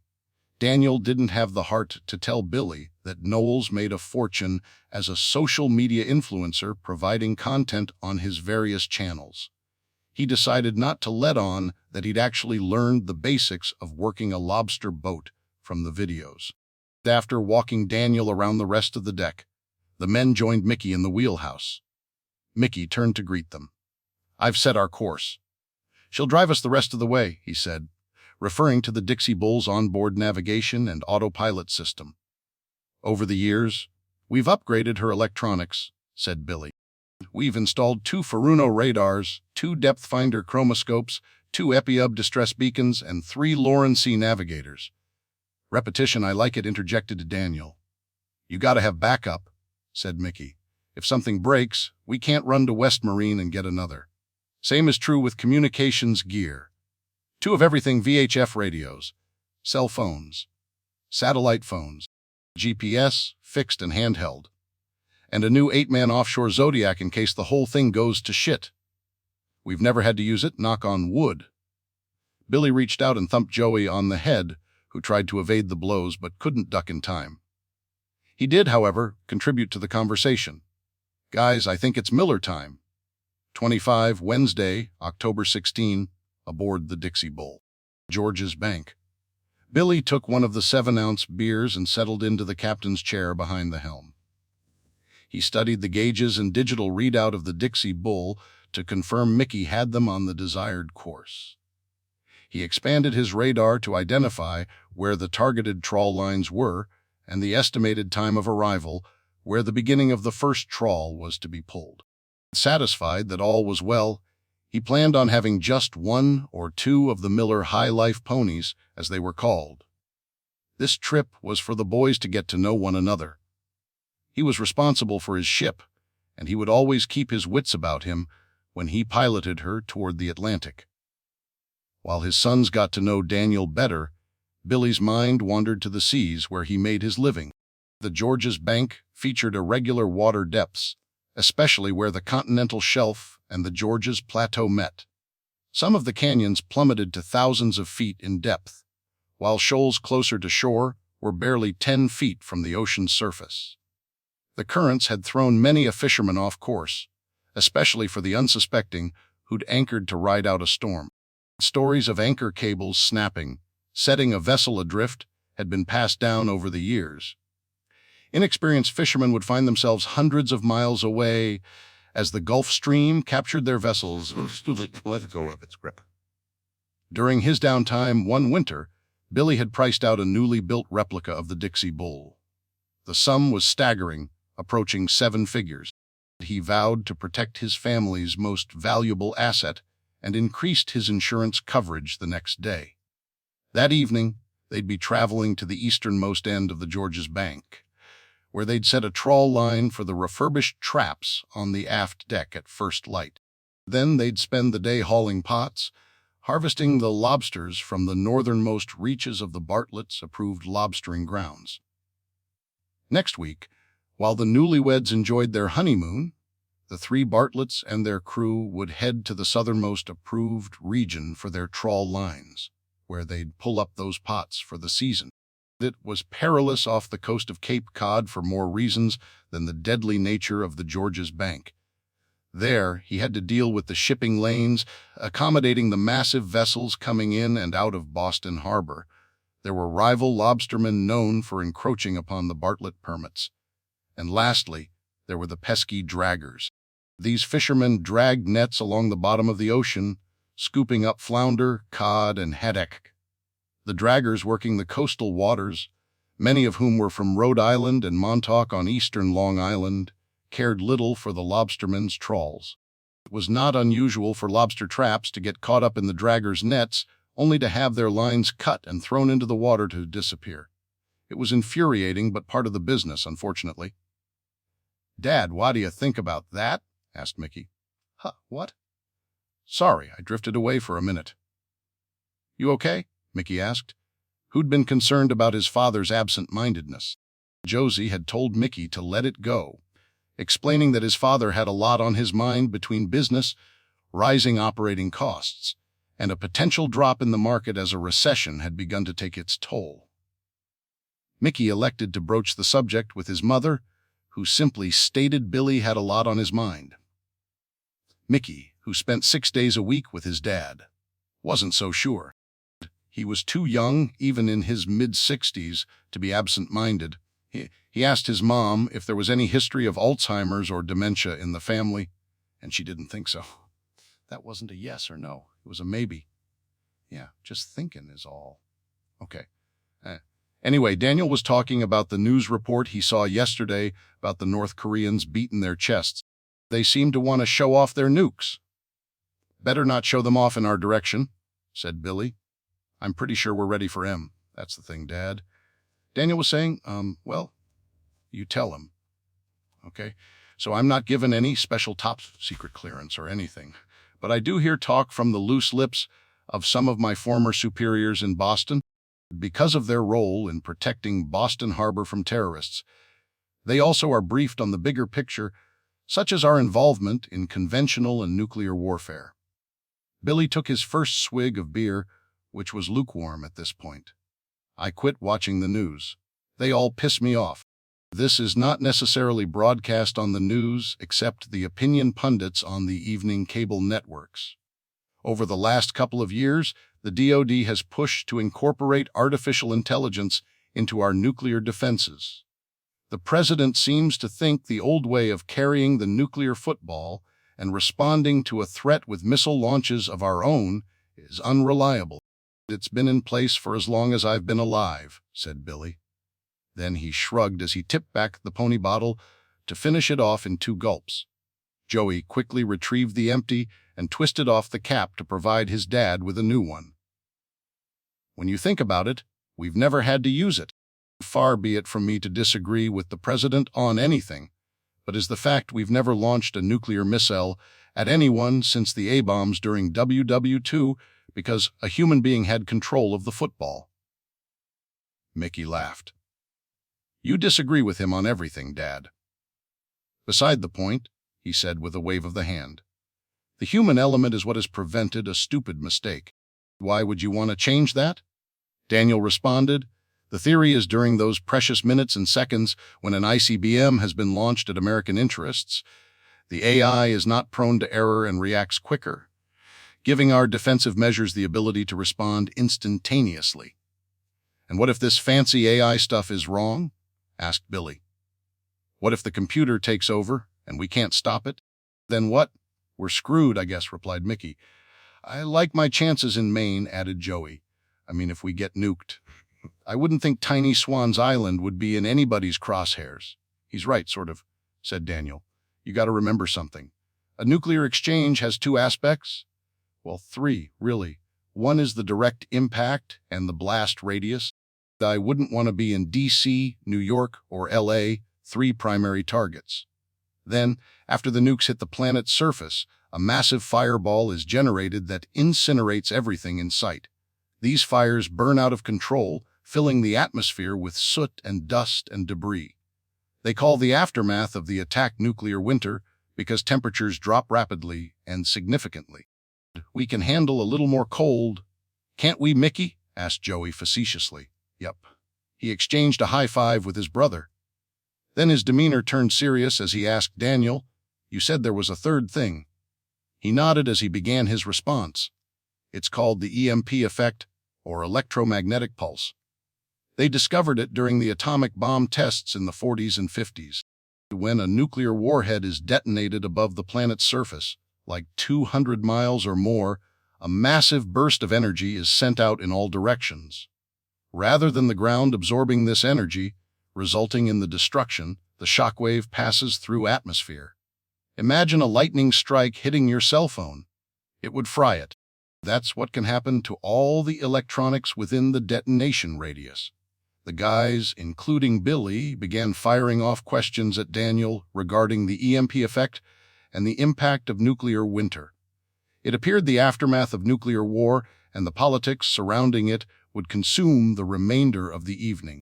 Billy, who'd promised himself 1 pony-sized beer, suddenly found himself needing a stiff drink.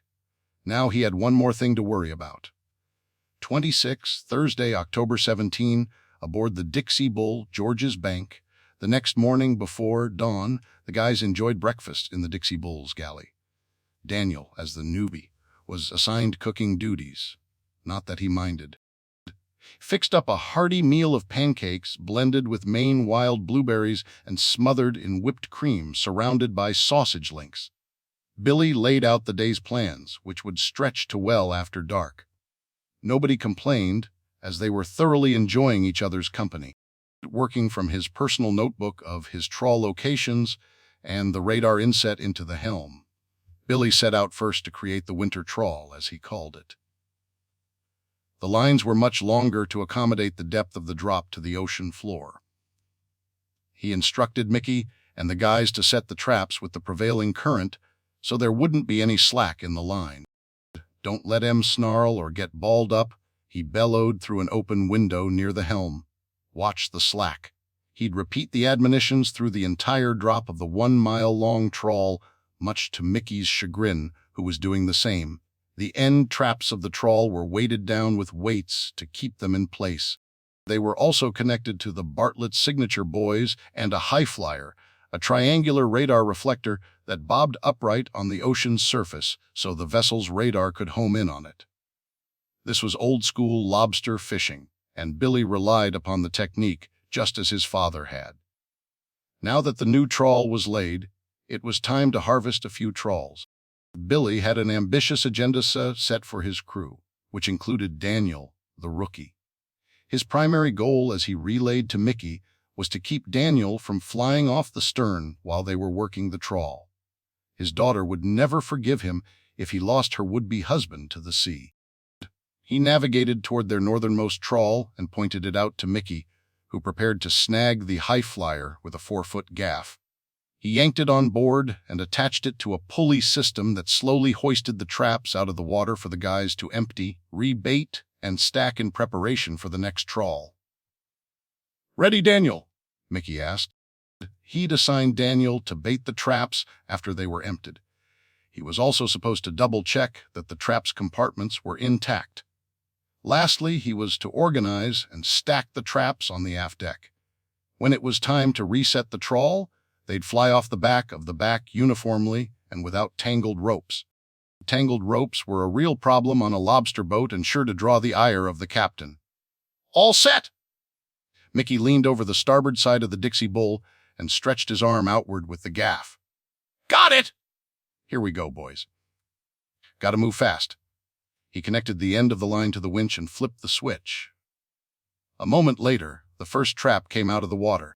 Mickey and Joey got to work quickly. They pulled the trap onto a stainless steel table and began to empty it. All 3 men wore protective rain gear to repel the crashing waves they were sure to endure. Their rubber gloves prevented them from getting pinched while giving them the dexterity to work. The gloves worn by Mickey and Joey included a measuring tool of sorts. The lobster industry was governed by both state and federal agencies under the framework of the Atlantic States Marine Fisheries Commission. Regulations regarding the trawl lines and traps used had to be adhered to. To prevent overharvesting of the lobsters, trap limits and other rules were set into place. As the first trap was emptied, Daniel began to get a sense of how the day would go by watching and listening. The first thing he noticed was the highly experienced Mickey seemed to know the fate of the creatures in the trap before it was opened. His eyes would scan the contents, and at times he'd predict its profitability before they reached in to grab a crustacean. "This one's too small," he said as he snatched the smallest within the pot with his right hand. He gripped it firmly and set it against his left gloved hand, which included a hard plastic ruler attached to the top. It was important to determine its length, under 3 1/4. He promptly tossed it overboard. Joey was tasked with removing the crabs that had invaded the lobster pots while on the ocean floor. They were still moneymakers, but not nearly as much as the lobsters were. Billy had said the yield from the crabs offset the cost of the bait. Not much, but something. Joey tossed the crabs into their own freshwater compartment. "Here's a good one," said Mickey, holding the wiggling crustacean high above his head for Joey to see. He immediately tossed the lobster onto a stainless steel table with a 1/2 inch of water flowing across it. When the guys had a break, they'd place rubber bands around the lobster's claws and toss them into the seawater hold to maintain their freshness. The process continued for several more traps. Daniel did his part, refilling the bait containers inside the traps and stacking them on the aft deck as instructed. The work was fast-paced and strenuous. When Mickey mentioned they'd pull in several hundred a day ordinarily, Daniel wondered what kept their bodies from breaking down after just a few seasons. "Here's an egga," said Mickey, holding the lobster so Daniel could see the underside. He pointed out the female lobster's underbelly full of eggs. He took a set of clippers and notched a V-shape in a tail fin. Then he tossed it over as he did with the undersized lobsters. The purpose of the V-shaped marking was to mark it as a female or broodstock to protect it from future harvest. All lobstermen, at least the ethical ones, benefited from a plentiful fishing ground that had not been over-harvested. Once the trawl was emptied and the traps reset, the guys caught their breath and rested while Billy proceeded to the next trawl. Daniel was impressed by the entire process. "That happened really fast," he said as he rested on a bench near the open hatch where the crabs were placed. You guys work at this pace every day? Mickey replied. Yeah, if the weather sucks, sometimes we do it at night. It's also different with our crew on board. We're kind of like a restaurant in that respect. Most lobster operations pay according to the number of pounds in the trip's haul. We pay an hourly living wage plus a share of the haul. That way they don't have to worry about a trip being a total bust. We hold on to our people that way. And that's different from the others? Asked Daniel. Yeah. Only a few do it like us? Dad says we're the first that he knew of. It also helps keep our people loyal and in line. None of them want to lose their job on the Dixie Bull. The rest of the lobstermen run their people through a revolving door. There's no loyalty. What about the competition? Do all of the lobstermen on Swan's Island get along? Mickey shrugged. You know how it is. Yes, it's a competition. And people are people. Any problems we've had in the past, bickering and whatnot, is because of jealousy. It's like a mental cancer. They want what we have. For some, it inspires them to work harder and smarter. For others, they try to tear us down in order to better themselves. Daniel was surprised at Mickey's statement. Has that been a problem for you in the past? I mean, Swan's Island is a small place. You'd assume everyone got along. Mickey stood and stretched his back as he sensed the pace of the boat slowing, meaning it was time to haul in another trawl. Dad has a keen sense of knowing who's a problem and how to deal with them. He either runs them off or makes sure everyone knows what the troublemaker is all about. They usually don't last long. That said, there are still a few around we keep an eye on. Mom's good at keeping a pulse on the natives, as she likes to call them, added Joey. The lobstermen may maintain tight lips. The wives can't help themselves sometimes. Get to work, boys. Billy bellowed from the sliding window next to the helm, and work they did. 27, Friday, October 18, Swan's Island. Just before noon the morning before the wedding, Mickey guided the Dixie Bull into Burnt Coat Harbor toward the wharf at the co-op. An entourage was awaiting their arrival. Tammy and Abby were waving to them, a rarity when the ship returned from the sea. Most trips were routine, all in a day's work. This venture was different, as it included the groom-to-be. Alongside the Bartlett women were Daniel's parents, Jack and Emma Murphy. They were dressed as their usual Boston preppy selves, part Vineyard Vines, part Tommy Bahama, part Ralph Lauren polo on top of Sperry boat shoes. Overdressed by Swan's Island standards, but clearly trying to make a good impression on Abby's family. One of the dockhands took the John boat into the harbor to assist Mickey in mooring the 90-foot ship. The Dixie Bull was the largest lobster vessel in a 70-mile radius. It was a sight to behold as it eased into its home port, often drawing tourists to the dock or the banks of the island to view its return and take pictures for their social media accounts. Once the crew reached the dock, hugs and slaps on the back were exchanged. Then the customary comments about how the lobstermen smelled of the sea and other unsavory odors. Fishing was dirty business, and clothing acquired a certain aroma while working in the fumes of diesel, sea life, and salt-soaked air. Hey, Dad, Daniel enthusiastically greeted his father. Jack had always supported Daniel in whatever he chose for his life. He and Emma couldn't have been prouder of their son when he officially became a coastie. Son, you've chosen the right gal, said Jack, and a marvelous family. Tammy has already recruited us to retire here. Careful, interjected Billy. We'll put you out to work. The two fathers exchanged pleasantries as Billy made the introductions to his sons. They spoke for a moment and made their way into the co-op, which was empty except for a few tourists milling about. Tammy attended to them for a moment as the guys raided the drink cooler for Gatorade and IBC root beer. Well, Billy, how'd he do out there? Asked Jack. Sonny passed all the tests, I'll tell you that. Billy nodded and winked at Daniel. Abby beamed as she half-hugged him. Sonny? Asked Emma. That's right, Mom. Technically, I'll be a son-in-law, but the captain prefers to call me Sonny. I'm good with that. As long as he behaves, of course, said Billy jokingly. And you call him Captain? Emma asked her son. Yes. He's the captain of the Dixie Bull and the Bartlett crew. I thought it was appropriate. Abby was enjoying the back and forth more than anyone. As her nervous state continued to reach a crescendo, the meeting of the families and her father's sometimes brusque approach to people was a major milestone in her relationship. Mentally, she put a check mark next to that item on the list, and if she could, she'd add an asterisk followed by better than imagined. Looking up to her much taller betrothed, she asked, "Did they give you a hard time?" "No, not at all. I'll say this. I'd never hold up for an entire season. It's grueling and non-stop, and that was in good weather." Billy was quick to impart his philosophy, and his two youngest, somewhat insubordinate children couldn't resist joining in. "You know, if every day were a beautiful day," he began as Joey and Abby joined in, "there'd be a lot more lobstermen." The new family laughed with one another and clinked their bottles of root beer in a toast. As they made small talk about the day's plans, Daniel became transfixed on one of the cable news channels.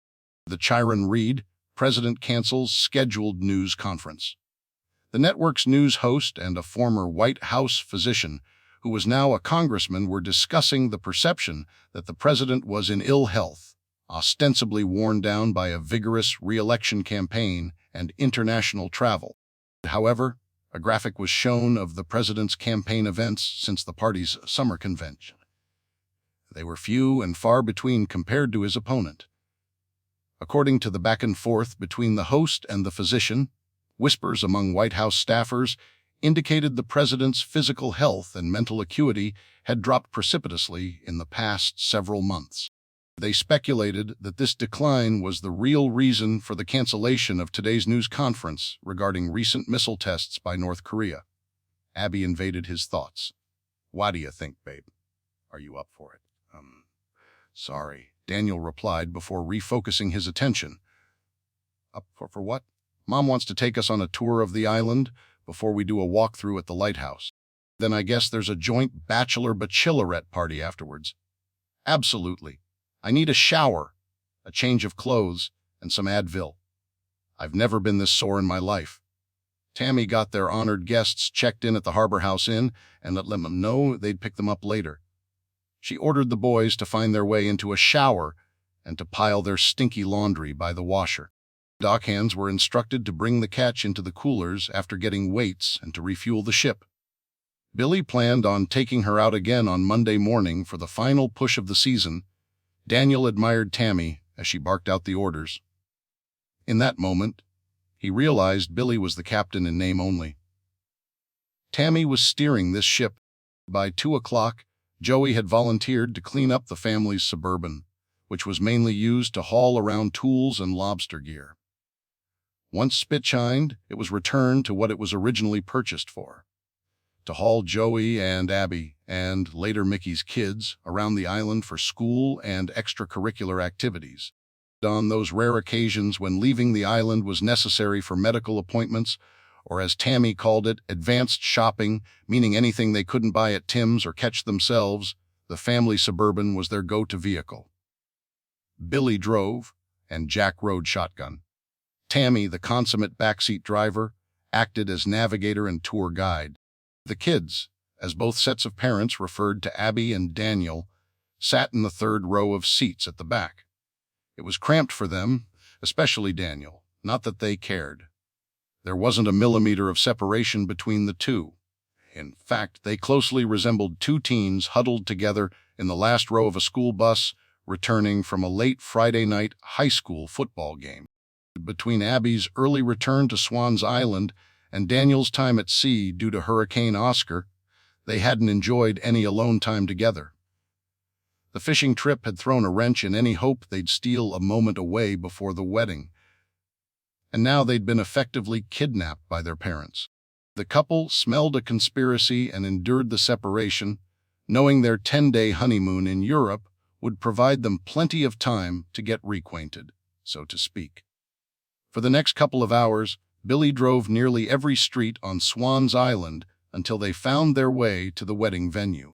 The owners of Carter House Bed and Breakfast, who'd made their home available for the wedding couple's honeymoon night, had also helped Tammy with the wedding plans. Unlike the traditional limousine whisking away the bride and groom after the nuptials, an appropriately adorned pontoon boat would take them across the harbor from the lighthouse to Carter House, which overlooked Burnt Coat Harbor. The moke would be used as a prop for cute pictures. A bar harbor event planner was already setting up a tent pavilion to be used for refreshments and the cutting of the cake. Chairs were being lined up with a designated standing room only area on the limited flat grounds at the lighthouse. Everyone in attendance said they were thankful for the excellent weather, imagining what would have happened had the event been scheduled for her when Hurricane Oscar had passed. After a quick rehearsal with the officiant, Pastor Wade from the Church of God, the family left everyone to their pre-wedding setup and loaded into the Suburban. That was when the fun began. 28. Friday, October 18, Daint's Place, Swans Island. Swans Island had been legally dry since 1987. However, just like in the days of Prohibition during the 1920s, people were going to find a way to share a drink. The proprietors, Garrett Lemoyne and his wife, Jennifer, filled a void left when the alcohol dried up. Garrett, a lobsterman, had been collecting rare and unique bottles of whiskey since his first taste of Crown Royal in his early 20s. He'd amassed a collection of hundreds of bottles over the years. He and his wife, a veterinary pharmaceutical sales rep, made the decision to pour that whiskey for their friends. And Daint's Place, a speakeasy, was born. The backyard building housing Daint's Place was not open to the public. No money exchanged hands, not even into a tip jar. It wasn't a private club with membership paperwork and rules and dues. You didn't join Daint's. You simply enjoyed it. To be sure, Garrett and Jennifer had a lot of friends. Basically, everyone on the island was a bestie. Naturally, they had friends come to visit them. So their friends became friends of Garrett and Jennifer. Daint's had more friends than a rock star on Instagram. The building was small and cozy. It was located at the end of their driveway, so that it wasn't confused with other outbuildings like Garrett's woodshop and the guest cottage. Only a sign over the top of the doorway gave any indication it was something more than a storage shed with a wooden deck entryway. To be sure, the proprietors of Daint's Place weren't fooling anybody. Over the years, travelers or a jealous neighbor brought their speakeasy to the attention of the Hancock County Commission or Maine's Department of Public Safety Licensing and Inspections Unit. When the feds, as locals liked to call them even though they had nothing to do with the federal government, came around, the answer was always the same. We're all friends. Soon, the governing agencies stopped fielding complaints. They had bigger problems than dropping the hammer on Daint's. That was a good thing, because if it hadn't been for Daint's Place, there wouldn't have been a venue to host a spirited bachelor/bachelorette party. The small building and outdoor patio was full of friends that evening. Truthfully, people who'd watched Abby grow up were in attendance. A few of Daniel's buddies from Boston, as well as Abby's classmates, were laughing and telling stories about the couple. The noise emanating from Daint's that night might draw calls to the police from neighbors had it been in any other location in America. Not at Daint's. The neighbors, like Jordan Zaksek, were all there. The Kentucky native had moved to Swans Island to get a job as a dock worker just for the hell of it, he'd said. He'd brought a case of Buffalo Trace whiskey with him, which earned him instant friendship status at Daint's. Like the character Norm in the television sitcom Cheers, Jordan had his own bar stool. When Abby and Daniel led the way inside, the place erupted in cheers. People from all walks of life were in attendance, from lobstermen to school teachers. The friendly patrons at Daint's didn't care about politics or what somebody's bank balance was. They all enjoyed the camaraderie they shared, and they especially loved weddings, which were rare on Swans Island. So this was a momentous occasion indeed. "Hey, they're here!" shouted Jennifer, hoping word would spread to the throngs of friends gathered outside, who were just as noisy as the inside bunch. "Is it time for champagne?" one of the friends asked. "Let 'em wet their whistles first," shouted another. And this was how it was in Daint's. There was no need to send a text message or a carrier pigeon around the property to spread the word. Shouting worked just fine. Abby was immediately whisked away by her girlfriends, and Daniel was kidnapped by Joey and his buddies from Boston. Soon, everyone had drinks in hand and joined the boisterous bunch, celebrating the wedding of one of Swan's Island's favorites, Abby Bartlett. Daniel and Joey were able to sneak away from all of their friends, old and new, to talk for a moment.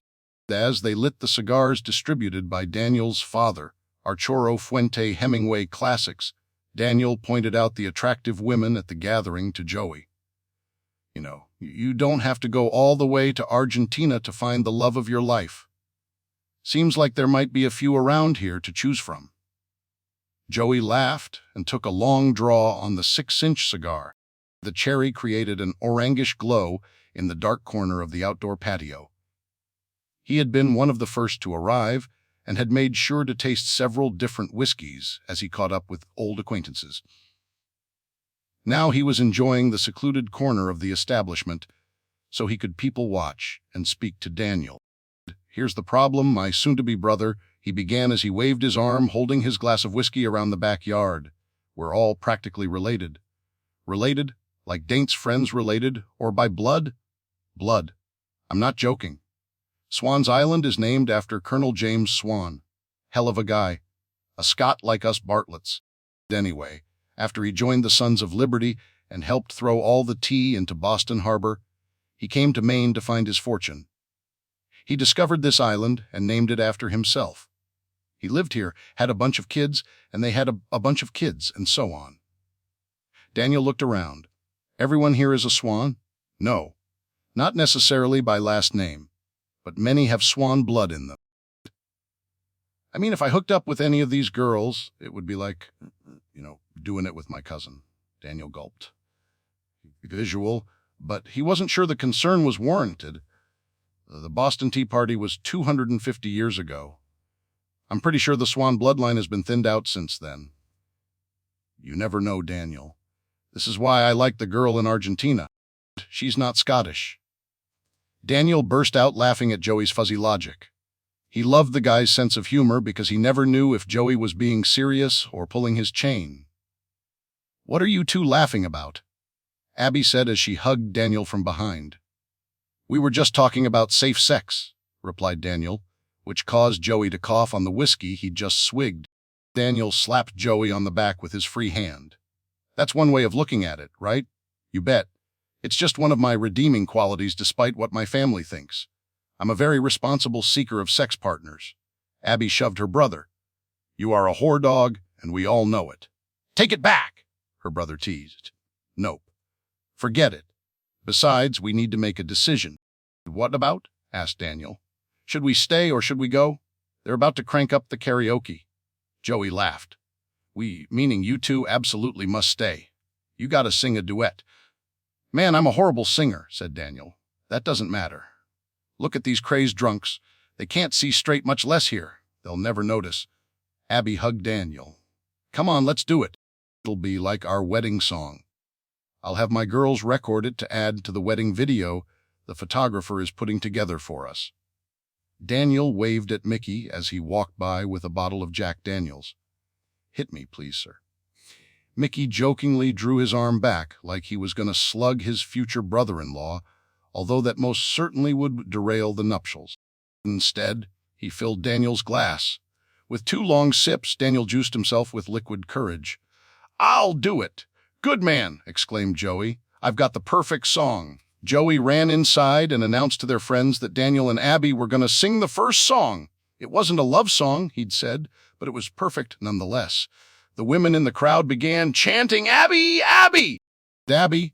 The men, following Billy and Mickey's lead, began their enthusiastic response, "Sonny, Sonny, Sonny!" The couple enjoyed the attention and worked their way through the packed building to where the karaoke machine was set up. Joey awaited them with a grin that threatened to break his face. He gave each of them a microphone. "Ready?" "Yeah," they replied together. "Do gotta do it." "We're ready." "Let's do this." Daniel and Abby exchanged high fives, drawing a roar from the crowd. As they began, most in the crowd who were fans of the television show Friends were excited. Most didn't know the lyrics were written by the original artist Rem until they reached the chorus, the part of the song that conveyed its central message. When it was time, Abby and Daniel had plenty of help from their friends. It's the end of the world as we know it. It's the end of the world as we know it. It's the end of the world as we know it, and I feel fine. Part 3. Do not fire until you see the whites of their eyes. Tilda Colonel. William Prescott, American Patriot, at the Battle of Bunker Hill, 29, Thursday, October 24. The Oval Office, the White House, Washington, D.C. The Oval Office has been the sanctuary of 19 U.S. presidents since it was constructed in 1909. In years past, it was the inner sanctum where the most powerful leader in the world would meet with close confidants and U.S. government leaders. Over time, things have changed as America has been embroiled in a vicious partisan divide that threatened to tear the nation apart. Neither side would accept even the smallest amount of responsibility. As a result, every election was bitterly contested, including the current presidential cycle, which found the current occupant behind in all the polling. That morning, the president's chief of staff, Jeff Ziegler, had called a meeting of the nation's top security advisors as well as the Secretary of State to prepare an update to the nation's nuclear weapons policy. The meeting was to be held following the president's daily brief in the Oval Office. However, as had frequently been the case of late, the president didn't attend the PDB in the Roosevelt Room, nor was he present in the Oval Office as the parties convened. This drew the ire of the vice chairman of the Joint Chiefs of Staff, Admiral Chris Brady, who had been tasked with attending the PDB. He was the only attendee who had failed to take a seat on the couches in the center of the Oval Office. The seat closest to the resolute desk, ordinarily occupied by the president, was vacant. Immediately across the sofa table in another chair sat Ziegler, who'd grown perturbed with the vice chairman. Admiral Brady, care to take a seat so we can get started? He asked, conveying his disdain for the admiral through his tone of voice. Well, Jeff, Mr. Chief of Staff, Admiral Brady began in reply with a hint of snark to make his point that Ziegler was not the president, although he tried to act as such. We missing somebody? He pointed to the empty chair at the head of the table. The president won't be joining us this morning. You might recall just moments ago, I relayed that he'd be taking a brief respite this weekend at his beach house before resuming campaign activities on Monday following his international trip. It's 12 days until the election, and early voting is underway everywhere. He went to Canada, for heaven's sake. Besides, while he's taking another respite, we're supposed to reassess the nation's nuclear war footing without him. He asked, his voice full of sarcasm. Wouldn't he like to, give us a little input? Ziegler took a deep breath and tried to maintain his composure. His duties had not been easy, and were certainly out of the norm for most administrations.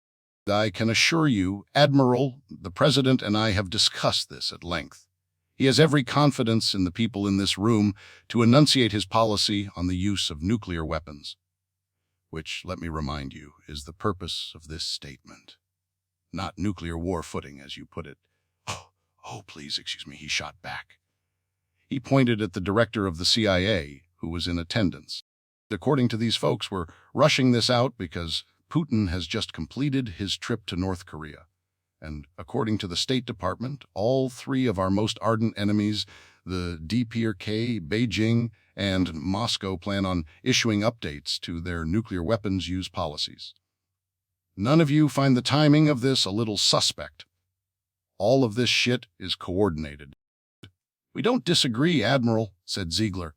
Please, sit down. Admiral Brady relented and took a seat next to his counterpart in the Defense Department. Okay, fine. What exactly are we going to do? Are we making a political statement to preempt this new axis of evil, or are we updating our policy based on some kind of new intel?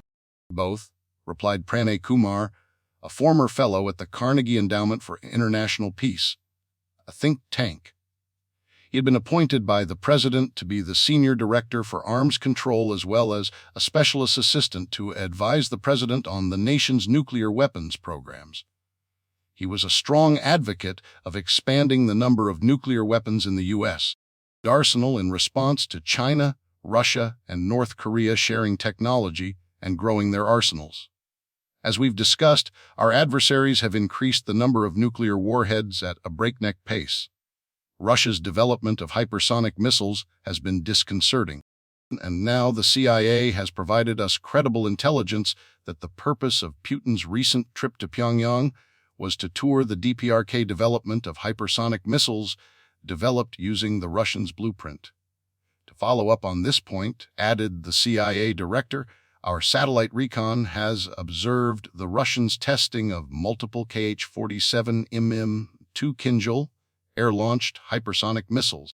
The performance of these air-launched ballistic missiles was extraordinary. Their range was projected at 300 miles, and they can be carried by MiG-31K interceptors. However, this is what shocked our analysts. These missiles, once launched, easily reached a speed of Mach 10. Jesus, muttered Admiral Brady. Where were they deployed out of? Both the southern and western military districts. The CIA director replied, should Moscow order tactical missile strikes out of the western district using the Kinjal hypersonic missiles, NATO defense systems would be unable to protect any European targets. Moreover, if our intel is correct, the next round of tests ordered by Putin would be initiated out of Chukotka, the northernmost region of Russia's sparsely populated Far East, 100 miles from Alaska's shoreline, added Secretary Houston. Admiral Brady shifted uncomfortably in his chair. Elmendorf would never have a chance. Fort Greely couldn't respond in time. 6 hours north of Anchorage was the sprawling, oftentimes snow-covered Fort Greely military base. 3,000 miles to the south, in California, was another major installation, Vandenberg Air Force Base. The two bases are linked by a unique security objective: destroy nuclear-tipped missiles bound for the U.S. should they ever be launched from any hostile state. As we all know, knocking these things out of the air is akin to shooting a bullet with a bullet, added Ziegler. The president is fully aware of the issues associated with our nuclear defense systems. Our country has invested billions of dollars in a system that has only been tested in computer hypotheticals. The reality is that more money and research won't change this fact. This is why the president advocated the use of artificial intelligence in the decision-making process. The old adage that minutes matter doesn't hold true anymore. Now seconds matter. May I add one more thing? Asked the director of the CIA. Has this AI that we've all assumed is the cure-all for these defects taken into account countermeasures like decoy warheads? It's no secret to our adversaries that we've placed a reliance upon the artificial intelligence technology to defend against their attacks. But, as we all know, we only have a limited number of defensive interceptor missiles at Greely and Vandenberg as part of the GMD. Ground-based mid-course defense, or GMD, referred to the U.S. nuclear defense system. Incoming warheads are tracked by radar and satellite. They would then be targeted by defensive interceptors launched from Fort Greely and Vandenberg. Admiral Brady furrowed his brow. The Pentagon spearheaded the AI inclusion into our nuclear defense protocols. In limited testing, GMD has a success rate of 55%, including 3 misses in the last 6 tries. If there are decoys, as you suggest, our GMD missile defenses would be quickly depleted. The AI takes this into account. How? Asked the CIA director. By initiating responsive first strikes at the adversary who initiated the attack, replied Admiral Brady. Of course, the president has the capability to override AI response directives if done so in a timely manner. The CIA director looked the other attendees in the eye, one by one. He understood the meaning behind Admiral Brady's statement. Our 3 principal adversaries, along with Iran, are cooperating and coordinating with each other in ways that run counter to world peace and stability. The evidence exists in plain sight that they are sharing missile and drone technology for both conventional and nuclear weaponry. Furthermore, their rhetoric relentlessly threatens the United States. Recent actions of each of these bad actors exacerbate regional tensions. China has been testing a blockade of Taiwan, plus their warships bully other vessels throughout the South China Sea. The North Koreans have daunted the South by dropping garbage out of balloons intentionally floated over Seoul, sending their soldiers into the DMZ, and firing test missiles over Japan. Iran has funded Hamas and Hezbollah in their attacks upon Israel. And, of course, Russia invaded Ukraine again. Special Assistant Kumar leaned forward on the couch and addressed Ziegler. Absent a change in our adversaries' arsenals and attitudes, we may reach a point in the coming years where an increase from the current number of deployed missiles is warranted. We need to lay the groundwork to do this if the President approves, because our enemies' combined nuclear arsenals greatly outnumber our own. And the President is in agreement, added Ziegler. He recognizes the day has come. He believes we need more nuclear weapons to deter hostile nation-states in order to protect the American people, our allies, and our partners around the globe. Hopefully, this decision is not too late, said Admiral Brady. Thursday, October 24, Strategic Rocket Forces of the Russian Federation, Vlasica, Moscow Oblast, Russia. Deputy Foreign Minister Sergei Ryabkov and President Vladimir Putin walked together through the central square of Vlasica, a protected, closed governmental community where the main headquarters of Russia's nuclear weapons program was located. In the center of the square stood two intercontinental ballistic missiles towering over the surrounding evergreens. The replica of the first Sputnik spacecraft sat nearby as a testament to the nation's early successes in space. Deputy Foreign Minister Ryabkov was one of the few people in Russia whom President Putin truly trusted. When Putin wanted to send a message to the West, he dispatched Ryabkov to give interviews on Russian state television. Recently, during a conversation with the host of the program New World, he discussed the prospects of nuclear war. He warned that the unacceptable and escalatory actions of the United States and European allies in Ukraine might lead Moscow to amend its nuclear doctrine, the conditions under which Putin might deploy nuclear weapons. In fact, before the formal announcement scheduled for that Thursday, Putin and Ryabkov had already implemented the changes. Russia was on a nuclear war footing. The two Russian leaders were greeted by Alexander Dugin, Putin's close friend and confidant. He was often referred to as Putin's brain on matters of geopolitical affairs. The car bomb that killed Dugin's daughter in 2022 had likely been intended for Dugin himself. The attack was presumed to have been orchestrated by the CIA, further hardening Moscow's position against the U.S. It was Dugin who convinced Putin it was time for Russia to redefine its place in the world. Dugin, along with Ryabkov, quickly enhanced Moscow's relations with China, North Korea, and Iran. The Russian president had been treated to a hero's welcome in Pyongyang during his recent visit. The streets had been decked out in Russian flags and banners and towering photos of a smiling Putin. The two nations had grown closer during the Ukraine war. North Korea supplied the Russian army with much-needed munitions, and Moscow sent their nuclear warfare experts to Pyongyang. They made a joint statement in which Kim Jong-un stated both countries would resolutely oppose the West's ambitions to hinder the establishment of a multipolar world based on mutual sovereignty and consideration of other nations' interests. Most importantly, like China, Russia assured Kim that they would defend the Korean people against the treacherous, dangerous, and aggressive enemy, without specifically naming the United States. Comrades, thank you for meeting me today before our announcement, began Putin. Our great country, Mother Russia, only had one path, either to be great or not to exist. Everything is at stake. We have carefully watched world events. We have cultivated strong relationships with our allies. We have sowed the seeds of division between Washington and Europe. Now it is time to make our changes in Russia's nuclear warfare doctrine known to our adversary. The West has become a pathologically sick, maniacal civilization that has intentionally pitted itself against the rest of the world. They are the root source of hostilities. In order to defend against their aggressions and not be viewed as helpless on the world stage against American imperialism and colonialism, we will be prepared to use nuclear weapons as a means of containment. We are all in agreement, added Dugin. The West is not afraid of China or the North Koreans because we are the only nation who can turn America into radioactive nuclear ashes. Interrupted Ryabkov. The Americans provided the Ukrainians with the missiles, technology, and intelligence to take out our strategic missile deterrent radar facilities. They used Ukraine to make us blind to possible French and American nuclear attacks. Putin gritted his teeth and slammed his right fist into the palm of his left hand.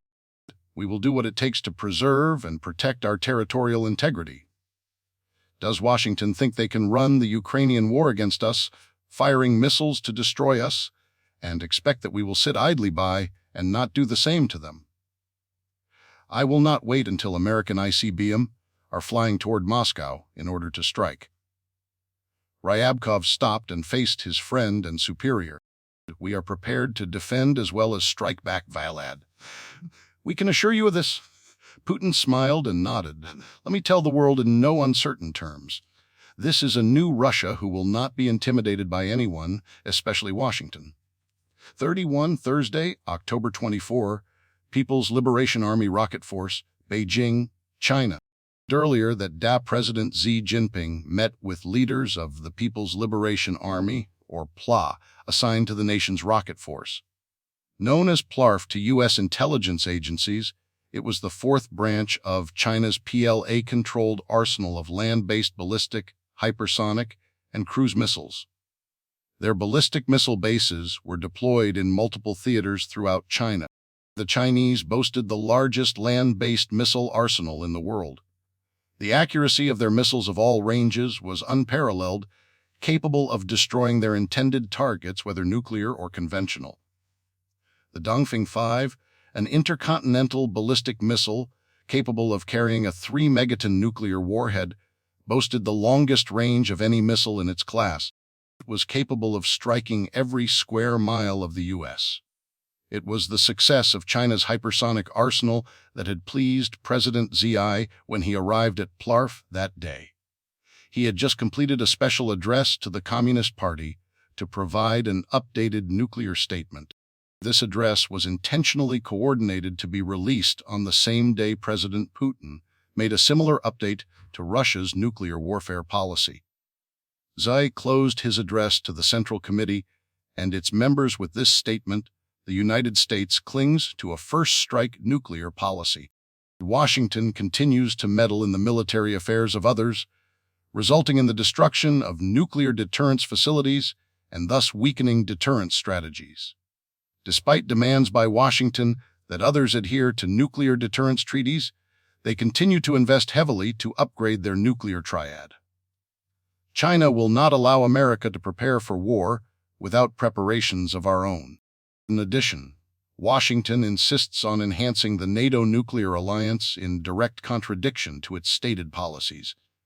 By expanding its cooperation on advanced military technologies in furtherance of the war in Ukraine, Washington has made it clear its aggressions will not cease. It leaves China with no alternative but to respond in kind. Later, President Xi entered the PLARF headquarters to applause, a rare show of emotion and support in the otherwise stoic military culture in China. The expansion and resulting success of PLARF initiatives were the direct result of President Xi's insistence. He and President Putin had grown closer over the last few years as Russia became embroiled in a proxy war with the U.S. over Ukraine. President Xi had closely studied Washington's actions as he made his determination whether to finally reunify Taiwan under Beijing's rule. He was biding his time to encircle the tiny island nation until after the U.S. elections. President Xi feared direct attacks on Taiwan might alter the election results in favor of the current president's opponent.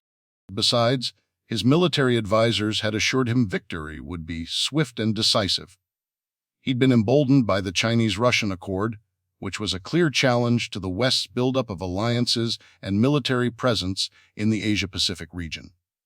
The two nations, while not entering into a formal treaty, agreed to join one another if a war with the West broke out. Their separate statements issued on that day should have been perceived as if it was a joint communiqué. Both nations had shifted in their policy to a first-use doctrine rather than simply a defensive posture. In fact, President Xi had purged several military leaders within the PLA who disagreed with this approach. President Xi saw nuclear weapons as pieces on a global chessboard. A written policy that once stated a nuclear war cannot be won and must never be fought suddenly found this specific language omitted from the text.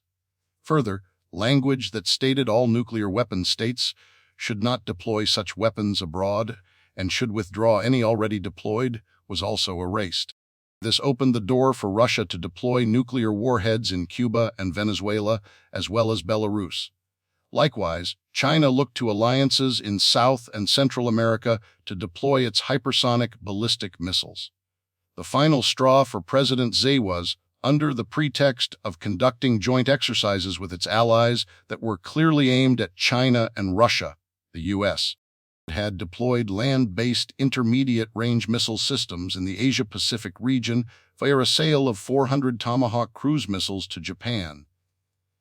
The bond formed between Xi and Putin had been solidified. When their meeting last spring ended, President Xi wanted to impress upon the world that China and Russia had been building upon a centuries-old friendship. Their cooperation had increased in recent years, generating powerful momentum. He concluded his address to his military leaders at Plarf by saying, "As we say in China, tree bark forms by the accumulation of soil, while an accumulation of water creates oceans." Reading between the lines, an ancient proverb came to the minds of many who analyzed President Xi's statement. "The enemy of my enemy is my friend."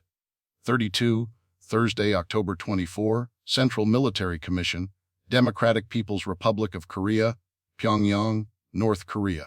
Several weeks prior, the Democratic People's Republic of Korea, oftentimes referred to by political analysts as the DPRK, had used Russian technologies provided in exchange for arming the Russians in its war with Ukraine to test a hypersonic intermediate-range missile. With the Russians' assistance, the North Koreans were now breaking a nuclear standoff with their neighbors to the south and the U.S. It marked a great leap forward in the country's ability to build a solid-fuel, nuclear-capable missile. This was essential in Kim's mind, as the built-in solid propellants allowed the missiles to be mobile, making them easier to hide from American satellites. Also, they could be launched quicker than the DPRK prior ICBM, which relied on liquid propellants. This would give the Americans time to react and destroy the missiles. Despite the DPRK rapid development of the intermediate-range missile, Chairman Kim Jong-un was still not satisfied. Each year, the U.S. and South Korea conducted joint military drills in the waters surrounding the Korean peninsula. It was intended as a show of force to act as a deterrent against the DPRK, which might consider attacking the South. Kim was continuously insulted by the activity, and this year, when the joint maneuvers were to take place, he wanted to show the world he was capable of fighting back. The intermediate-range missile, while an amazing accomplishment for the North Koreans, was insufficient to reach the United States mainland. Only then, Kim thought, would Washington give him the respect he was due. So he pressed his people to get the test ready to coincide with this year's war games, set to begin tomorrow. Just days ago, Kim had broken out in a rage when his top generals, spearheading the long-range hypersonic missile, advised him the test would not be ready as planned. He had them arrested and removed from the Central Military Mission, where they had been discussing the planned test.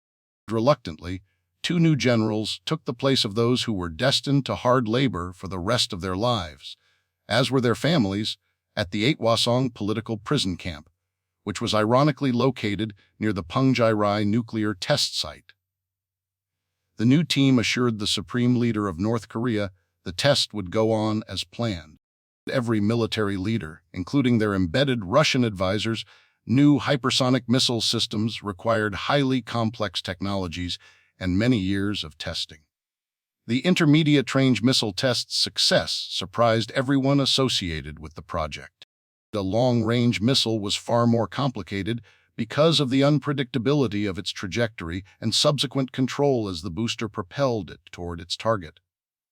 Once the launch rocket separated, the missile's hypersonic glide warhead would have to respond to various maneuvers before striking. 4 long-range hypersonic missiles had been built. None had been tested. Tomorrow would be their first attempt. 33, Friday, October 25, 10:00 a.m. Eastern Daylight Time EDT, Ellsworth, Maine, IT took Tammy Bartlett the better part of a week to level out from the emotional roller coaster ride she'd been on since Abby's wedding. The wedding had been the best she'd ever attended on the island, the fact her daughter was the bride notwithstanding. The morning she drove the couple to Portland's airport, she did her level best to fight back the tears. It wasn't until they were unloading their luggage at departures did she and her daughter lose it.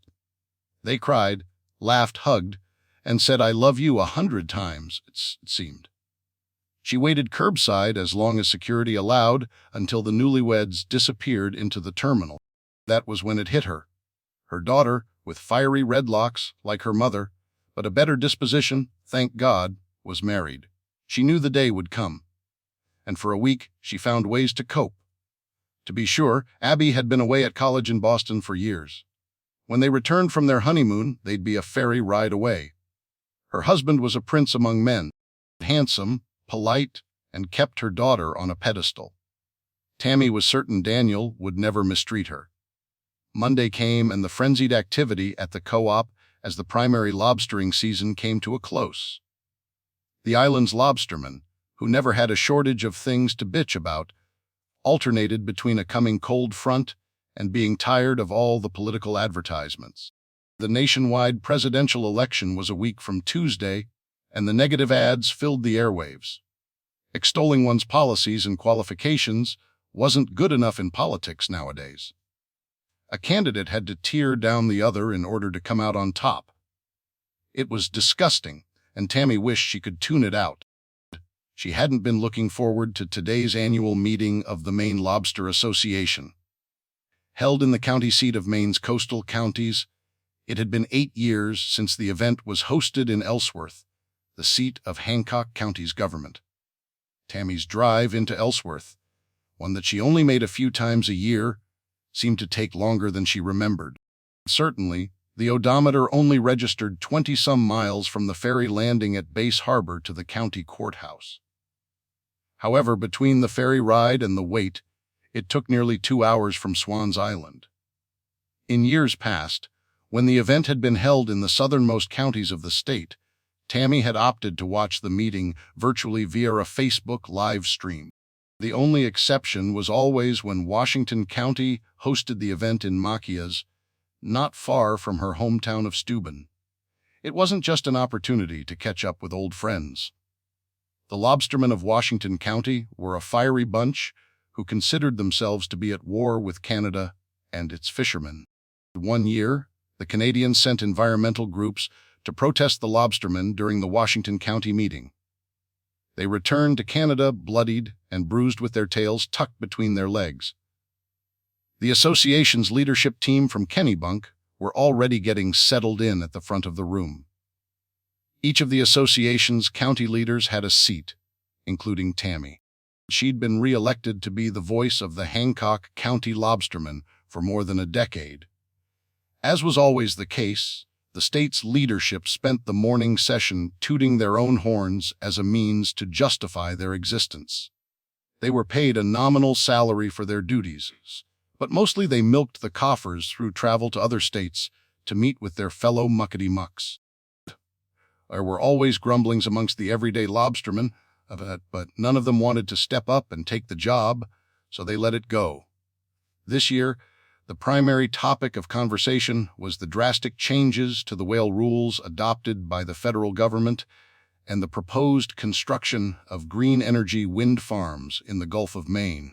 The whale rules issue had been festering for several years, as the Environmental Protection Agency, or EPA, had adopted measures that put significant protection restrictions on lobstering where the whales migrated.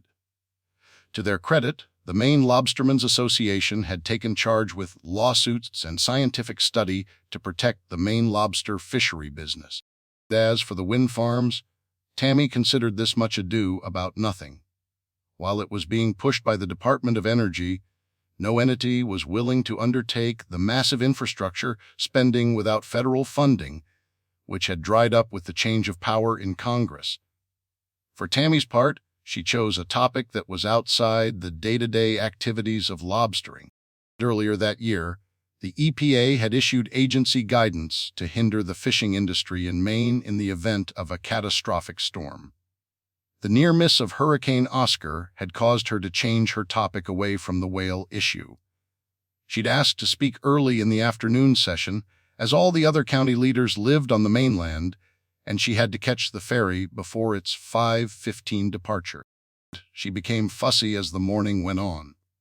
The long-winded state leaders from Kennebunk, who were happily staying at the Jarvis Homestead, a historic mansion and the most impressive hotel in Ellsworth, seemed to be orchestrating a long day so they could fleece the association's petty cash out of another night's stay.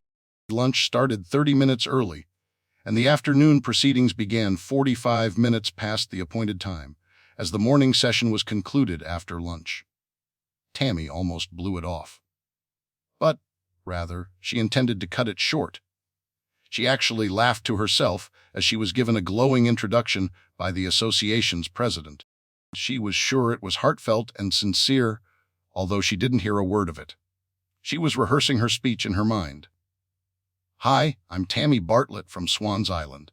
If you're interested in what I have to say, shoot me a text or an email, or I'll see you in 8 years. Thanks, and have a nice rest of your day. Come on up, Tammy. We're all interested in hearing your thoughts on these important issues. Don't tempt me." She casually glanced at her watch. Even her introduction took 5 minutes. She could make her speech in 10 seconds. However, she didn't, although later she wished she had. 34, Friday, October 25, 10:00 a.m., EDT, aboard the F/V Dixie Bull, Atlantic Ocean. Since the wedding, Billy Bartlett's mind had been elsewhere, namely at sea. His baby girl, the apple of his eye, the exact replica of his wife when she was in her early 20s. Abby was now the responsibility of another man. There was a time he claimed he'd celebrate the day he passed his only daughter on to her husband. In truth, it was taking longer than he expected to overcome the reality. It was for that reason he told Mickey they were going to take a long trip to the edge of the continental shelf, 200 miles offshore, to get back to work. Despite his grand plan to shove his slightly depressed state of mind out of his conscious one, Billy thought of Abby and Daniel often and leapt when a text message arrived from them. They were happy and were having the time of their lives as they toured European capitals and saw unique points of interest. During the week, he found himself reflecting on his life and the career he'd made harvesting lobsters, as his family had done for their entire existence on Swans Island. Lobsters were ugly critters. They weren't bright red like the cartoonish images or what children's toys portrayed. Not until they're boiled, anyway. They were brownish, unsightly, and ornery looking. Back before they were considered a delicacy, they were only fed to widows, orphans, and servants. There were even laws prohibiting serving lobster to prison inmates more than twice a week. Then, properly prepared, the aristocrats discovered their sweet and salty deliciousness and demanded more. The rich didn't have to look the cockroach-like creature in the eye before dropping it into boiling water. There was a reason many lobstermen referred to their catch as bugs. When they pulled out early Monday morning, a dense fog had swept over coastal Maine, adding to Billy's melancholy mood. The surface temperatures had taken an odd turn on Sunday evening. It was too warm for the condensed mist to fall and hug the ground. Yet the cooler air currents prevented the pea soup, as most called it, from rising. Fog was often associated in books and movies with mysterious events, sometimes even supernatural or ominous. For some, it portended doom. For Billy, it just got in the way of his seeing the horizon. Once they hit the Georges Bank and were cruising toward the continental shelf, Billy's spirits rose. Days of camaraderie with Mickey, Joey, and his regular crew always gave him a lift. Now they'd begun their last day to haul traps before they turned the Dixie Bull back toward Swan's Island. They'd started at the northernmost point of their approved trawl lines and worked their way south until they were due east of Portsmouth, New Hampshire, which was approximately 140 miles from Boston. He continued to monitor the weather as a cold front swept across Canada and dipped into the northernmost states. The chilly weather would be abnormal for late fall and stood in stark contrast to the warmer temps they'd experienced as Hurricane Oscar swept by. Fortunately, the coming weather system was a dry front with little wind. They had a long ride back to the house that afternoon after the last trawl line was picked up. He didn't feel like having his insides battered by the ship's hull busting waves against the wind. Mickey shouted at him from the aft deck, "That's it, Dad. We're ready to drop this trawl and move on to the next one. We're killing it today." "Good haul," Billy smiled. He loved his son's enthusiasm, and he was glad to hear they were filling up the bowels of the Dixie Bull with lobsters. Each year, he and Tammy budgeted their financial resources for the wicked weather that beset Maine. Certainly, there would be opportunities to pull traps, but they were brutal trips that rarely yielded the kind of catch he and the crew were harvesting this go-around. After resetting the trawl line, Billy set the Dixie Bull's autopilot to their next destination so he could join the boys in the galley for lunch. A hot meal of beef stew, chock full of vegetables, and a loaf of Josie's fresh baked bread warmed his belly. "How ya feelin', boys?" he asked as he forced his sizable belly between the bench seating and the table. "Wore out," Joey responded first. He'd enjoyed the quick trip last week with Daniel aboard, but the week-long excursion was his first since last year. He wasn't quite ready for it. "You'll have plenty of time to rest up this winter," said Billy. "Mickey wants to incorporate clams, scallops, and fishing into the off-season routine. While Hebert tends to the Dixie Bull, you boys can take the whaler out." Joey bowed his back and furrowed his brow. He raised both hands as he spoke with a mouth full of bread. "Hold up! You want us to jump in that freezin' cold water to go clammin' or rooting around for scallops?" Mickey smiled, assuming his father was kidding. "Not we, little brother, you. I've got to handle the boat." "What's he gonna do?" Joey asked, pointing his thumb to his right where his dad sat. "I promised your mother I'd help around the co-op." "That's bullshit. She'd run you off after 5 minutes. Come on, guys. Seriously? Diggin' clams and scoopin' scallops." Mickey and Billy exchanged smirked grins. "Well, if that doesn't suit you, we can drop a line and pull up some flounder." Billy laughed before he finished the sentence, unable to remain serious at the absurd suggestion. "I was thinking trying down Portland Way for Harbor Pollock," added Mickey. Joey quickly spooned the rest of his beef stew into his mouth and chased it with a root beer. He let out a deep, loud belt. "That's what I think about that," he said with a single, firm nod. The Bartleton crew enjoyed the laughter as the ribbing of Joey continued. It was part of their normal routine as they welcomed him back onto the boat after one of his walkabouts. Joey brought hilarity to the Dixie Bull, both instigated by him and when he was the brunt of their jokes. Mostly, they enjoyed the retelling of his exploits, as some on the crew had never lived away from Swan's Island, much less outside of Maine.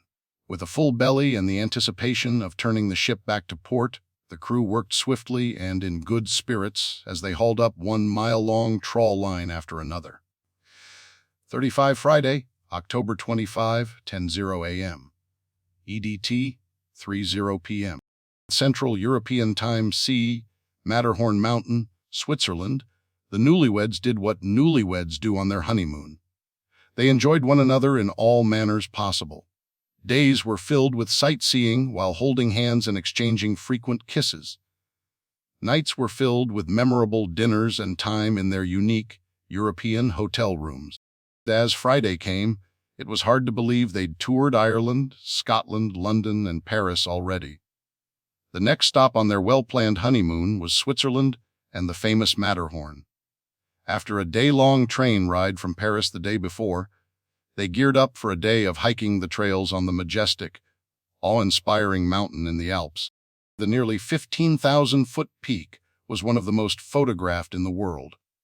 The unmistakable, ever-present peak provided a perfect silhouette of its symmetrical pyramid appearance against the sky.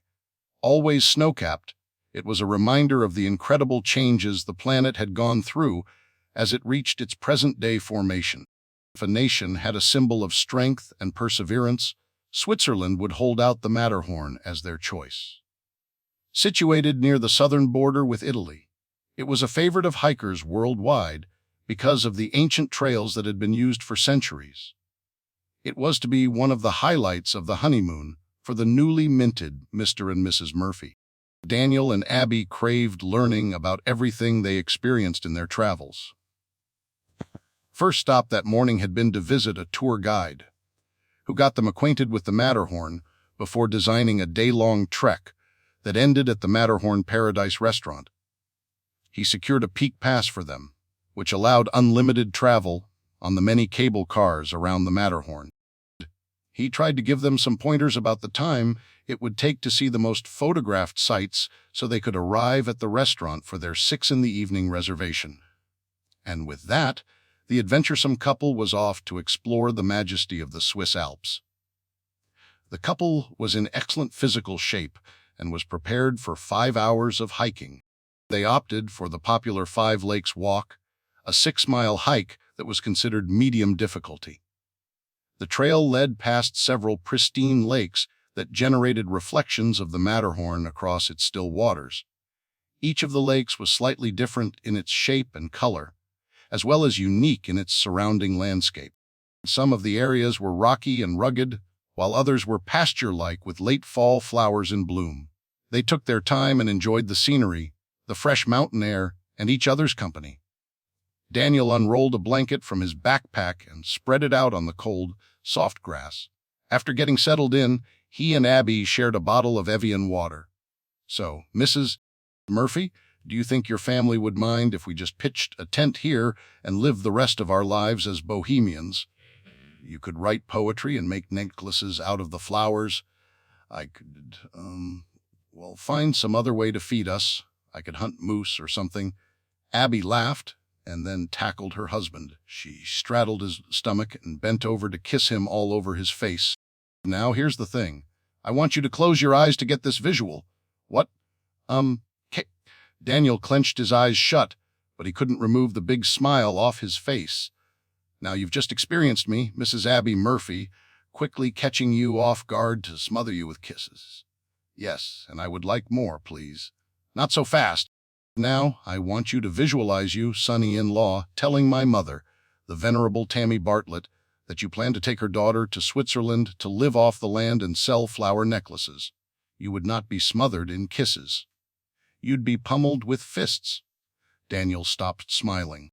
His face grimaced when Abby continued, "Now picture Mom being pulled off you and the captain and his 260-pound body sitting on you so he could take a few swipes at this pretty face." Abby gently rubbed his 5 o'clock shadow jawline. "Did I mention I love Maine?" Daniel asked as the smile came back to his face. He was rewarded with more smothering of kisses. "Okay, my new husband. That's probably the outlook you should keep if you want to keep this pretty face intact. And I really love this pretty face of yours, and you wouldn't want to disappoint me so early in our marriage, would you?" Daniel eagerly nodded, thought for a second, and then shook his head side to side. He was completely befuddled as Abby had his brain and stomach twisted in knots. "Welcome to wedded bliss, young man," he thought to himself. After a brief make-out session to seal their agreement, they began the trek to the restaurant. It would take them over an hour, but it was a fairly easy, level hike. They suddenly found themselves to be borderline starving as Abby read the menu to Daniel along the way. Okay, we're going to be seated by a window with breathtaking, romantic views of the Alpine peaks from the Klein Matterhorn at the restaurant Glacier Paradise. I guess that means the small Matterhorn. Abby shrugged, not sure why there would be two mountains named Matterhorn, not that it mattered. She continued, with our stunning, romantic views, by the way. Did I mention it would be romantic?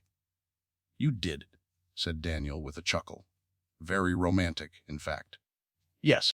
With our stunning, very romantic views, we will be served a multi-course meal and drinks. Abby paused for a moment as she studied the menu, which was partly in English and partly in German. Like what? Asked Daniel, filling the void in her presentation. Sorry, language barrier situation. He squeezed her hand. That's okay, we'll figure it out. Okay, for appetizers, I think we have an option of Klein or Gross, Salat or Suppe. Good job, babe. You even sound German. Whatever, here's what you're going to start with. Goulash sup. Goulash. I hope you would enjoy it. I'll eat anything right now. I'm famished. What else? Abby studied the entire menu for a moment as she looked at the highlights. Okay, clearly we're going to need a translator. I hope the server is patient. I can definitely make out burgers and pasta. There's something called Rosti and also Käseschnitten. Daniel scowled.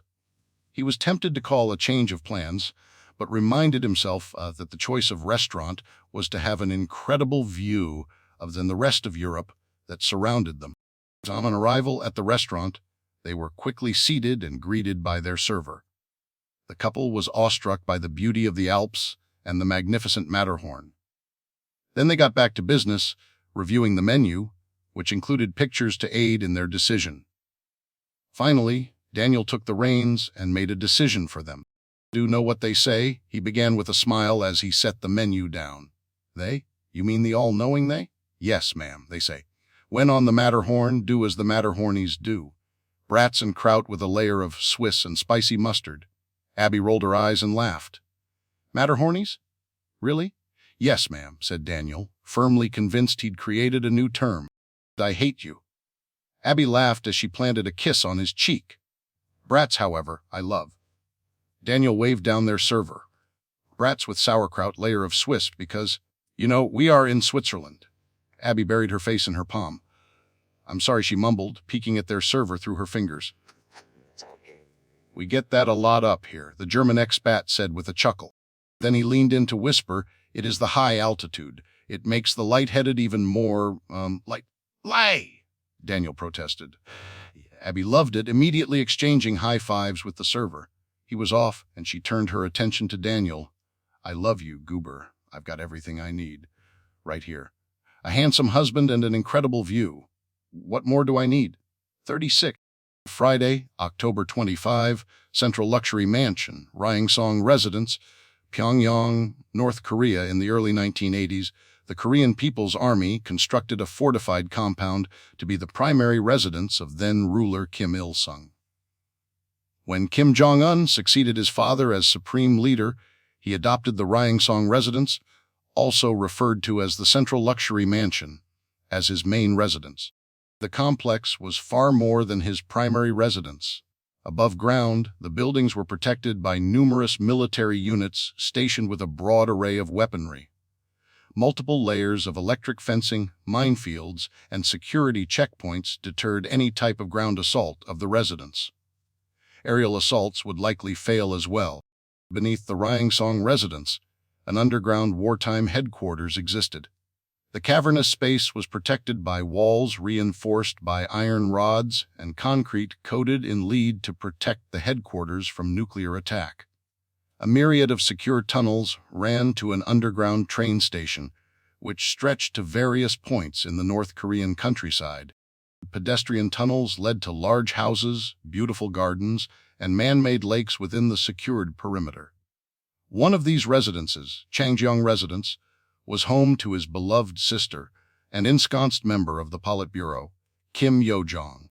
She had been instrumental in convincing her brother to become a man of the people by making more public appearances, from his early interaction with American NBA basketball star Dennis Rodman to frequent appearances at fairground attractions, state-run factories, and of course, high-profile displays of North Korea's military might. Hours earlier, he'd completed an official state visit with the Chinese ambassador, who carried a message from Beijing. Officially, Kim was advised the Americans had threatened retaliation if he followed through with his scheduled missile launch that day. Unofficially, both men agreed that the Americans were just posturing, as they always had for decades. The entire world knew they would not undertake a first strike unless the DPRK attacked the U.S. or one of its protected allies first. Kim's sister sat in on the meeting but remained quiet throughout. She knew her position was to remain stoic, standing by her brother in public, but capable of speaking freely to him in private. The two descended into the war room below the Ryangsong residence together and stopped in an opulent parlor to have tea before they continued with their day. He just instructed his military leaders to reach out to their back-channel liaisons in Japan and South Korea, be prepared for military drills to be conducted by the DPRK military. These conversations routinely occurred behind the scenes to avoid his actions being mistaken for military provocation. The United States had just flown several B-1B bomber missions along the edge of North Korean waters as a show of force. Kim Jong-un was concerned because his radar units had failed to pick up the bombers until they were 100 miles away from his coastline. He went into a rage with his generals, who immediately snatched up 2 radar operators and hauled them to another room. The actions by the U.S. military were similar to the attempts to provoke Kim 5 years prior when they flew multiple B-1B missions over the South Korean half of the peninsula below the 38th parallel. The veiled threats hadn't stopped the scheduled missile test then, nor would it stop the one scheduled for today. "Sister, they are a weak bully," started Kim as he calmly sipped his tea and settled into a chair. After a precipitous weight loss that sparked rumors in the international community, Kim continued to regain the weight, resulting in the removal of all couches from areas he frequented. He'd suffered an embarrassing moment the year before when he'd settled into a couch on the residential level, and he was unable to get off it without help. He continued to make his point. "Do they have nuclear weapons? Yes, but so do we. Unlike them, I have the courage and strength given to me by our father to use them." "Dear leader, my brother, they have much to lose," said Kim Yo-jong, referring to her brother as dear leader as a show of respect. "We may be smaller in size, but we are bigger in heart. That is why they cower at your shows of force and run away like the vermin they are." "Yes, sister, you do understand. What the Americans do not understand is we desire this confrontation. We want to prove to the world once and for all which country is mightier. Indeed, dear leader, I know this. I also know the only words from our comrades in Beijing and Moscow that are expected to be abided by are don't shoot first. It is a smart political move, and one which only someone of your patience can observe." Kim Jong-un reached for a biscuit cookie from a plate adjacent to his chair. He dipped it into his tea, as he'd learned to do in those 2 years in Switzerland with his sister. The brand outside of Switzerland was usually called Ovaltine, the powdery drink mix many Swiss and American kids grew up on. The Swiss division of Ovaltine made his beloved crunchy biscuits, which were frequently dipped in milk or hot tea. Kim Jong-un cherished the memories of Switzerland with his sister and had ordered thousands of cases of the product to be available to him in each of his residences and offices. Calories, obviously, were not a consideration. "Sister, we will not strike right away unless provoked. But when we do, the world will never forget. Our newly developed hypersonic missiles will cement our position in history and gain the respect of leaders that has eluded our country for decades." Kim Yo-jong sipped the hot tea and peered over her cup as her brother spoke. She smiled as she admired his spirit and resourcefulness. "You deserve this, my brother. Dear leader, I know your day in the spotlight has arrived." Kim's war room closely monitored the U.S. Navy as it escalated its presence in the region. When the third carrier strike group entered the Sea of Japan, his generals sounded alarms, which placed their military apparatus on its highest alert. Today, the North Korean military loaded 2 Storm Petrel anti-ship cruise missiles on a Wonsan guided missile patrol boat. The vessels were ordered to patrol North Korea's east coast along the edge of its territorial waters to prevent the embarrassment of U.S. warships being seen from North Korean beaches. Also, the Wonsans were intended to be highly visible to the Americans. They would be closely monitored and, hopefully, distract them while Kim released his new long-range hypersonic missile, one that was far stealthier than the Wonsan patrol boats. "Sister, today is a momentous one for us as well," started Kim Jong-un as he approached his always eager group of generals, most of whom were in their 70s. Impeccably dressed, the men always awaited every word out of dear leader's mouth and stood with pen in hand to jot down every directive. "This is our greatest achievement, sister, a speed demon that carries an advanced nuclear warhead capable of reaching America's heartland. Dear leader, this is a magnificent achievement by you and your generals," started his sister, much to the delight of the generals, who appreciated being recognized. Her brother didn't praise his military leaders. Their father had told him it was a sign of weakness. He resented when his sister did so. She was the next in the line of succession in the DPRK government. He feared she was endearing herself to the military leaders to orchestrate a coup. He'd sidelined her for 2 years until she agreed to fall in line. This had been a rare mistake, which he quickly forgave. After an awkward moment of silence, she quickly added, "Just as important, you have made a mighty alliance with your political friends in Moscow." "Yes, sister, but that was out of Putin's need for our munitions," he quickly replied in a tone that shut down the conversation. This moment was about his achievements, not the shortcomings of his regime's capabilities. He turned to his generals and gestured for them to proceed. "Dear leader," one of the generals began to explain, "the hypersonic gliding flight warhead will leave a footprint for the Americans to track its launch site. We have relocated it from the outskirts of Pyongyang to our undeclared operating base at Sangnamnai.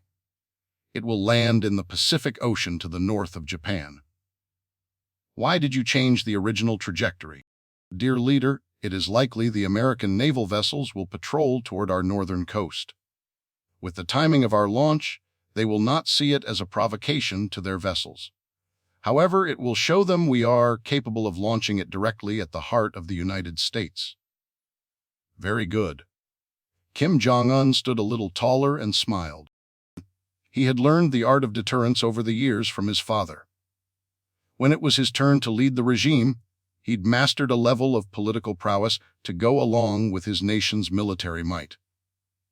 While the entire world was singularly focused on his nuclear proliferation, he had been building a massive ground force together with a respectable navy. With the addition of Russian technology, he'd transformed his air force from one using outdated MiG-21 and MiG-23 technology to the more modern and capable MiG-35DS, a dual-seat fighter with advanced avionics and weapons systems capable of competing with any American aircraft. His father, Kim Jong-il, had sought to reunify the Korean peninsula, a goal that would satisfy his people and establish a legacy for Kim Jong-un's regime. After his father's death in 2011, he knew the world expected this to be his goal. Today's show of force would be the first step. However short he might be in stature, in the next hour, Kim Jong-un's lofty goals would make him a giant among men.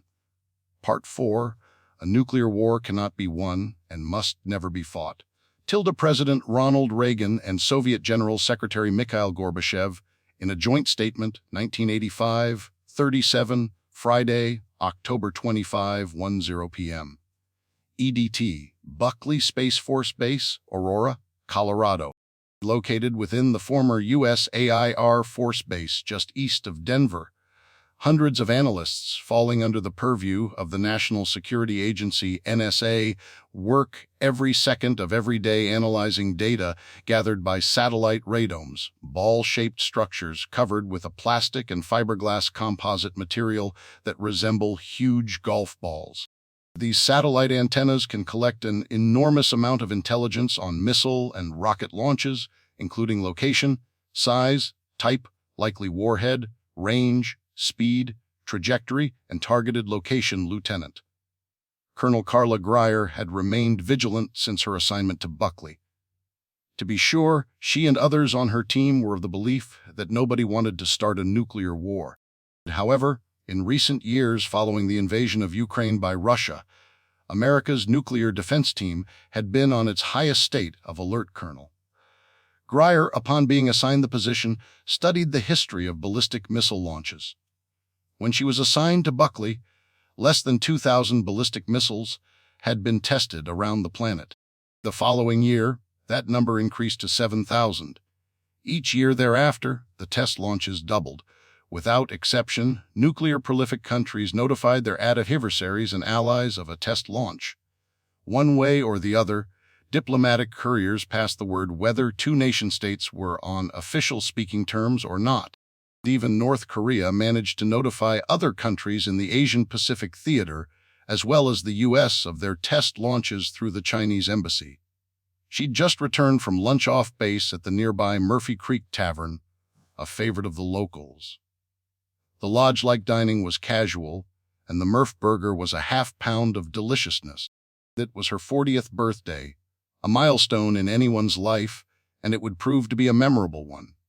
She just returned with the senior-most officers assigned to the Aerospace Data Facility and the National Reconnaissance Office at Buckley.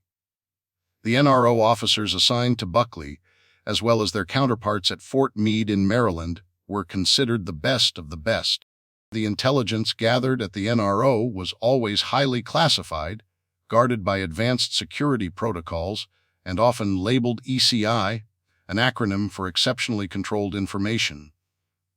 Looking down upon Buckley and every other square inch of the planet were satellites hovering over 20,000 miles above the surface.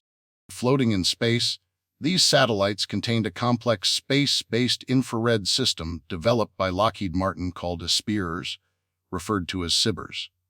Moments after Colonel Grier and her team returned from lunch, the satellites detected a ballistic missile's flaming hot exhaust emanating from its rocket booster almost instantaneously with its igniting on the launch pad. The robotic voice blared through the control center speakers. Ballistic missile launch. Alert! Ballistic missile launch. Alert! In seconds, the data began to stream into Buckley via the radomes. Analysts sprang into action and uniformly reached the same conclusion. The North Koreans had begun their test of a long-range hypersonic missile. The Department of Defense had been notified about via a communique from China to the U.S. State Department. The U.S. satellites over North Korea remained stationary rather than circling the Earth. North Korea, as a nuclear power and a hostile nation-state, warranted the special attention. The sensors within SBIRS processed the data and began streaming to Buckley. "Talk to me," she ordered authoritatively. She was aware of the DPRK planned launch, and the group had planned their lunch accordingly, hence the reason her first stop upon return was to the massive command center that resembled NASA mission control. "Analyzing hot rocket exhaust, Colonel," replied an analyst in the center of the room. Half a dozen like him were carefully analyzing the rocket's fiery discharge as that of a long-range ballistic missile, far different from the dimmer plume and brightness of a hypersonic missile. However, upon re-entry, the hypersonic missile's speed creates friction at lower altitudes even after their rocket boosters run out of fuel, which allowed it to be tracked longer. Confirmed. Long range. Consistent with their planned test. A barely audible sigh of relief was heard rolling through the command center. In just 10 seconds after its launch, the North Korean long-range intercontinental ballistic missile had been confirmed. The data gathered by the SBIRS was disseminated to the National Military Command Center, located in the bowels of the Pentagon. Powerful computers were analyzing the streaming data in order to create a prediction of the ICBM trajectory, path, speed, and projected target area. The NRO commander remained laser-focused on the theater-sized screen at the front of the command center. A dot, a blip on a screen, moved threateningly across a map of the Asian-Pacific region. Colonel Greer lowered her brows, her eyes becoming mere slits on her face as she studied the dot, a paltry representation of a powerful killer if armed with a nuclear warhead. Then her eyes grew to the size of saucers. Something was wrong. Bad wrong. 38, Friday, October 25:11 p.m. EDT, Buckley Space Force Base, Aurora, Colorado. IT had been less than a minute since launch.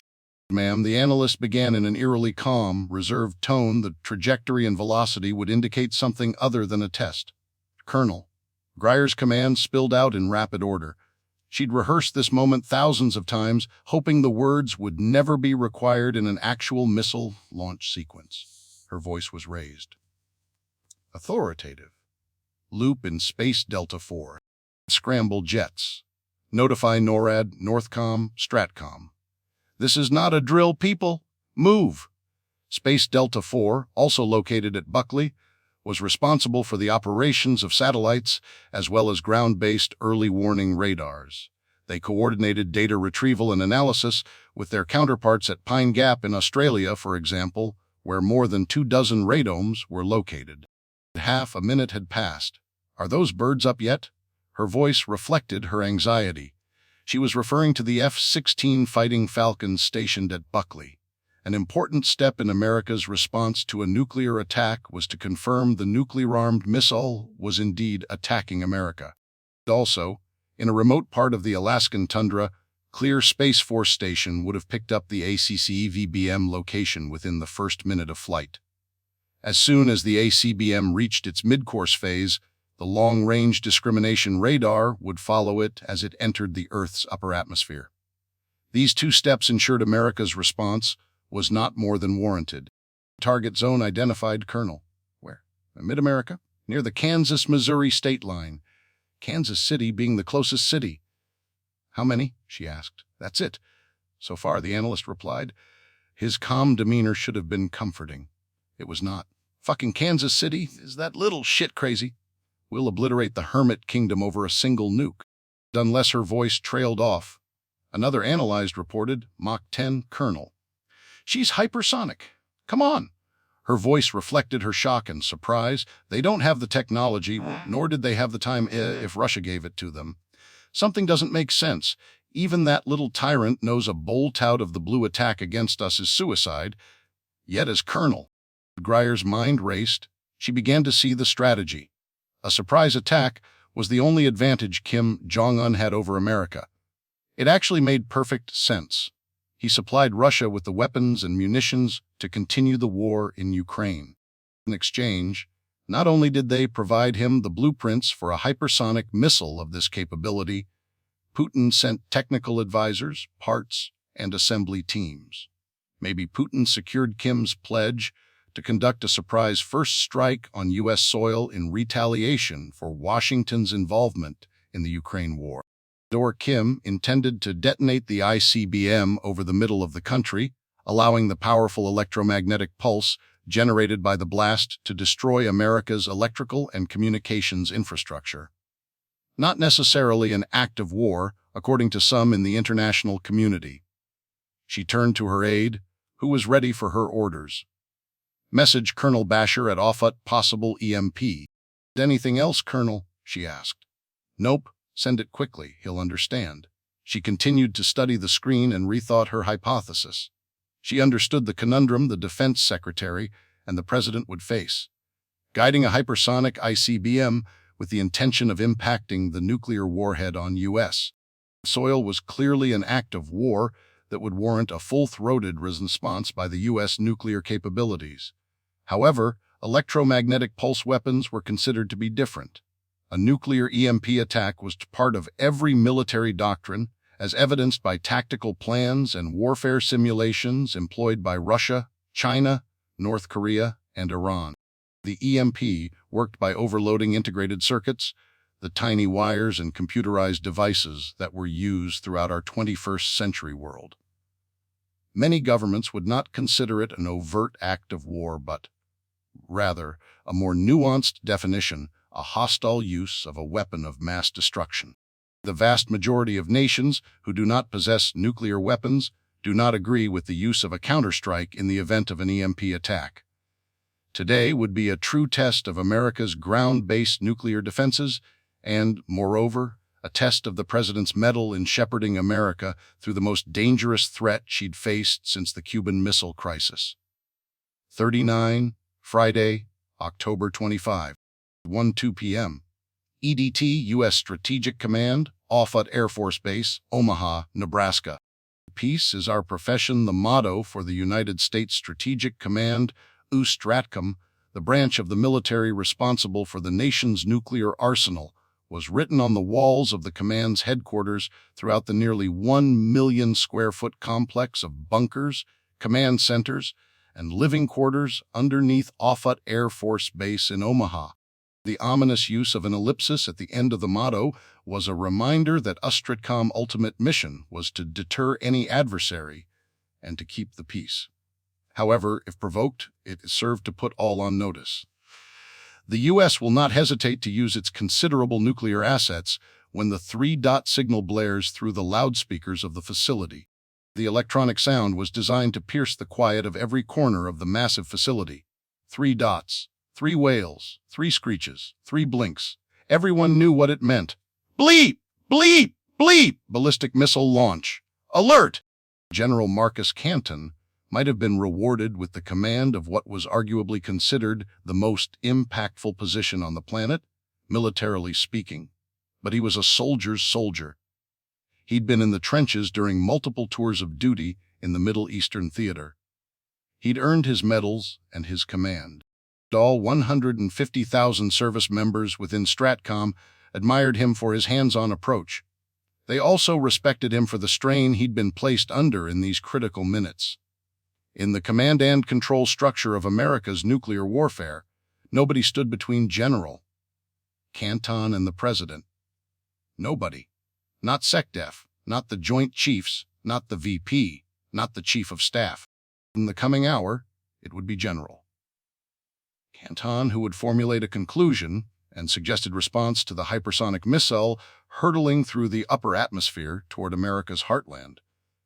He would directly advise the President and then follow the Commander-in-Chief's orders general. Canton was a student of military history and tactics. He trusted no one, including most of the intelligence agencies in Washington. Unless he saw or heard it with his own eyes and ears, he remained full of information. As a result, he was deliberate in his decision-making and was fully aware of the time constraints on his shoulders. For decades, the U.S. had only had to worry about one nuclear power, Russia.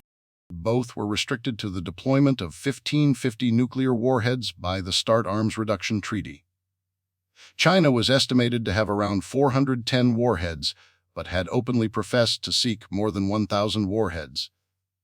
Intelligence reported they'd secretly surpassed that number. The U.S. had never had to face 2 near-peer nuclear competitors. China now exceeded the U.S. in the number of ground-based ICBM launchers, and unlike the U.S. and Russia, China was not bound by any arms control measures. Then there was North Korea and, to a lesser extent, Iran. North Korea was a formidable foe, although General Canton often quipped they'd be one and done, literally speaking. Within 30 seconds of the alert screaming through the corridors of STRATCOM, he arrived at the battle deck, a 1,000-square-foot room made up entirely of concrete. Like Buckley, this command center included a massive screen to track the movement of any ballistic missiles. In addition, 3 digital clocks displayed time sequence information. The countdown clock labeled Red Impact reflected the time remaining until the incoming missile was projected to hit its target. If a counterstrike was called for, the Blue Impact clock indicated the time remaining until U.S. nuclear warheads struck the enemy. Lastly, the one he watched closely, although in his heart he didn't want to adhere to, was the safe escape counter.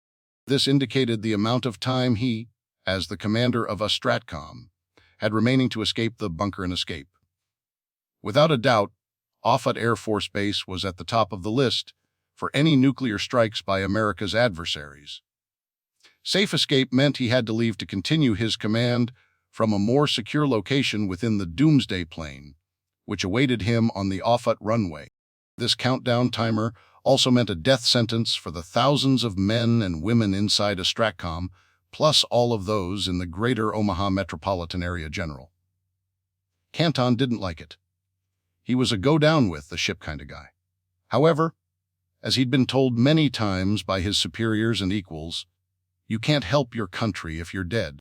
After studying the screen and walking through the aisles of the analysts with some of the highest security clearances in the U.S. military, he made his way to the rear of the battle deck where a soundproof privacy screen descended from the ceiling.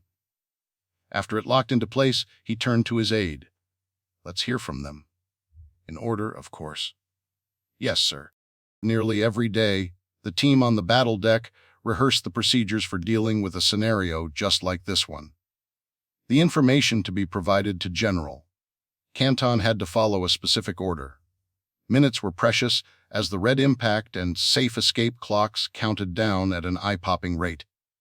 However, there was one clock that had not yet started, the one that would reflect the time left before the world would come to an end. It was General Canton's top priority to start the blue impact clock running, signaling America's counterattack. The nation's policy for responding to a nuclear attack was known as launch on warning.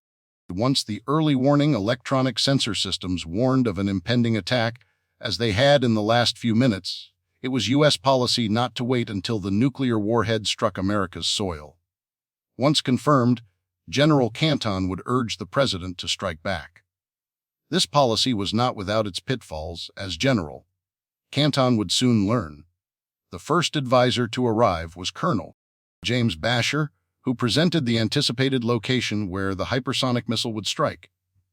General, just before I came in to brief you, I received a message from my counterpart at Buckley, Colonel Grier. She has a concern the incoming ICBAM might be an EMP. General Canton sat back in his chair and sighed. He understood the ramifications of this hypothesis. What's your opinion, Jim? Possibility, sir. Several factors point to this. First of all, this is the only missile fired in our direction. It may be the only one they have that's capable, countered the general. True, sir. However, there is also the matter of the course and trajectory. It has been adjusting ever so slightly. The North Koreans are not trying to guide it into the Pacific, as assured via the Chinese embassy. Rather, it seems to be coming in from an exaggerate arc. And fast, sir. Mach 10, which will only increase with the Earth's gravitational pull on its descent. General Canton furrowed his brow. We have no way of determining their intention. Whether it's going to detonate 300 miles above the planet's surface or impact in the middle of Missouri, our stated policy requires us to act before that happens. Yes, sir, I understand. Colonel. Basher paused and his face became serious. What's on your mind, Jim? Sir, as you know, the president has turned the decision-making process over to the computers and artificial intelligence. Subject to his override, interjected the general. Yes, of course. However, with the launch on warning policy in effect and programmed into the AI, the normal decision-making time is much shorter than our past protocols. From a political standpoint, if we obliterate North Korea over an EMP, there will be ramifications. General Canton thanked the colonel and continued to receive updates from the rest of his staff. Throughout the next several minutes as he absorbed the information, he developed a new sense of urgency. In the past, his role had been to advise his commander-in-chief, who then bore the weight of the decision. Now AI had a role in the process, and it might not wait much longer to initiate a counterattack launch sequence. 40, Friday, October 25, 1:03 p.m. EDT Sweet Frog Frozen Yogurt near Nassau, Delaware. The President of the United States was followed by a sizable entourage as he stood outside a local frozen yogurt shop. Besides his wife, Secret Service, and a slew of reporters, his chief of staff, Jeff Ziegler, stood close by. It was not necessarily a job requirement for the chief of staff of any president to travel with him at all times. This administration was different in that respect. Ziegler was scrolling his iPhone, picking and choosing which text messages to respond to, when he received a phone call directly from the Secretary of Defense. Ziegler moved away from the press, who asked the president about his cold treat, so he could focus on the call. "This is Ziegler," he replied brusquely, assuming it was SecDef's aide asking for something of little consequence. It was difficult being the chief of staff to this president. In addition to his standard role of advisor and coordinator of all things within the executive branch, Ziegler also acted as the gatekeeper, insulating the president from the many bureaucrats and politicians who wanted an audience. "Jeff, this is Larry. North Korea launched a missile." Secretary Houston didn't mince words. Ziegler sighed and rolled his eyes. "I know, Larry. State informed us of the test." "No, Jeff. I've just spoken to the vice chairman of the Joint Chiefs. We have enough track data on the hypersonic missile to confirm it is not going to land in open water, as they claimed. Its path leads to the center of the country, near Kansas City. Has this assessment been validated by NORAD and STRATCOM?" "Affirmative," replied Secretary Houston. "We are awaiting secondary confirmation from ground radar in Alaska. I'm looking at the engagement range during its boost phase. The missile's trajectory is unmistakable. The target is the center of the country." "Where are you?" asked Ziegler. "Making my way to the Military Command Center," replied Secretary Houston. "The chairman of the Joint Chiefs is already there, as well as several members of the President's National Security Council." "How long has it been?" "Almost 4 minutes." Ziegler took a deep breath. He turned toward the president, who was no longer behind him. He'd been led by his wife and Secret Service to the motorcade. Ziegler, concerned the president had been informed of the attack from someone in the media, hustled to catch up. "Larry, I'll call you back," said Ziegler. The defense secretary was astonished. "You what? Call me back? Are you kidding me?" Ziegler never heard the last of Secretary Houston's incredulity. The president was being helped into his limousine while the Secret Service created a protective wall around him. Ziegler was allowed through, and the ashen face of the First Lady told the story. The president was having a moment, and it had nothing to do with the shock of their nation being attacked by a nuclear weapon. 41, Friday, October 25, 1:05 p.m. EDT, near Nassau, Delaware. Presidential vacations are a logistical nightmare for all involved. Secret Service has to conduct extensive pre-planning and double their protection team.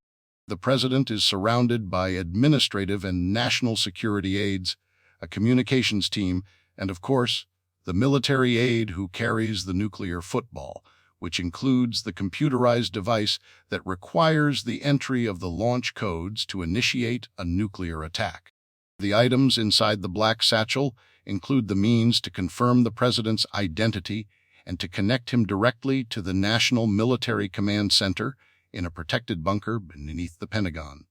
Then there's the Black Book, a cryptic, somewhat simplified set of documents summarizing the nation's operational plan for nuclear war. The commander-in-chief had at his disposal options on which targets to strike, which delivery systems to use, and the timing of the action. While it was, indeed, black, many in the military thought the Black Book was appropriate because it involved so much death. Soon, the president might be called upon to open the football. Until then, he needed to be moved to safety. Ziegler pulled aside the head of the Secret Service detail and provided him the information from the Secretary of Defense. Had the president been in the White House, he would have immediately been moved to safety in the vast emergency bunker beneath the White House. However, it was less than a 1-hour flight on the Marine One helicopter from the beachfront town in Delaware to a more secure location other than the White House, which was a sure target for any nuclear engagement. The motorcade raced through the small town toward the president's residence, where Marine One was prepared to leave. The Secret Service did the calculations and determined the president should be secured within Raven Rock Mountain on the Pennsylvania-Maryland state line. It would be a 160-mile race against time, but by the Secret Service's calculations, the president would be secured in the underground command center before the detonation of the North Korean nuclear warhead. The First Lady and Chief of Staff Ziegler rode alone in the presidential limousine and spoke in hushed tones to avoid unnecessarily exciting the president, who didn't respond well to external stimuli.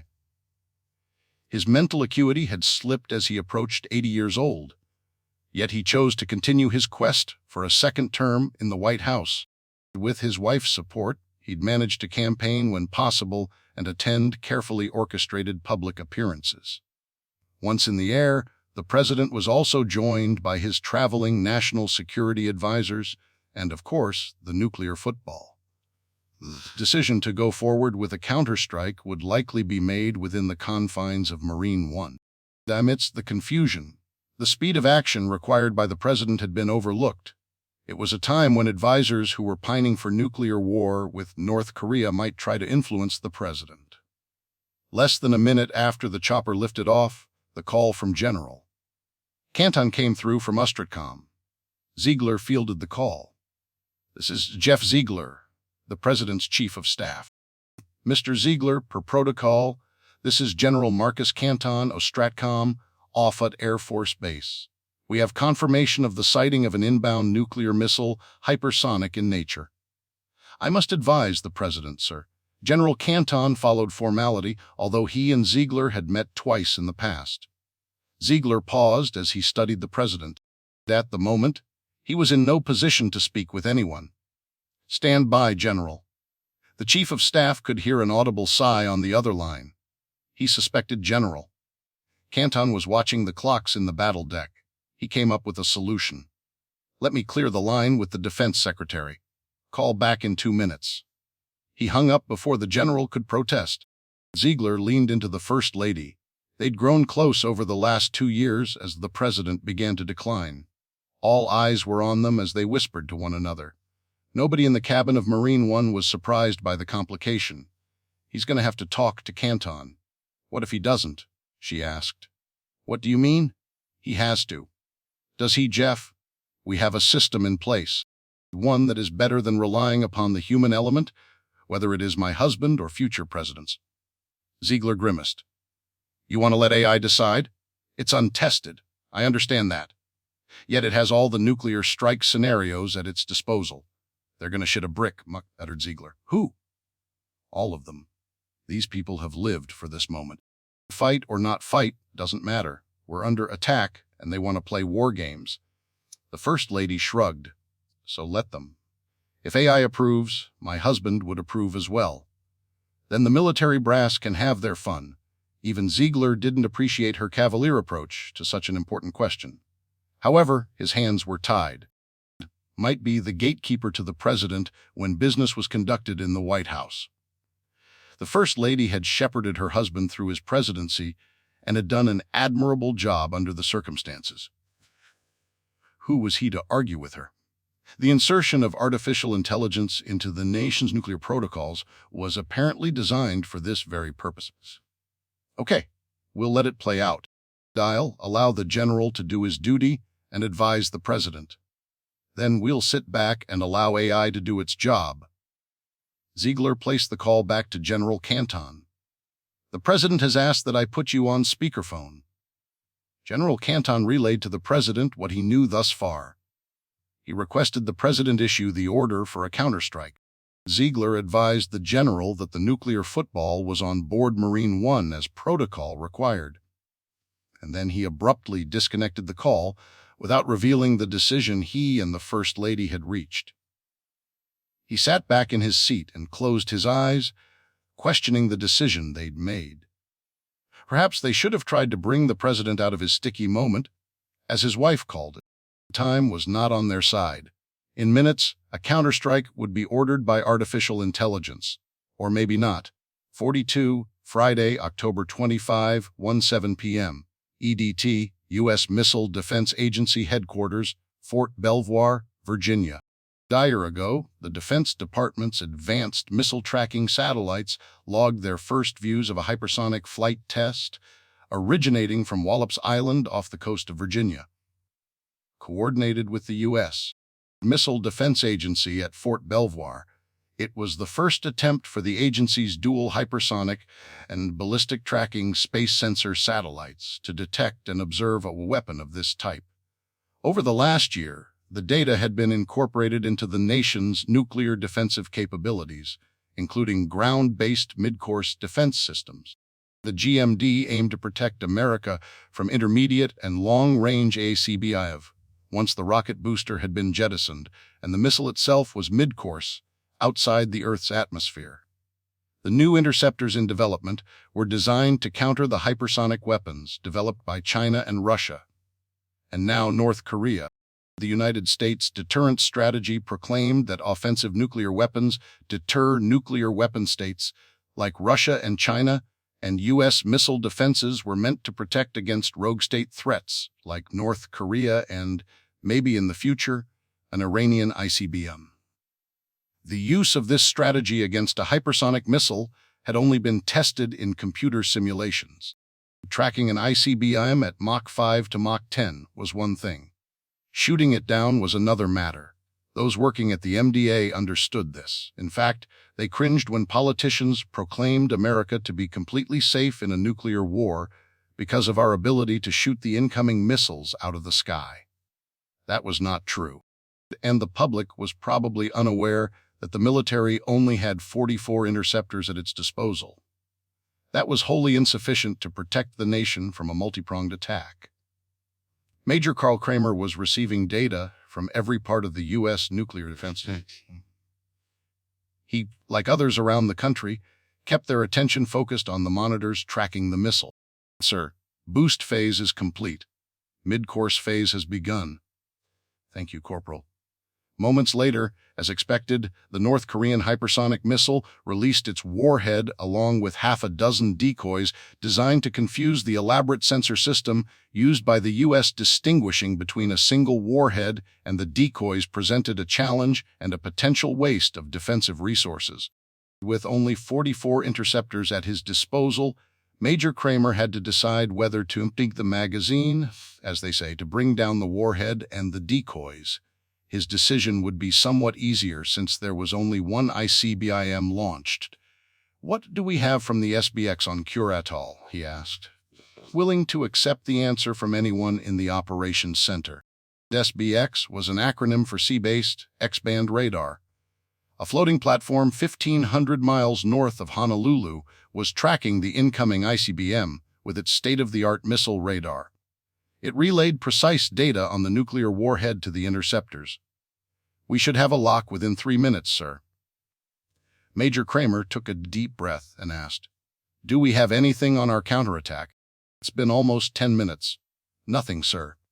43, Friday, October 25, 1:11 p.m. EDT, U.S. Strategic Command, Offutt Air Force Base, Omaha, Nebraska. General Canton paced the floor of the battle deck as he followed the path of the incoming ICBM, a solitary blip on the screen heading toward the center of the country. There were no defensive interceptors launched to bring it down.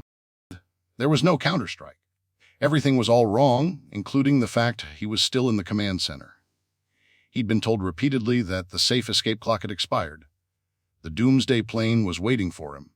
He could do his duty from the air. Yet he couldn't leave. His mind was transfixed, not by what he saw on the massive screen before him, but by what he didn't see, a response. The president had taken no action to strike back at the North Koreans. With the red impact clock rapidly ticking off the minutes and seconds, the time had passed for the president to fight back. The protocol called for the president to make a decision within 6 minutes after notification by Ustracom. He had not. Inside, the general vowed not to leave until he saw the blue impact clock begin its countdown. He needed some answers. "Colonel." "Basher!" bellowed. "Behind the screen!" "General." Canton marched to the back side of the soundproof privacy screen so he could talk freely with his colonel, who was most knowledgeable about the potential scenarios artificial intelligence might consider. "Sir," the colonel greeted once he was by his superior's side. "I want eyes on the president," began General Canton. "I'm not comfortable with the fact I never once heard him speak during my 2 phone calls intercepted by his chief of staff. I don't even know if his mill aide was present with the football." "Sir, that has been confirmed. However, they, being the chief of staff, declined the video conference, as you know. That was when he was still on the ground en route to Marine 1. What is their excuse now?" Colonel Basher turned to leave. "I will try to raise them again, sir." "Wait, Jim. What is the programmed protocol if the president doesn't act?" "You mean, why wouldn't he act? That is." "My gut tells me there is a problem, Jim. What time constraints does the artificial intelligence operate under in the event of inaction?" General Canton glanced down at the red impact clock within his private section of the battle deck. The nuclear fuse was disappearing by the minute.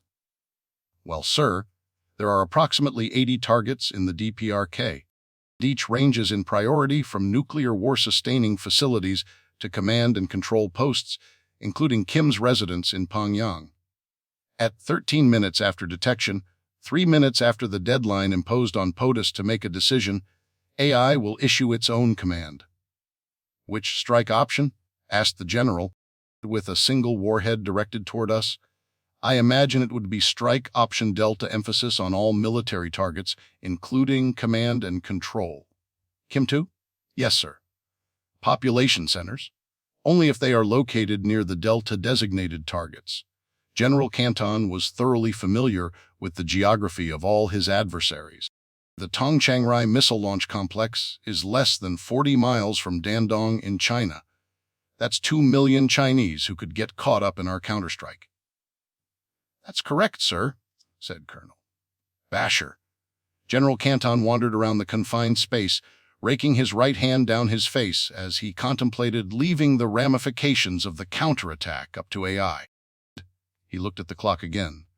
They had 1 minute to get the president to act before the decision-making process was taken out of their hands. 44, Friday, October 25, 1:11 p.m. EDT aboard Marine 1, east of Baltimore, Maryland. Tensions were high within the passenger cabin of Marine 1. Unlike any helicopter in the world, the spacious, soundproof interiors were secondary to the advanced defense systems and ballistic armor capable of fending off a missile attack. Under these circumstances, in addition to the customary single decoy of Marine 1, 3 others had lifted off and were dispatched in a multitude of directions in the event. The North Koreans had designs of shooting the president out of the sky. At the moment, despite his intense loyalty to the president and his wife, Chief of Staff Ziegler wished he were on one of the decoy helicopters. His phone was ringing incessantly, and when he didn't answer, the phones of the other passengers, ranging from Secret Service personnel to NSA advisors, chirped and vibrated, demanding access to the president. Ziegler gulped down a bottle of water and nervously munched on a specially designed box of M&Ms bearing the presidential seal and the president's signature. He'd enjoyed far too many of the delicious treats during his nearly 4 years as chief of staff. He'd gained over 30 pounds thanks to his nervous eating habits.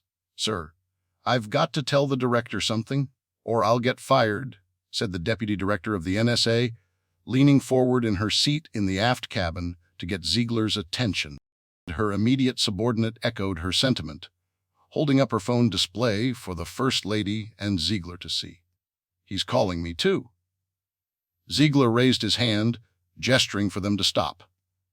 To emphasize the point, he rose out of his seat and closed the soundproof divider, separating the 4-seat mid-cabin, where he sat with the First Lady and the President. He studied the countdown timer on his watch. They had 1 minute to make a decision. The First Lady sensed his angst. "Jeff, I've always trusted your judgment. You've carried us this far. What do you think we should do?" Ziegler eased himself into his chair, studying the president, who was mindlessly staring out his window at the city of Baltimore as they passed. He spoke as if the president weren't in the segregated cabin, which, in part, was half true at the moment. The president had amazing periods of clarity, which those within his inner circle and his family hoped would last. Then, without warning, especially in the late afternoon and evening hours, he'd experience episodes when he'd zone out. Some insisted that the president take advanced cognitive testing to determine if there was a likely cause for his lack of mental acuity, but both Ziegler and the First Lady refused. When the two had been discussing the matter in private years ago, Ziegler was adamant. Better to not know than know, he'd said before waving his arm and pointing in a circle outside the Oval Office, where they spoke privately. Plausible deniability is all we've got. Nonetheless, the White House physician, a dear friend of the president's family, obtained medications that boosted the president's alertness when needed. The physician never disclosed the drug regimen he used, but it worked. Ziegler had his suspicions. Likely a cocktail of the amphetamine Adderall, modafinil to treat excessive drowsiness, and an intravenous dose of steroids. "Jeff," she asked again, noticing that Ziegler's mind had wandered. "What do you think we should do? I've seen you looking at your phone. Are we out of time?" "Yes, not that it matters. We have to respond with a counterstrike. Whether it is through the football or AI, it's the proper response, and anything short of a counterstrike will be perceived on the world stage as a sign of weakness." "What about the whole EMP thing? Does that change things?" "That's an argument used by pacifists to deter a nation like ours from escalating the conflict into a full-blown nuclear engagement. We can't wait until surface impact or aerial detonation to make the call. A decisive counterstrike is called for." She leaned forward to check his phone. The seconds ticked away. "What about Russia and the Chinese? They both have security agreements with North Korea. That's in the event of our first strike. State will advise Moscow and Beijing the moment our missiles launch that this is in response to Kim's unprovoked attack on the U.S. They both watched as the seconds on the timer clock ticked down. 5, 4, 3, 2, 1. And so it began. 45, Friday, October 25, 1:11 p.m. EDT. Buckley Space Force Base, Aurora, Colorado. Colonel Grier said a prayer for the people of North Korea. This was not their fight. They made a meager living. They lived in fear of angering the wrong soldier or member of the Kim government. They wanted to raise their families in peace. And hellfire was about to rain upon them. At the aerospace data facility, she was able to follow the incoming hypersonic missile, and soon would be following the 40 missiles being launched as part of the counterattack. She was wholly unaware of the approvals, or lack thereof, for the response. She also knew this was only part of the U.S. countermeasures. At Anderson Air Force Base in Guam, 2 nuclear-equipped B-2 stealth bombers had been rolled out of their hangars and were now taxiing on the runway. The aircraft, capable of flying over 600 miles per hour, were each carrying 16 nuclear bombs. The B-2 bombers would deliver the first payload's B-61 Mod 12 thermonuclear gravity bombs onto North Korea. The bunker busters would seek targets of underground command and control facilities used by Kim and his military commanders. At Anderson, the ground personnel were expert at loading the nuclear bombs onto the B-2s. What once took hours had been cut down to minutes, as the best of the best had been deployed from Whiteman Air Force Base in Missouri, where the remainder of the B-2 aircraft were stationed. Like an expert pit crew for a NASCAR team, the airmen assigned to equipping the stealth aircraft with the massive gravity bombs were fast and efficient. The third leg of America's national security apparatus, known as the Nuclear Triad, was the Ohio-class nuclear submarines. The U.S. Navy's 14 ballistic missile submarines were dispatched around the world, but generally hover undetectable near the shorelines of America's nuclear-capable enemies. The USS Ohio and the USS Emory S. Land had been moored in Malaysia before being sent to patrol the Sea of Japan and the Taiwan Straits. Each was armed with 20 Trident V-2D5 missiles, each of which could deliver 8 nuclear warheads. Their primary targets included military installations and nuclear launch sites. Colonel Greer had already completed her assigned notifications. Her duty officers alerted military commands in Nebraska, Colorado, and Washington of the counterattack. With all U.S. military forces at DEFCON 1, the highest level of readiness for nuclear war, all personnel around the world at the 11 distinct combatant commands were preparing for an imminent nuclear war with North Korea. She studied the monitors and waited, hoping like so many others that the incoming missile would be destroyed by the ground-based missile defense system. And now that the counterstrike was underway, she held her breath, awaiting a second launch from North Korea in response. 46, Friday, October 25, 1:12 p.m. EDT, aboard the Boeing E-4B 747 aircraft, Offutt Air Force Base, Nebraska. "We'll be wheels up in 2 minutes, General," greeted a U.S. Air Force colonel with a snappy salute. Once General Canton and his aides were on board and heading toward their seats, he ordered the plane's door closed, and he provided the pilot orders to take flight. There were 3 additional, similarly equipped 747s based at Offutt. The moment a hostile missile launch had been detected, pilots and crew scrambled to prepare for takeoff. When the rocket booster separated and the hypersonic glide vehicle's path was determined, they'd left for various parts of the country to gather up the top brass in the military and members of the cabinet who would comprise the nation's National Command Authority. The general immediately began barking out orders. "Get me the president on the line! I want SecDef on another. State on a third." The massive aircraft began to roll, causing the general to lose his balance and his train of thought.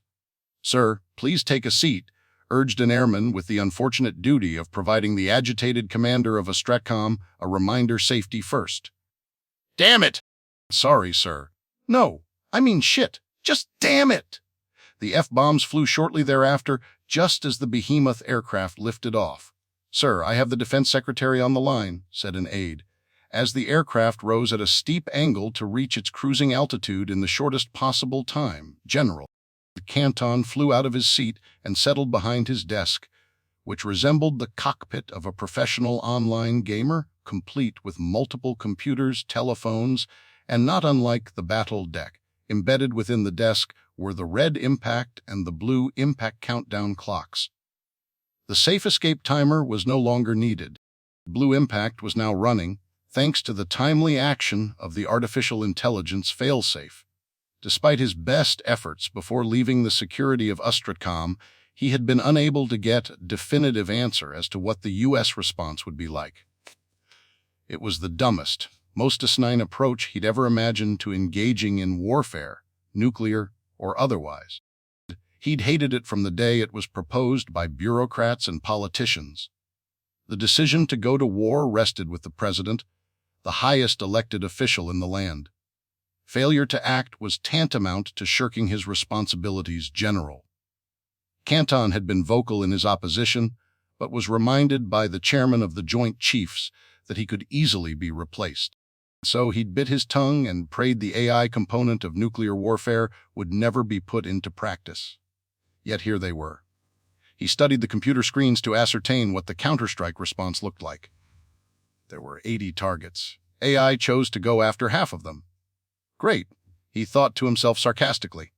I hope nobody else joins the fray. Sir? SecDef on the line, Colonel. Basher reminded him. General Canton took a deep breath and picked up the phone.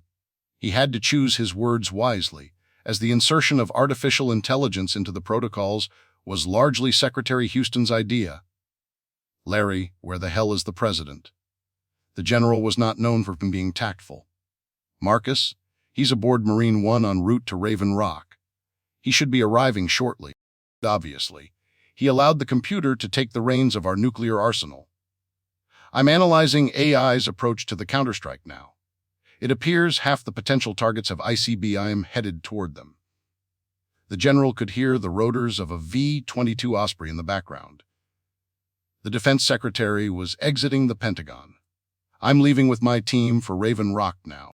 Send me the details with a copy to the State Department. They need to issue the communiques to Moscow and Beijing through diplomatic channels. Why not directly? It's not like we've launched a herd of turtles at the DPRK. Protocol, replied Secretary Houston. He added to his response, but the general couldn't hear him over the noise of the Tiltroaders. He chose not to belabor the point. He had a war to fight.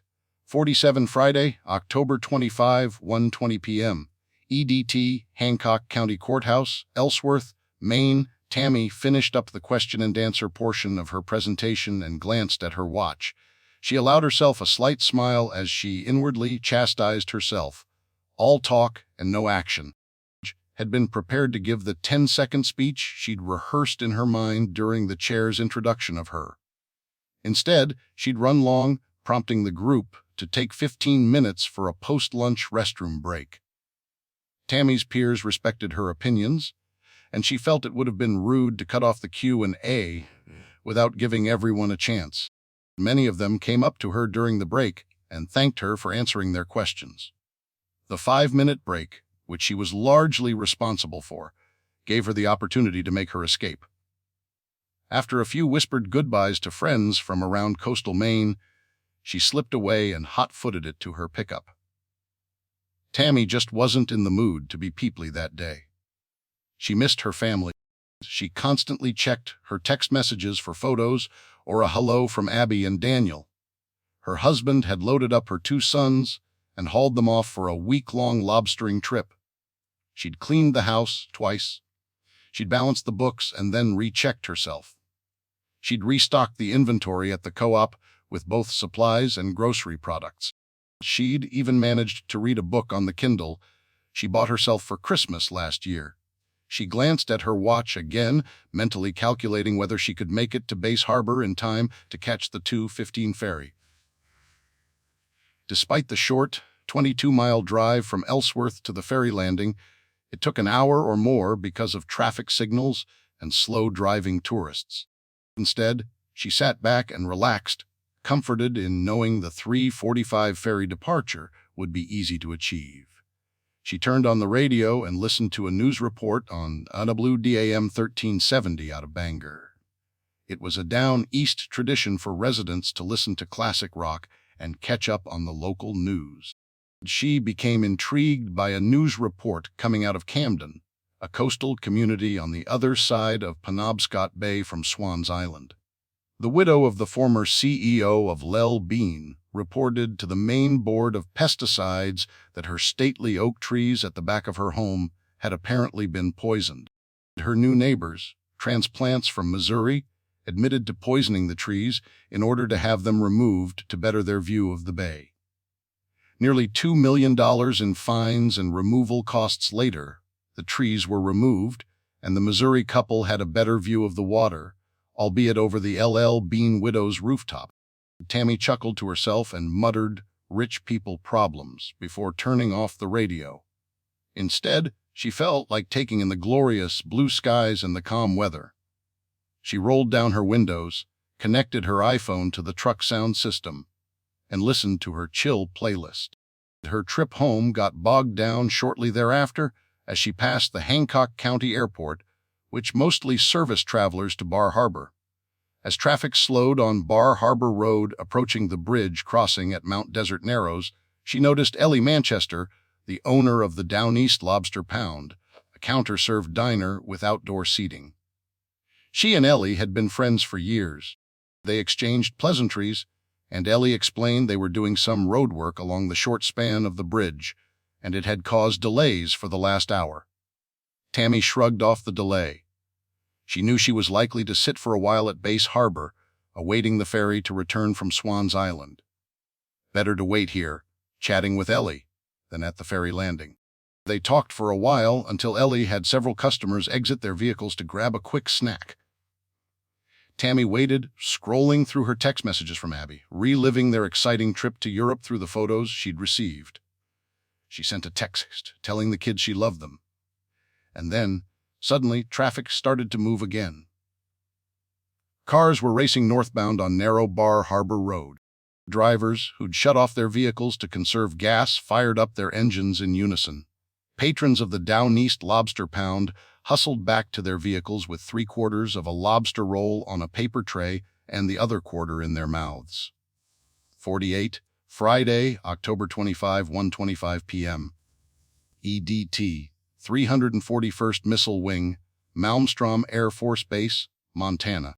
Throughout the sparsely populated landscape of Montana, Wyoming, Colorado, Nebraska, and North Dakota, nondescript buildings were surrounded by chain-link fencing, motion detection security equipment, and a massive concrete door covering the ground, weighing in excess of 100 tons.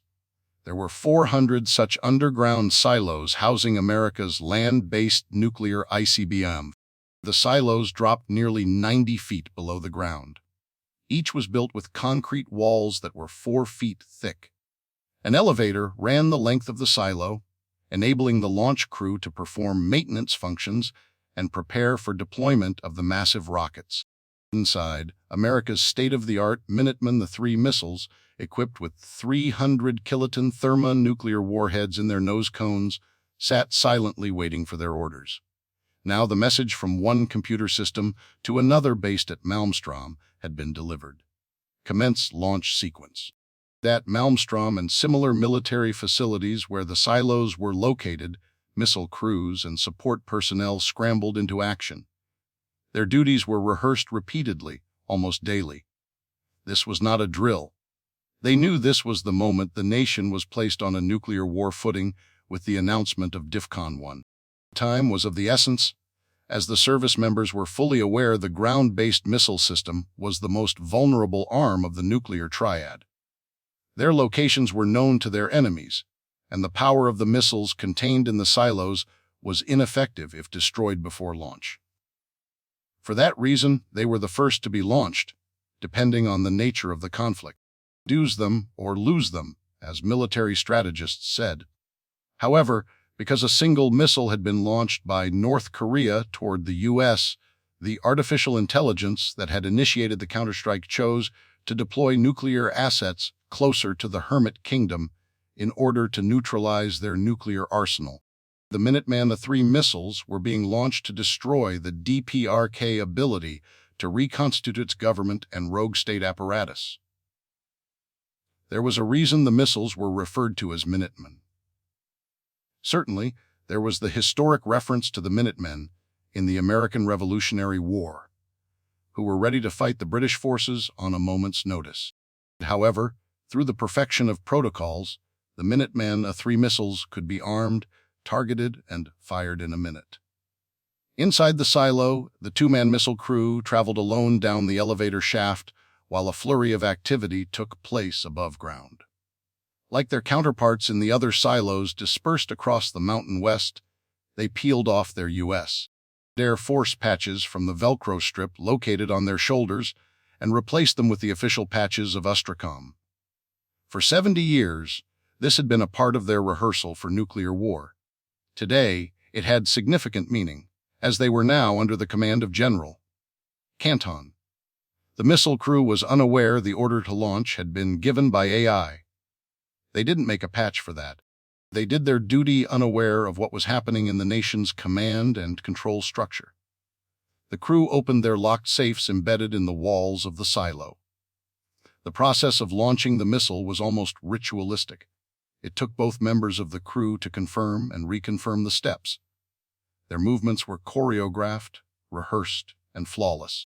The steps they took were monitored by video cameras and recorded for posterity, comparing sealed authenticator codes with codes received from the NMCC.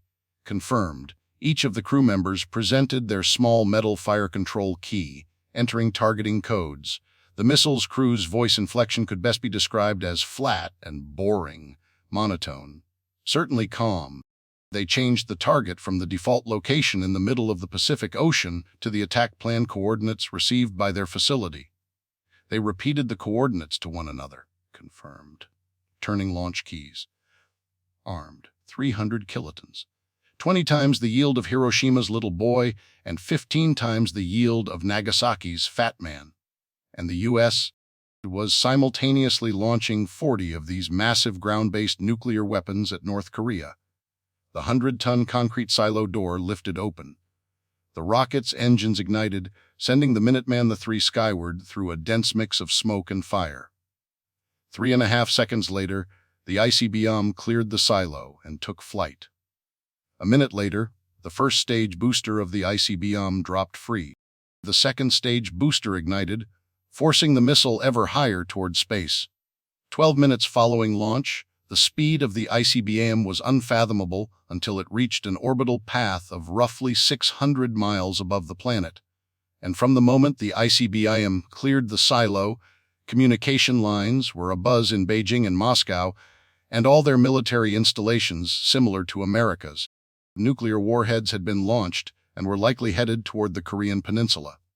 49, Friday, October 25, 1:25 p.m. EDT, aboard the V-22 Osprey, over northern Maryland, say again. Defense Secretary Houston shouted to his aide. The V-22 Osprey was a military aircraft. The twin tiltrotors weren't designed for comfort and quiet. They were designed to create lift to take the aircraft on a vertical ascent into the sky. Although Secretary Houston's voice was raised for another reason, as the words just uttered to him by the Secretary of State on the phone left him astonished. "What the hell are you talking about?" The Defense Secretary's raised voice was now responding to Secretary Houston. The Defense Secretary struggled to carry on two conversations at once. "Still no Moscow on the line, sir," a female aide responded to the Defense Secretary. "You've got to be freaking kidding me?" "Same with Beijing?" "Yes, sir." Secretary Houston checked his red impact timer. 19 minutes until the North Korean missile struck America. He held the phone close to his ear as the head of the State Department addressed him finally. "We're being ignored. We tried Moscow directly. Nothing. Then I had Vice Admiral McKinley contact his counterpart at the Kremlin. They put him on hold almost 10 minutes ago. I've got my people on the ground, trying to reach out to anyone of authority in both countries. They have absolutely shut us out." Secretary Houston tried to keep his composure. "We have identified confirmed land targets dangerously close to both countries. 400,000 Chinese nationals are potentially in the crosshairs, depending upon weather patterns. As for Russia, the home of the Russian Pacific Fleet, Vladivostok, is 200 miles away from another target. Did we have to hit those locations to take out Kim? Couldn't that have been part of a second wave?" asked the Secretary of State. Secretary Houston steeled himself for the response. The automated response system built into the nuclear launch protocols made the decisions. Silence engulfed the Secretary, except for the chatter of aides in the Osprey. Awkward couldn't possibly describe the void when the Secretary of State grew silent on the line.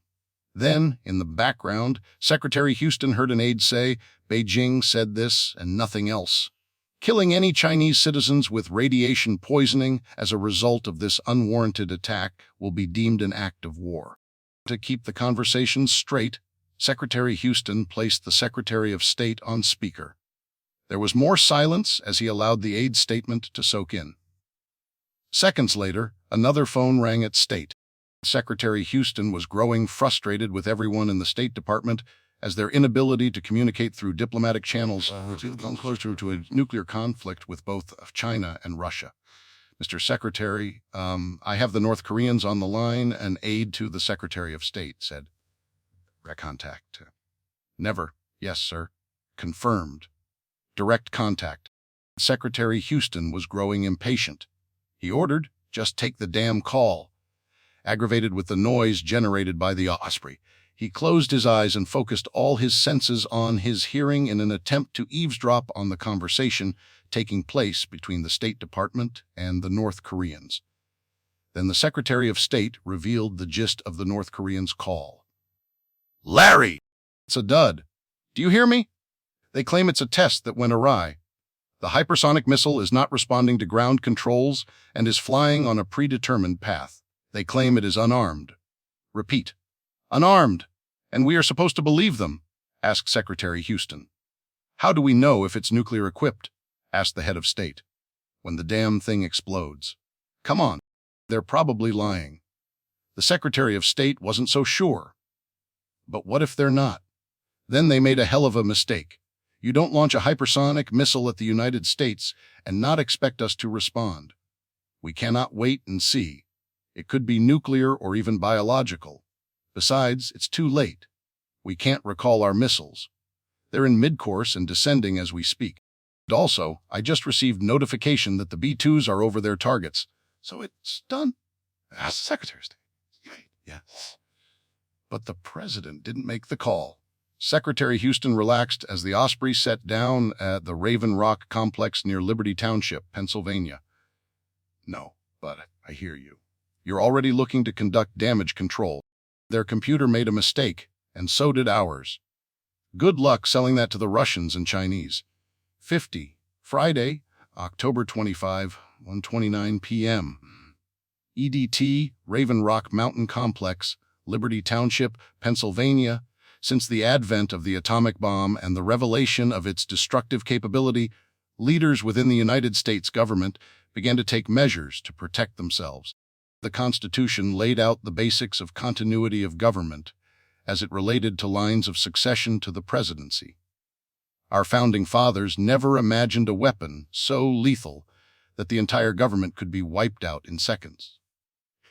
An immediate consequence of a nuclear strike was that most, if not all, of the functioning government in the United States would be obliterated. Not everyone would have the time to get to or access to the bunkers designed to protect top military and political leaders. Each member of the cabinet, representing 15 different executive departments, as well as certain specific advisors to the president, such as the Chief of Staff and the Director of National Intelligence, were to be whisked away at a moment's notice for their protection. In this administration, the president had designated himself, his Chief of Staff, the Secretary of Defense, the Vice Chairman of the Joint Chiefs, and the Director of National Intelligence to join him under all circumstances. The others were assigned a different location. The Chairman of the Joint Chiefs would either remain in the Pentagon or enter a doomsday plane if time allowed. One of the early bunkers had been built underground in the basement of the Greenbrier Hotel in West Virginia. As communications technology became more advanced and the size of the government grew, the need for more complex facilities arose. The Raven Rock Mountain Complex, located near the Maryland-Pennsylvania border, dated back to the late 1940s, when the U.S.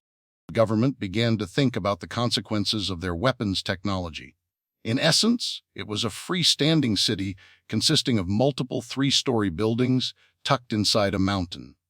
Like any small town, it had a basic infrastructure of utilities, first responders, and dining facilities, which operated 24 hours a day. Sleeping quarters were tight, but they had all the amenities of a studio apartment. As the Cold War ended during the 1980s, expansion and updating of the facility was set aside in favor of other forms of government spending. But then came 9/11, a wake-up call for all Americans and those within the government. Over the past 20 years, the Raven Rock complex had been rapidly expanded and could now protect over 5,000 people. Secretary Houston had toured the facility many times. Raven Rock, also known as Site R, had become an underground Pentagon because of its formal designation as the alternate National Military Command Center. As Secretary of Defense, he maintained a permanent, unescorted entry clearance. His wife, who had been retrieved from their home near the Pentagon in Aurora Hills, was restricted to certain parts of the complex. After taking a moment to get her settled in, Secretary Houston and his aide immediately entered the command center, where they were greeted by Lieutenant Colonel Abraham Baker, the commander of the 1,111th Signal Battalion, the so-called Signal Masters of the Rock. He was responsible for maintaining communications with the outside world and, as such, was privy to all communiques between the various intelligence agencies' colonel. Baker was a permanent fixture at Raven Rock and had met Secretary Houston on numerous occasions. The two men dispensed with the preliminaries as they greeted one another. "Where are we?" asked Secretary Houston. "Sir, the GMD will be engaging the North Koreans' incoming missile within 15 minutes. All of our radar capabilities continue to confirm the launch of a single missile from the mountainous northeastern part of the country. This region is sparsely populated and frequently used for their test missile launches. Secretary Houston leaned into the much younger man. They claim the missile is unarmed. A test gone off the rails. Colonel Baker appeared skeptical. Well, if it's off the rails, it's dead on track for the bullseye of America. I couldn't have picked a better center spot for an EMP detonation if I tried, sir. Regardless, it doesn't matter. They fired first, and now we've unloaded a barrage on them. Then we have multiple target hits in the last minute. The B-2s dropped their payloads, and both the Ohio and the Emory S. Land have fired tridents in our pre-planned counterattack sequence. Each has hit their assigned target, and now we'll be releasing the second wave to strike missile silos and known mobile ballistic launchers in the western part of the country. Secretary Houston pointed toward a screen showing several mushroom clouds rising upward as captured by satellite reconnaissance. Pyongyang? He asked. Used to be, sir. Our intel placed Kim Jong-un and his sister, along with top military generals, beneath the presidential residence. It was built years before our technological advances. Our bunker busters were designed to take it out. The rest is collateral damage. Colonel Baker, we have confirmation from Buckley. There have been multiple short-range ballistic missiles fired from a subsurface platform. Unidentifiable as of yet, but likely the North Korean Kellion-23. So much for the dud ruse, mumbled Secretary Houston.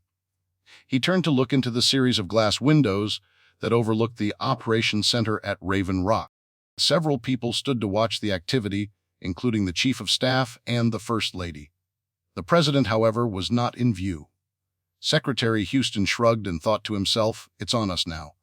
51, Friday, October 25, 1:30 p.m. EDT, FEMA Headquarters, Washington, D.C. The alert issued by FEMA throughout America's all-hazards nationwide network began with eerily simple, albeit equally ominous alerts, warnings, and notifications. The Missile Warning Center in Cheyenne, Wyoming, warns a nuclear attack is imminent in all United States regions.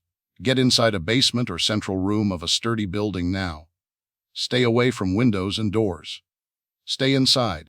Do not leave unless officials provide further instructions or your shelter is threatened by fire or collapse. Across most of the highly populated areas of America, battery-powered warning sirens and horns were blaring. The ear-piercing scream of the horns remained steady for nearly 5 minutes. Some in the Midwest, used to hearing the wails of the horns when a tornado was imminent, disregarded the alert as a test. In large cities, many shrugged it off as a mere inconvenience before continuing to scurry about in their busy lives. Then there were those who knew what the sirens were signaling: nuclear emergency.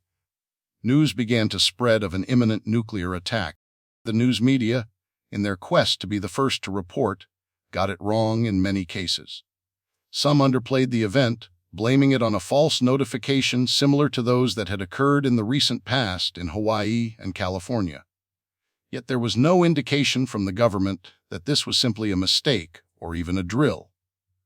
Soon, the warnings issued by FEMA became more simplified, repeated often, changing as the nuclear missiles found their targets. The Missile Warning Center in Cheyenne warns nuclear attack in multiple locations across the United States. Get inside! Stay inside! Now! These messages continued until they couldn't. 52, Friday, October 25, 1:31 p.m. EDT, Raven Rock Mountain Complex, Liberty Township, Pennsylvania. When was the first launch?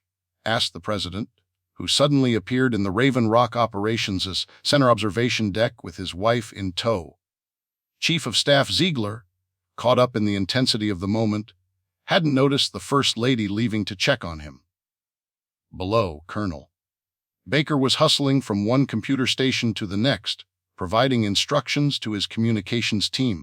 The large wall-mounted monitors appeared to be showing a movie in fast-forward as data was displayed and maps constantly changed.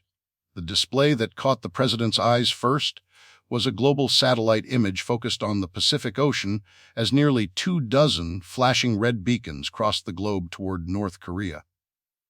26 minutes ago, replied Ziegler. Cheyenne Mountain has initiated nuclear missile defense protocols, but I'm afraid we missed the hypersonic ICBM headed for Kansas City with our space-based weaponry. Our ground-based missile defenses will engage it within minutes. Still just the one? The First Lady asked. There are 3 more just picked up on our radars at Buckley. Short-range ballistic missiles, probably fired by a North Korean sub. Ziegler paused and looked into the president's eyes. He appeared fully engaged. Sir, shall I brief you further? I've got the picture, Jeff, he replied, nodding toward his wife. Can we knock them down? Intercepts are en route, replied Ziegler.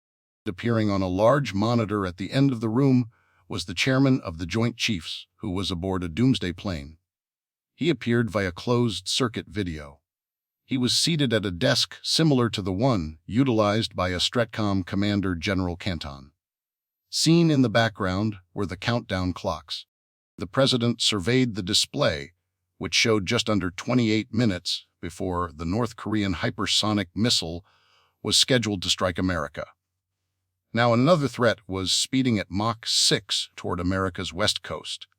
The 3 missiles would be in the air for under 5 minutes after they breached the surface of the Pacific Kernel. Baker keyed a microphone and turned toward the observation platform. He noticed the president standing close to the glass with his arms folded. Mr. President, duty officers at a STRATCOM have analyzed the sensor data for plume and trajectory of the inbound ballistic missiles. The probable targets are Nellies in North Las Vegas, Pacific Fleet Command in San Diego, and downtown Los Angeles. Civilians, mumbled the President Colonel.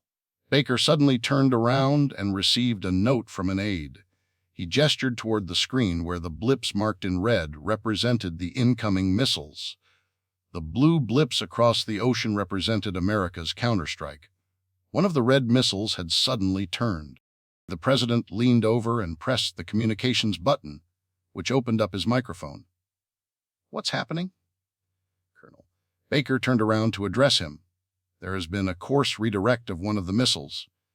It's veered north of L.A. toward Vandenberg. The Vandenberg Space Force Base was located northwest of Los Angeles in Santa Barbara County. Along with Fort Greely in Alaska, Vandenberg had the only ground-based mid-course defensive capability in the U.S. Right down the pipe of our ground-based interceptors, added Secretary Houston. Mr. President, let me add something here. This is well beyond our intelligence regarding the North Koreans' sub-based ballistic missile capabilities. These inbound missiles may not be the North Koreans, sir. Then who? The president asked. Nobody immediately volunteered an answer to his question. Then a frightening realization swept over him. He breathlessly uttered, "Oh." 53, Friday, October 25, 1:35 p.m. EDT, Raven Rock Mountain Complex, Liberty Township, Pennsylvania. Another course correction. Colonel Baker. The duty officer's voice reflected his trepidation. The missile bound for Nellies has been rerouted to Diablo, sir. It's now in terminal phase, Colonel. Baker swung toward Secretary Houston and then toward the president, who'd backed away from the observation window a couple of paces. He didn't have to explain the ramifications of this development to him. The newly rerouted nuclear warhead from the submarine-launched ballistic missile was 60 miles above the Earth's surface, traveling at a speed of nearly 5,000 miles per hour. In less than a minute, it would strike its intended target, the Diablo Canyon nuclear power plant. Diablo Canyon was located on 1,000 acres, situated on a bluff overlooking the Pacific Ocean to the north of Vandenberg Space Force Base. Once on the hit list for closures by the Nuclear Regulatory Commission, the medium-sized nuclear power plant had been given a reprieve when the California governor signed a law providing an extension of the license to Pacific Gas and Electric, allowing its 2 reactors to operate until 2030. That license was about to be revoked by an incoming nuclear warhead. 30 seconds to impact, shouted the duty officer. Can they do that? asked the president, referring to a direct strike on a nuclear reactor. "No, Mr. President," replied the director of national intelligence, who'd slipped in the observation room unannounced. "We call this Rule 42, part of Article 15 of the Geneva Conventions." 20 seconds? "Why didn't we shoot it down?" asked the First Lady. "Ma'am, our GBM intercepts are focused on the hypersonic ACBIM. The majority of anti-ballistic missile defenses, Aegis and THAAD, are deployed overseas. The Aegis missile defense system was mounted on U.S. Navy Aegis cruisers and destroyers. THAAD was an acronym for Terminal High Altitude Area Defense. Anti-ballistic launchers were deployed on flatbed trucks." "What?" "Why?" she asked in rapid succession. "Defense of others," mumbled Ziegler in response, referring to the long-standing U.S. policy to defend European nations and America's allies in the Asian-Pacific theater. 10 seconds? "What will happen?" asked the president. The director of national intelligence replied in an eerily calm voice, "It's the worst-case scenario, sir. It can't be worse than the ICBIM," interrupted the president. 5 seconds? 4, 3, 2, 1. A deathly silence fell over the entire operations center and the observation room. Everyone watched the screen as the blinking blip of the nuclear warhead that struck Diablo Canyon stopped blinking. Some held out hope for a miracle, that a lone THAAD system had intercepted the nuclear warhead just at the last moment, a script worthy of a movie. Or the missile fell short of its target and landed off the coast, deep in the waters of the Pacific Ocean. However, that was not the case. We have impact. Satellite imagery indicates a direct hit on Diablo Canyon. The president leaned forward and pressed the button to speak. "I want to see the power plant. Can our satellites give us a view?" "Colonel." Baker grimaced and shook his head. He nodded to the duty officer to bring the latest satellite feed on Diablo Canyon. As he tapped on the keyboard to comply with the order, "Colonel." Baker turned to the president. "You won't be able to see it, sir," the colonel replied. "We're facing what's known as the devil's scenario. The screen to the right of the tracking map changes to several seconds before the nuclear warhead struck. Then a bright flash of light filled the screen. Nuclear light. Then, as expected, a massive fireball rose into the atmosphere, kissing outer space. A nuclear mushroom cloud that surpassed those that had been generated in Nagasaki and Hiroshima to end World War II. "My God!" exclaimed the First Lady. The president was mesmerized by the massive blast. His eyes became transfixed, unable to blink as the screen remained filled with light, then fire, and the flying debris associated with the detonation. His wife immediately noticed the change in his demeanor and took him by the arm. When his body stiffened, she knew she'd lost him for the moment. She hurriedly escorted him out of the observation room, without saying a word. Dodley, Ziegler, his aides, and the director of national intelligence didn't give it a second thought. They were focused on the results of this initial strike on American soil, staring at the mushroom cloud billowing skyward. What they couldn't see was the meltdown at Diablo Canyon. The nuclear detonation generated a radioactive inferno that would melt the cores. This superheated molten matter would accumulate at the bottom of the reactor vessels, rapidly sinking below the planet's surface. Unabated for years, growing in size, this high-temperature mass of radioactive lava would result in a smoldering underground fire that would not burn out for decades. Central California would become uninhabitable for 20 years. And this was just the first strike. 54, Friday, October 25, 1:36 p.m. EDT, Buckley Space Force Base, Aurora, Colorado, Lieutenant Colonel. Carla Greyer watched in awe the destructive power of the first nuclear warhead to strike the United States in history. Then the second missile struck Vandenberg. Everyone in the command center had friends stationed there. Some had family. All could be heard crying, "Colonel." Greyer felt waves of emotion swell up inside her, but she quickly tamped them down with the aid of the robotic voice blaring through the control center speakers. Ballistic missile launch. Alert! Ballistic missile launch. Alert! In seconds, the data began to stream into Buckley via the radom's kernel. Greyer's eyes widened. Words of astonishment and bewilderment filled the room. The concept of mutual assured destruction as a deterrent had failed spectacularly. In those seconds, Colonel Greyer performed her own analysis of what was to come.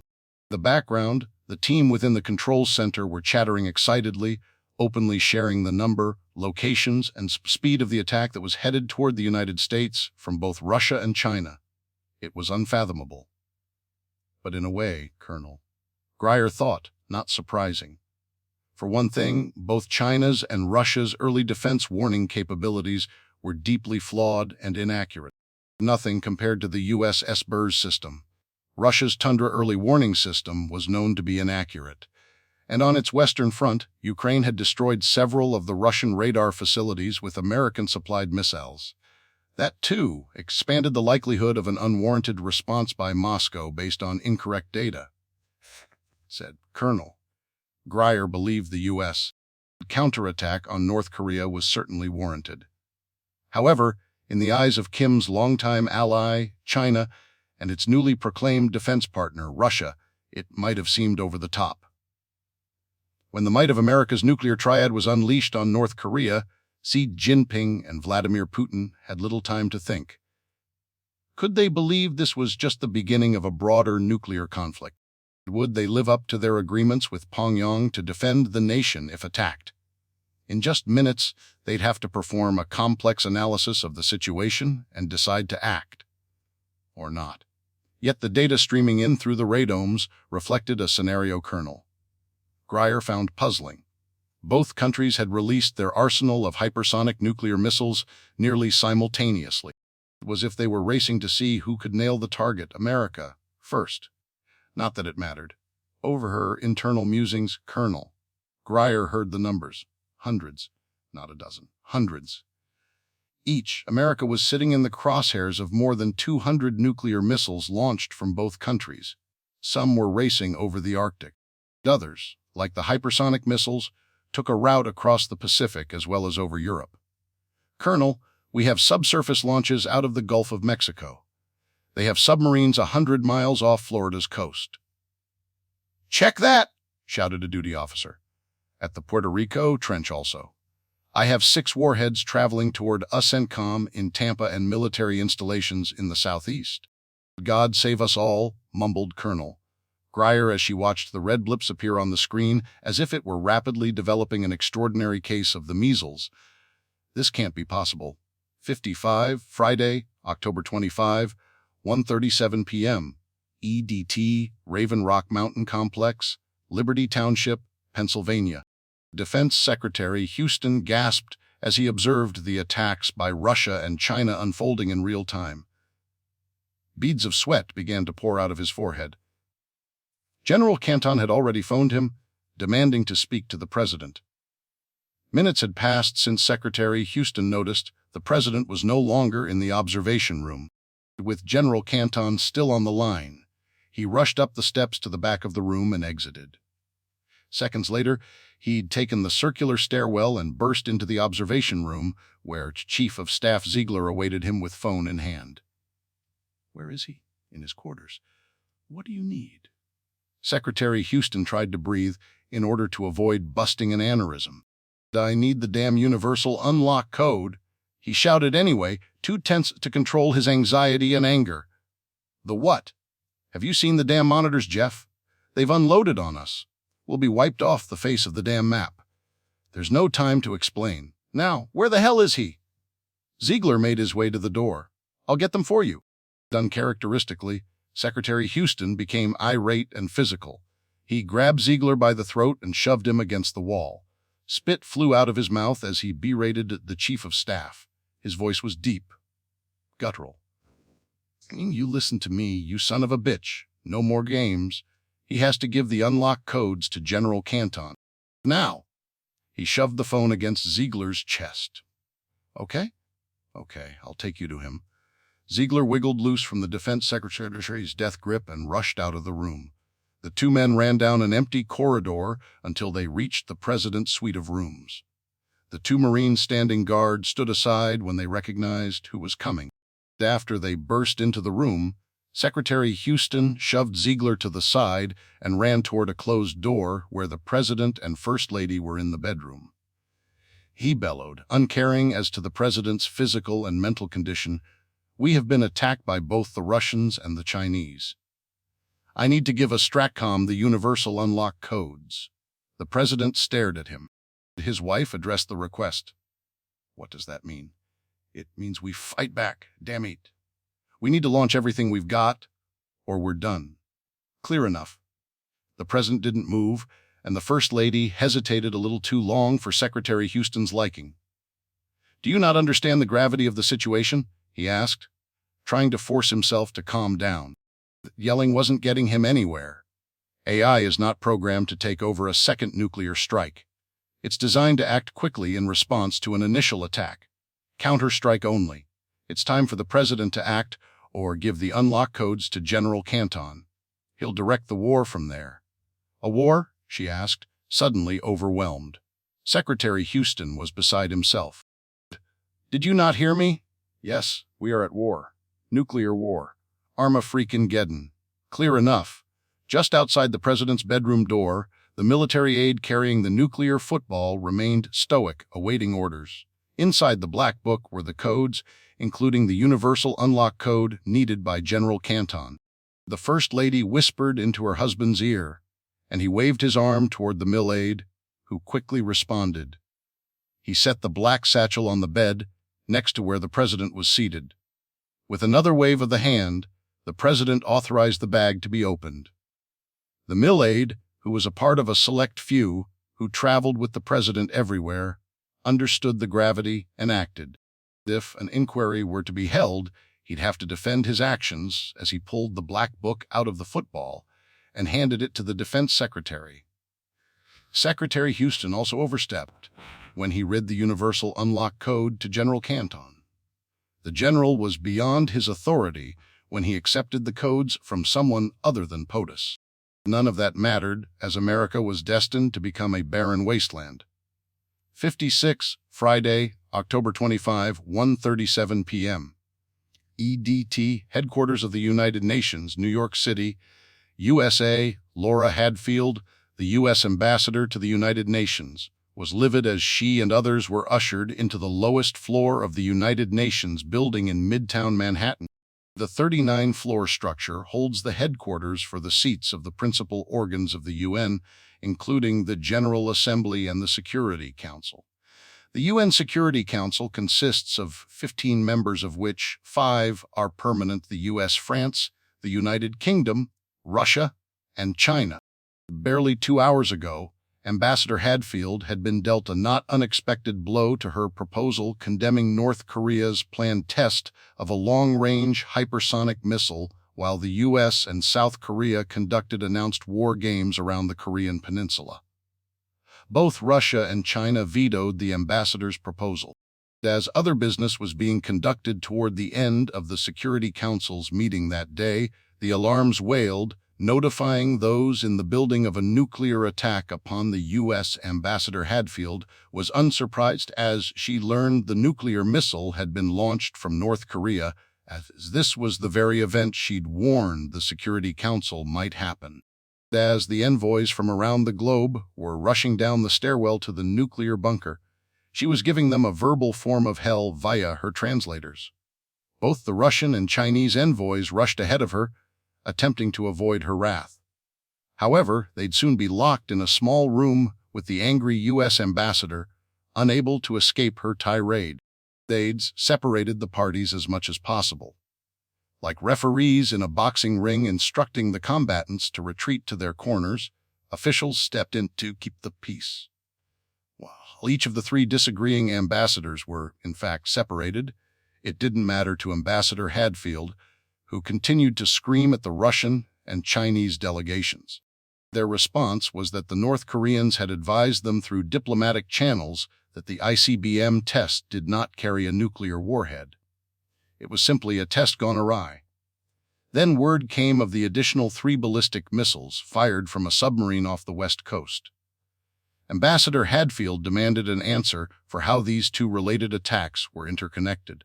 The ambassadors for Russia and China, who were now huddled around their communications kiosks with their aides, ignored her demands for answers. Then Ambassador Hadfield noticed a sudden change in their demeanor. Both delegations and their minimal security teams circled the wagons, so to speak. Their demeanor became defiant, almost hostile in the face of the U.S. Then ambassadors continued questioning. News of the U.S. counterattack against North Korea brought gasps of surprise and despair as it was circulated through the bunker. Something all the ambassadors had hoped to prevent through their commitment to the UN's role in collective global security was now coming to fruition. That the moment word was delivered to the bunker of Russia and China launching their own nuclear-tipped ballistic missiles towards America in response, many of those locked in the bunker began to openly sob. Their careers' work as diplomats had been erased, their biggest fears realized. A global nuclear war was unfolding above them. 57, Friday, October 25, 1:39 p.m. EDT, 7:39 p.m.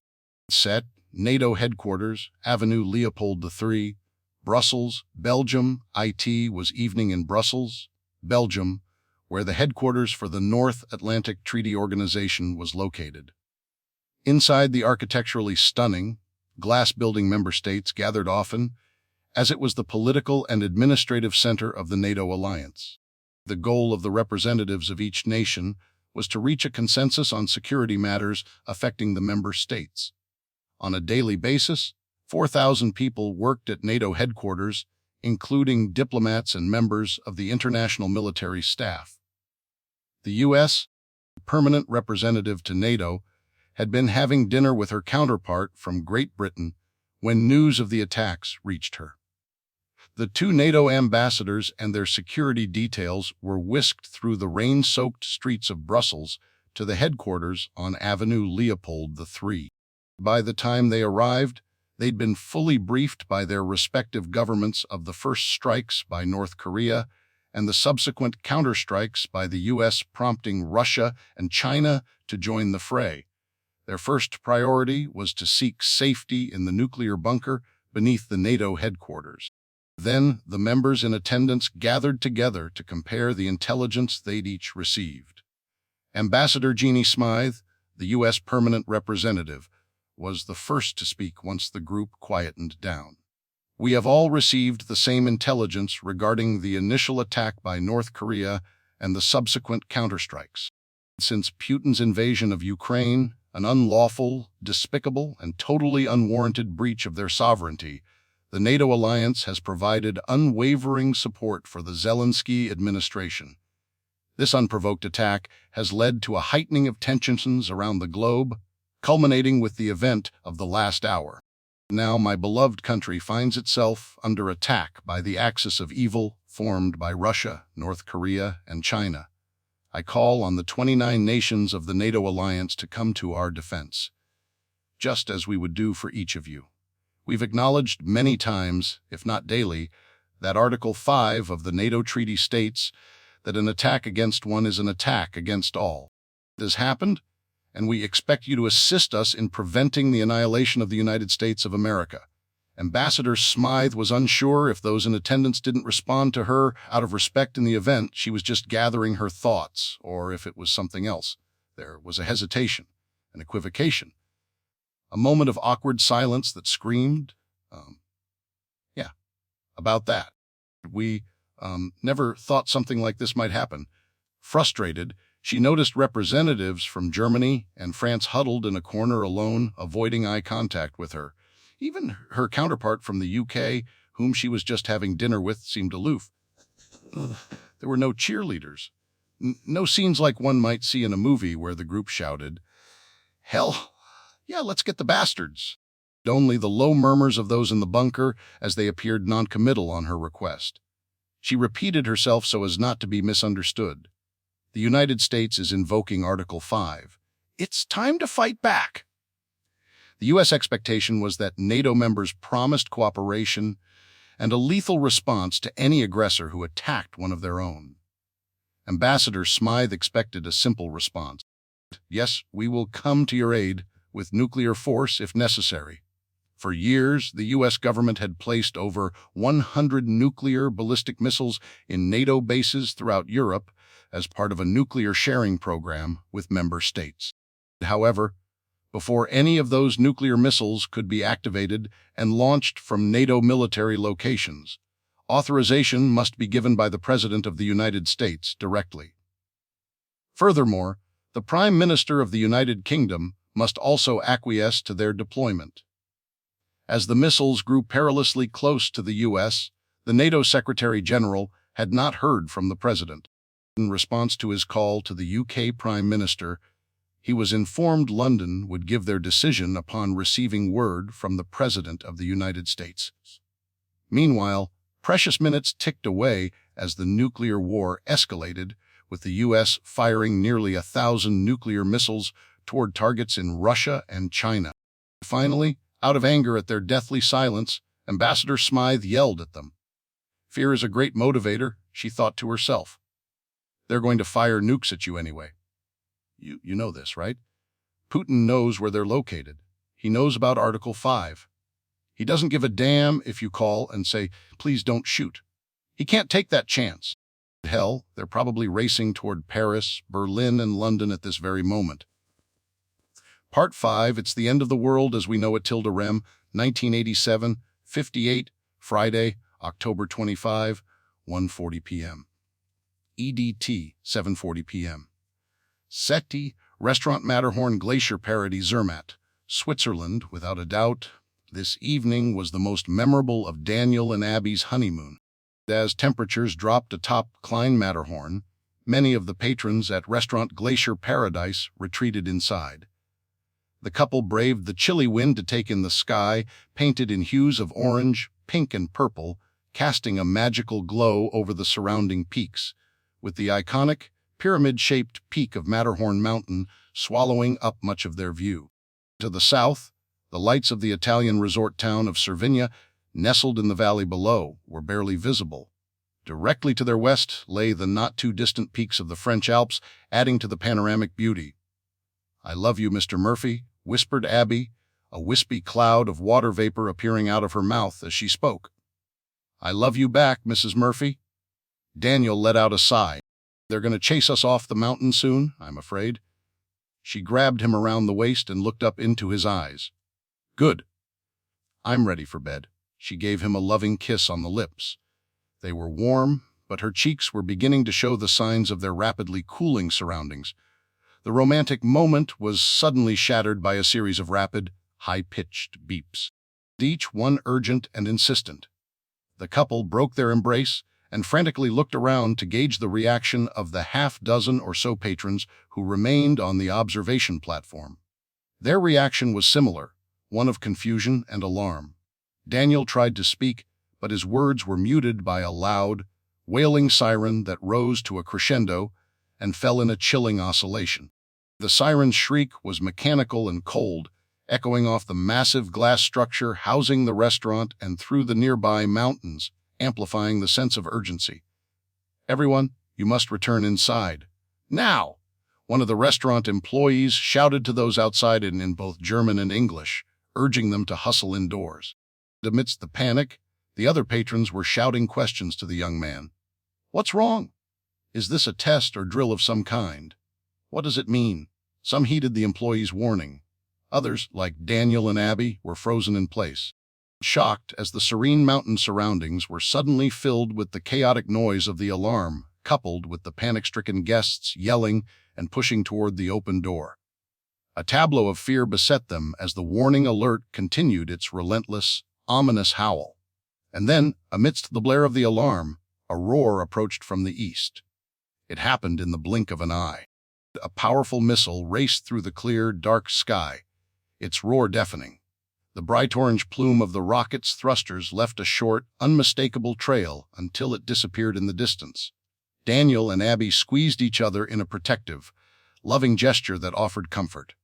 They stopped breathing, focusing all of their senses on their hearing, trying to block out the incessant sirens and alarms. Then came another missile. This one was flying along a southwesterly path. A third flew overhead, heading toward the northwest.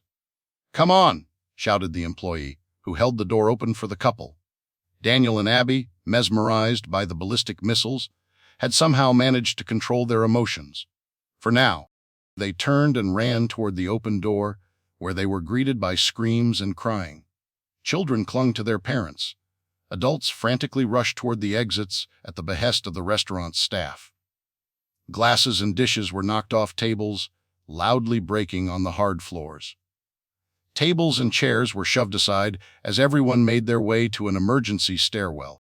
Multiple languages could be heard as everyone demanded answers and begged for help, and prayed. 59 Friday, October 25, 1:43 p.m. EDT, 7:43 p.m. Sit, Restaurant Matterhorn Glacier Paradise, Zermatt, Switzerland. There has been an attack. Everyone must hurry! The management team of the restaurant had taken over the evacuation. The entire building was being evacuated using the Glacier Paradise cable car, which departed the Klein-Matterhorn station to the transfer station below at Trockener Steg, the summit of a nearby, lower-altitude mountain. The 25 ultramodern cable cars held 28 people, with each assigned a heated seat. Although the cable cars ran every 9 minutes, the panicked restaurant guests and employees fought to get onto the first car.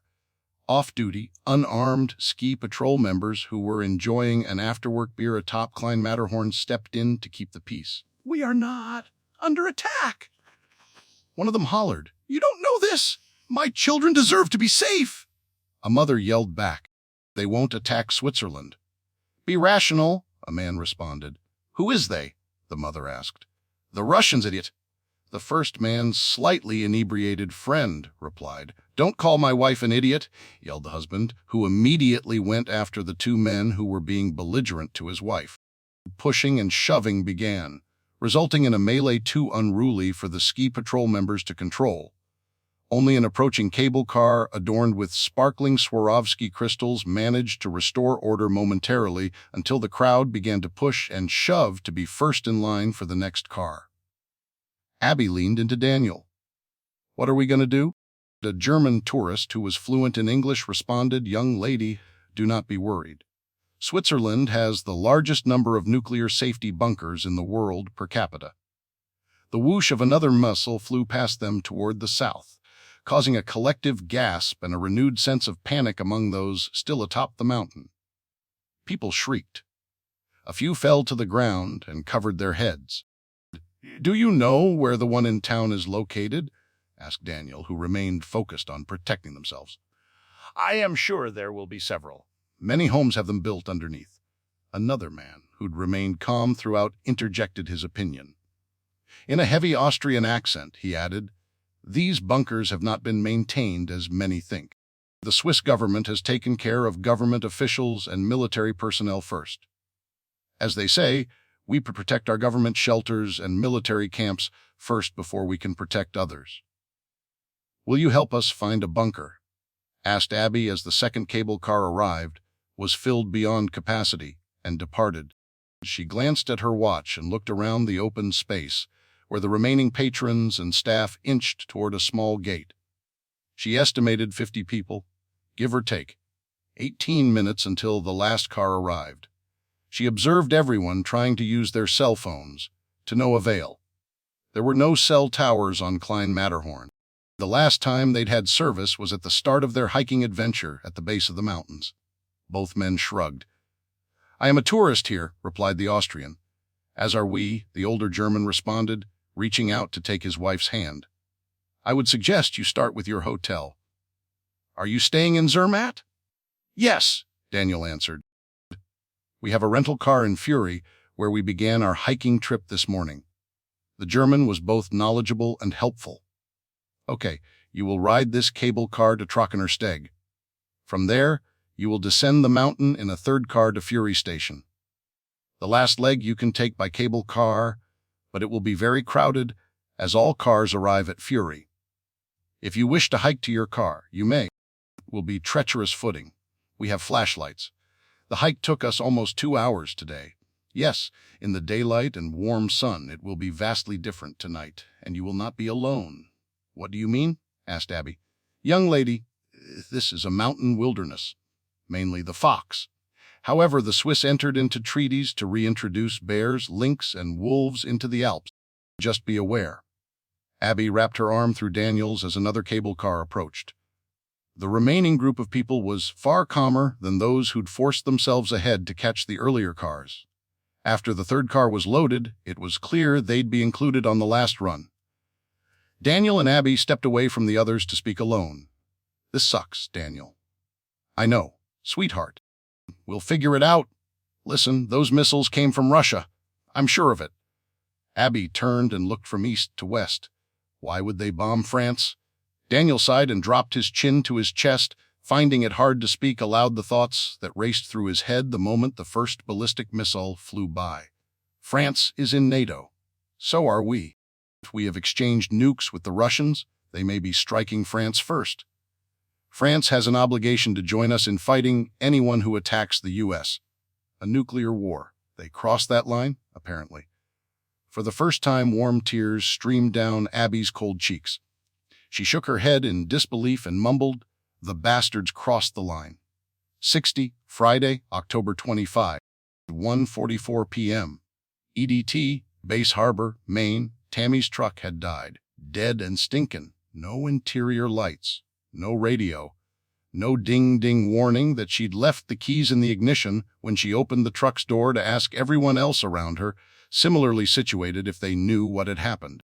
In unison, just like fans at a football game who suddenly find something particularly interesting going on near their seats and turn at the same time to watch, the stranded motorists looked skyward as if the hand of God were to blame for their vehicles refusing to operate.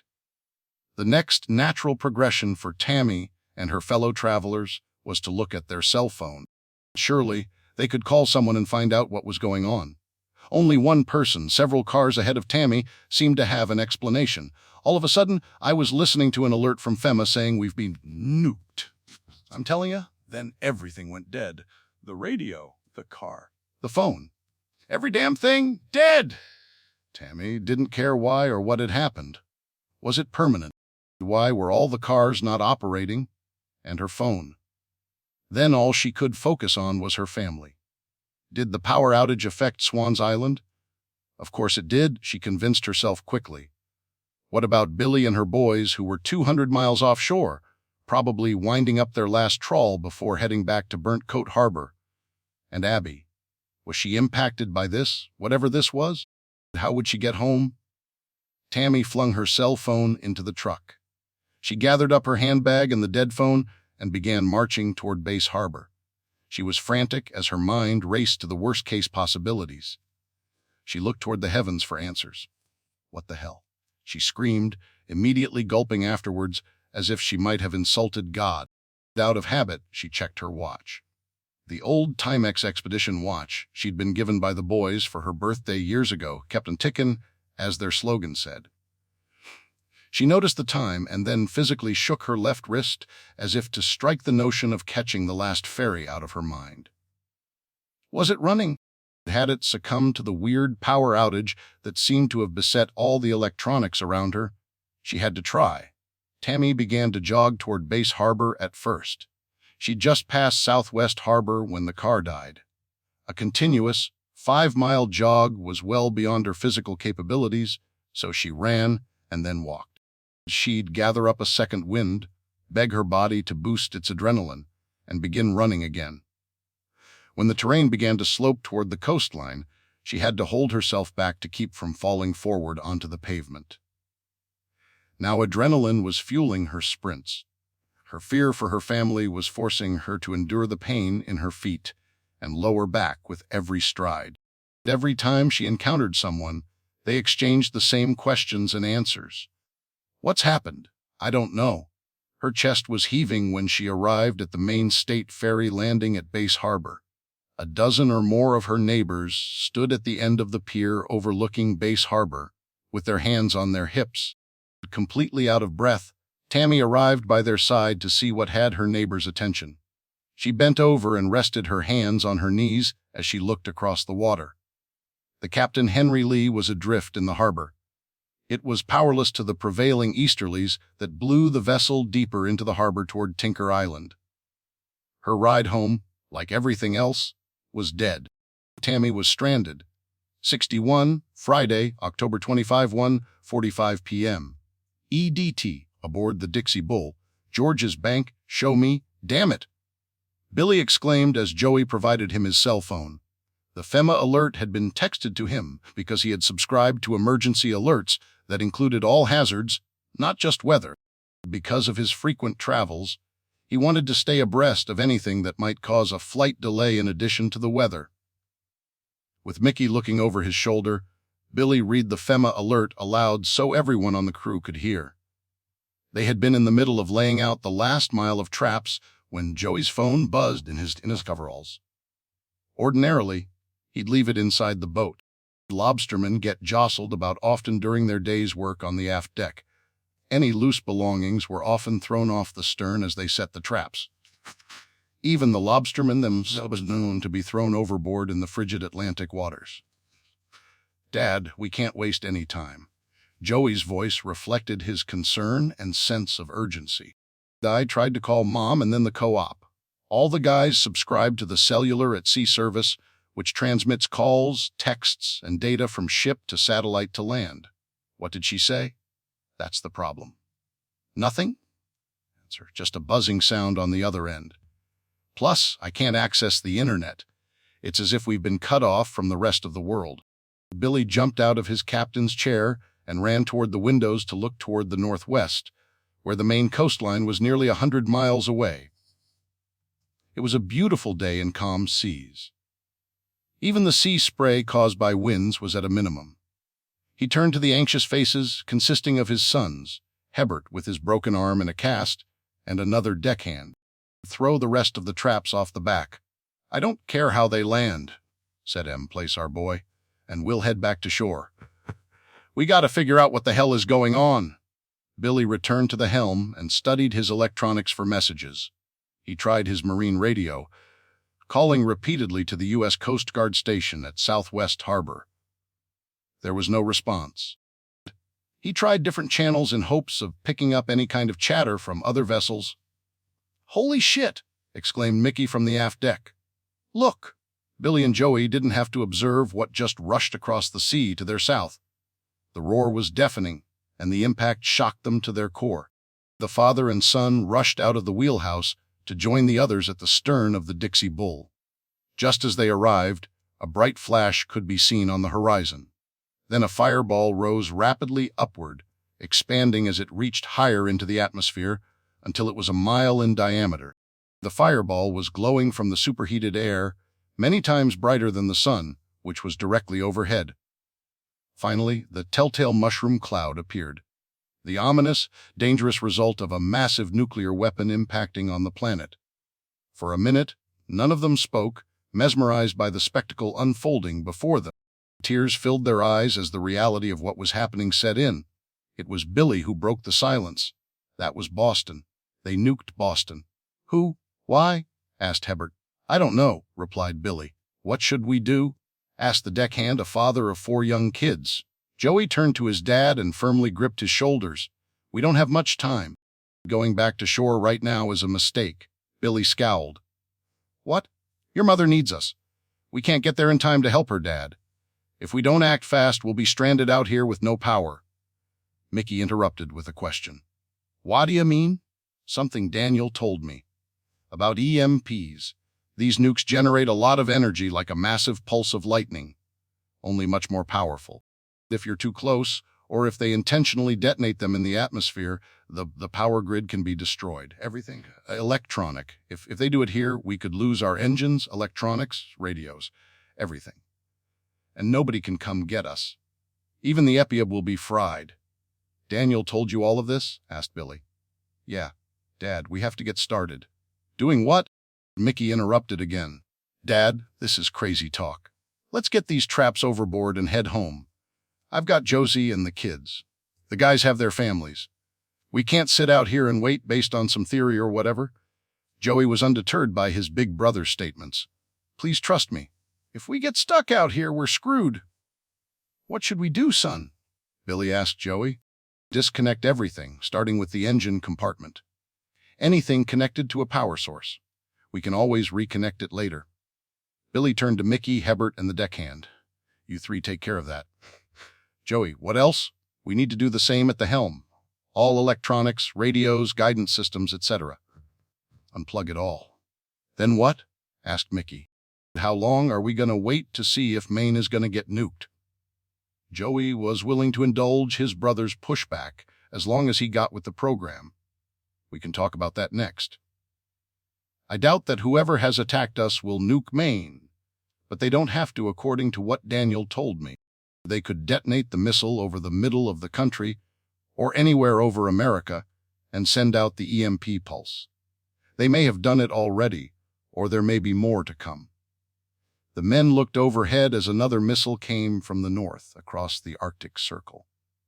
It disappeared through the existing mushroom cloud but detonating at the Naval Submarine Base in Groton, Connecticut. We've got to hurry!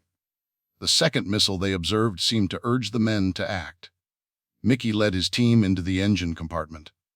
Billy and Joey scrambled back into the wheelhouse. The smaller, more agile Joey crawled under the helm and began to systematically disconnect any wiring from the panel. Through the breaker on a small, dedicated panel for the ship's electronics and radio devices. Within 15 minutes, and after the whoosh of another missile flying across the ocean near their position, the men reconvened in the galley. Joey made another suggestion. We need to hunker down to avoid the radioactive fallout that might have been generated by the Boston nuke. Do you have any plastic that will allow us to seal up this compartment? Yeah, son. There's a roll of plastic sheeting in the storage room, and some duct tape.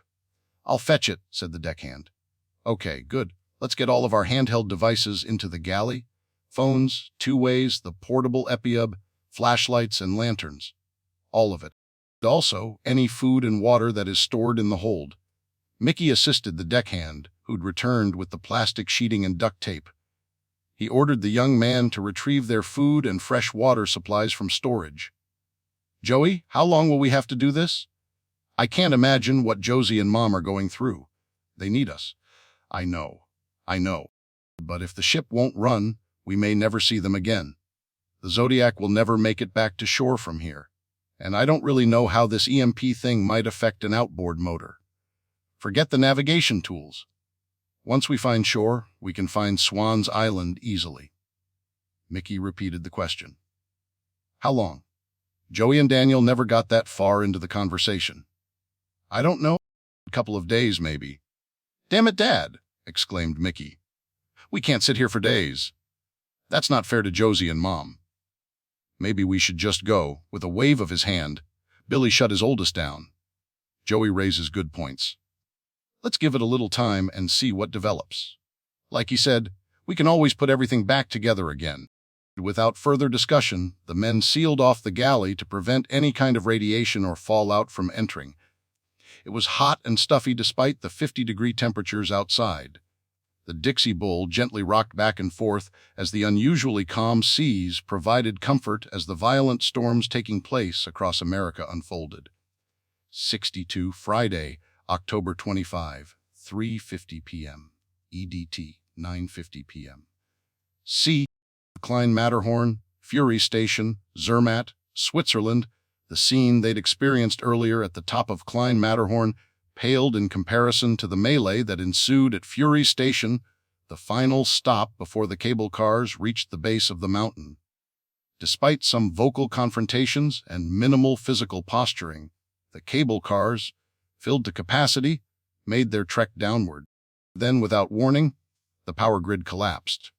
Switzerland imports 70% of its electricity generated by hydroelectric and nuclear power plants from other nations, namely France. France had lost power due to the nuclear strikes delivered by Russia.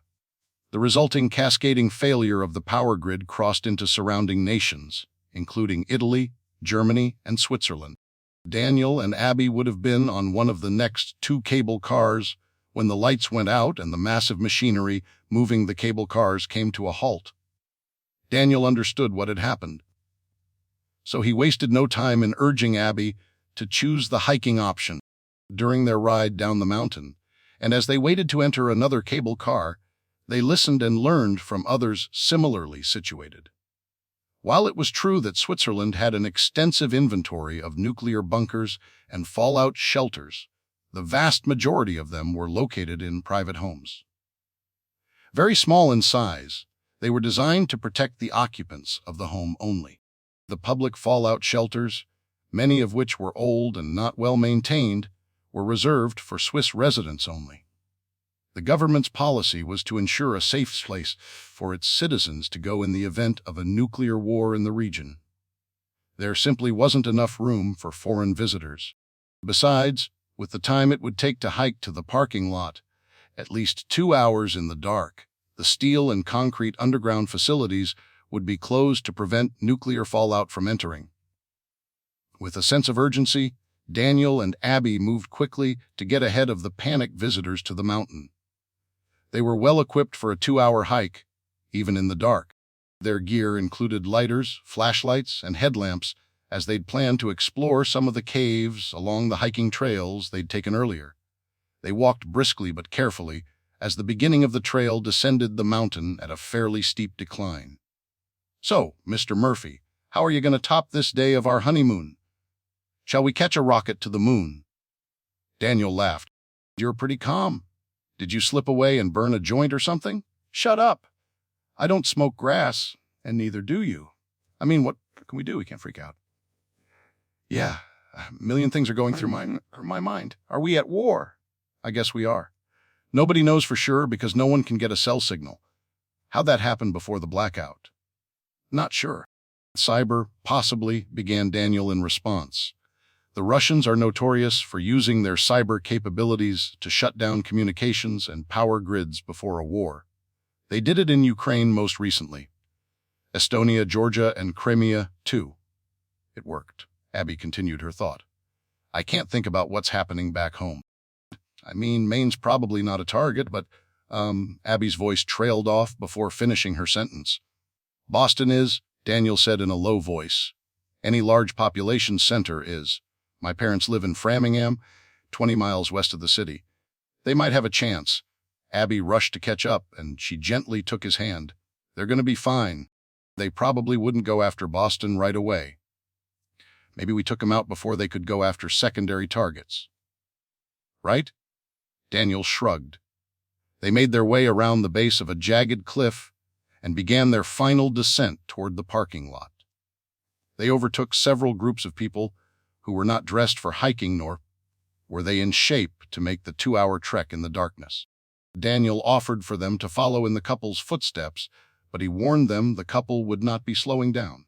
They had to keep up. His mind wandered as he tried to recount everything he knew about nuclear war and the resulting aftermath. He considered what he knew about France and Italy, likely nuclear targets for the Russians, how far away they were, and how long it took the fallout to make its way toward the east into Switzerland. Then the reality set in. If France was powerless, so was the whole of Europe most likely. How would they get back to the States? And how long would it take? These questions plagued him as they continued walking. Abby tried to make casual conversation with him, and he did his level best to go along with Abby's forced humor, clearly a coping mechanism to prevent herself from having a breakdown. He admired her for keeping it together. There would be an opportunity soon to face the stark reality. They might be stranded in Europe, and their families might be dead. If not, the aftermath could kill them all eventually.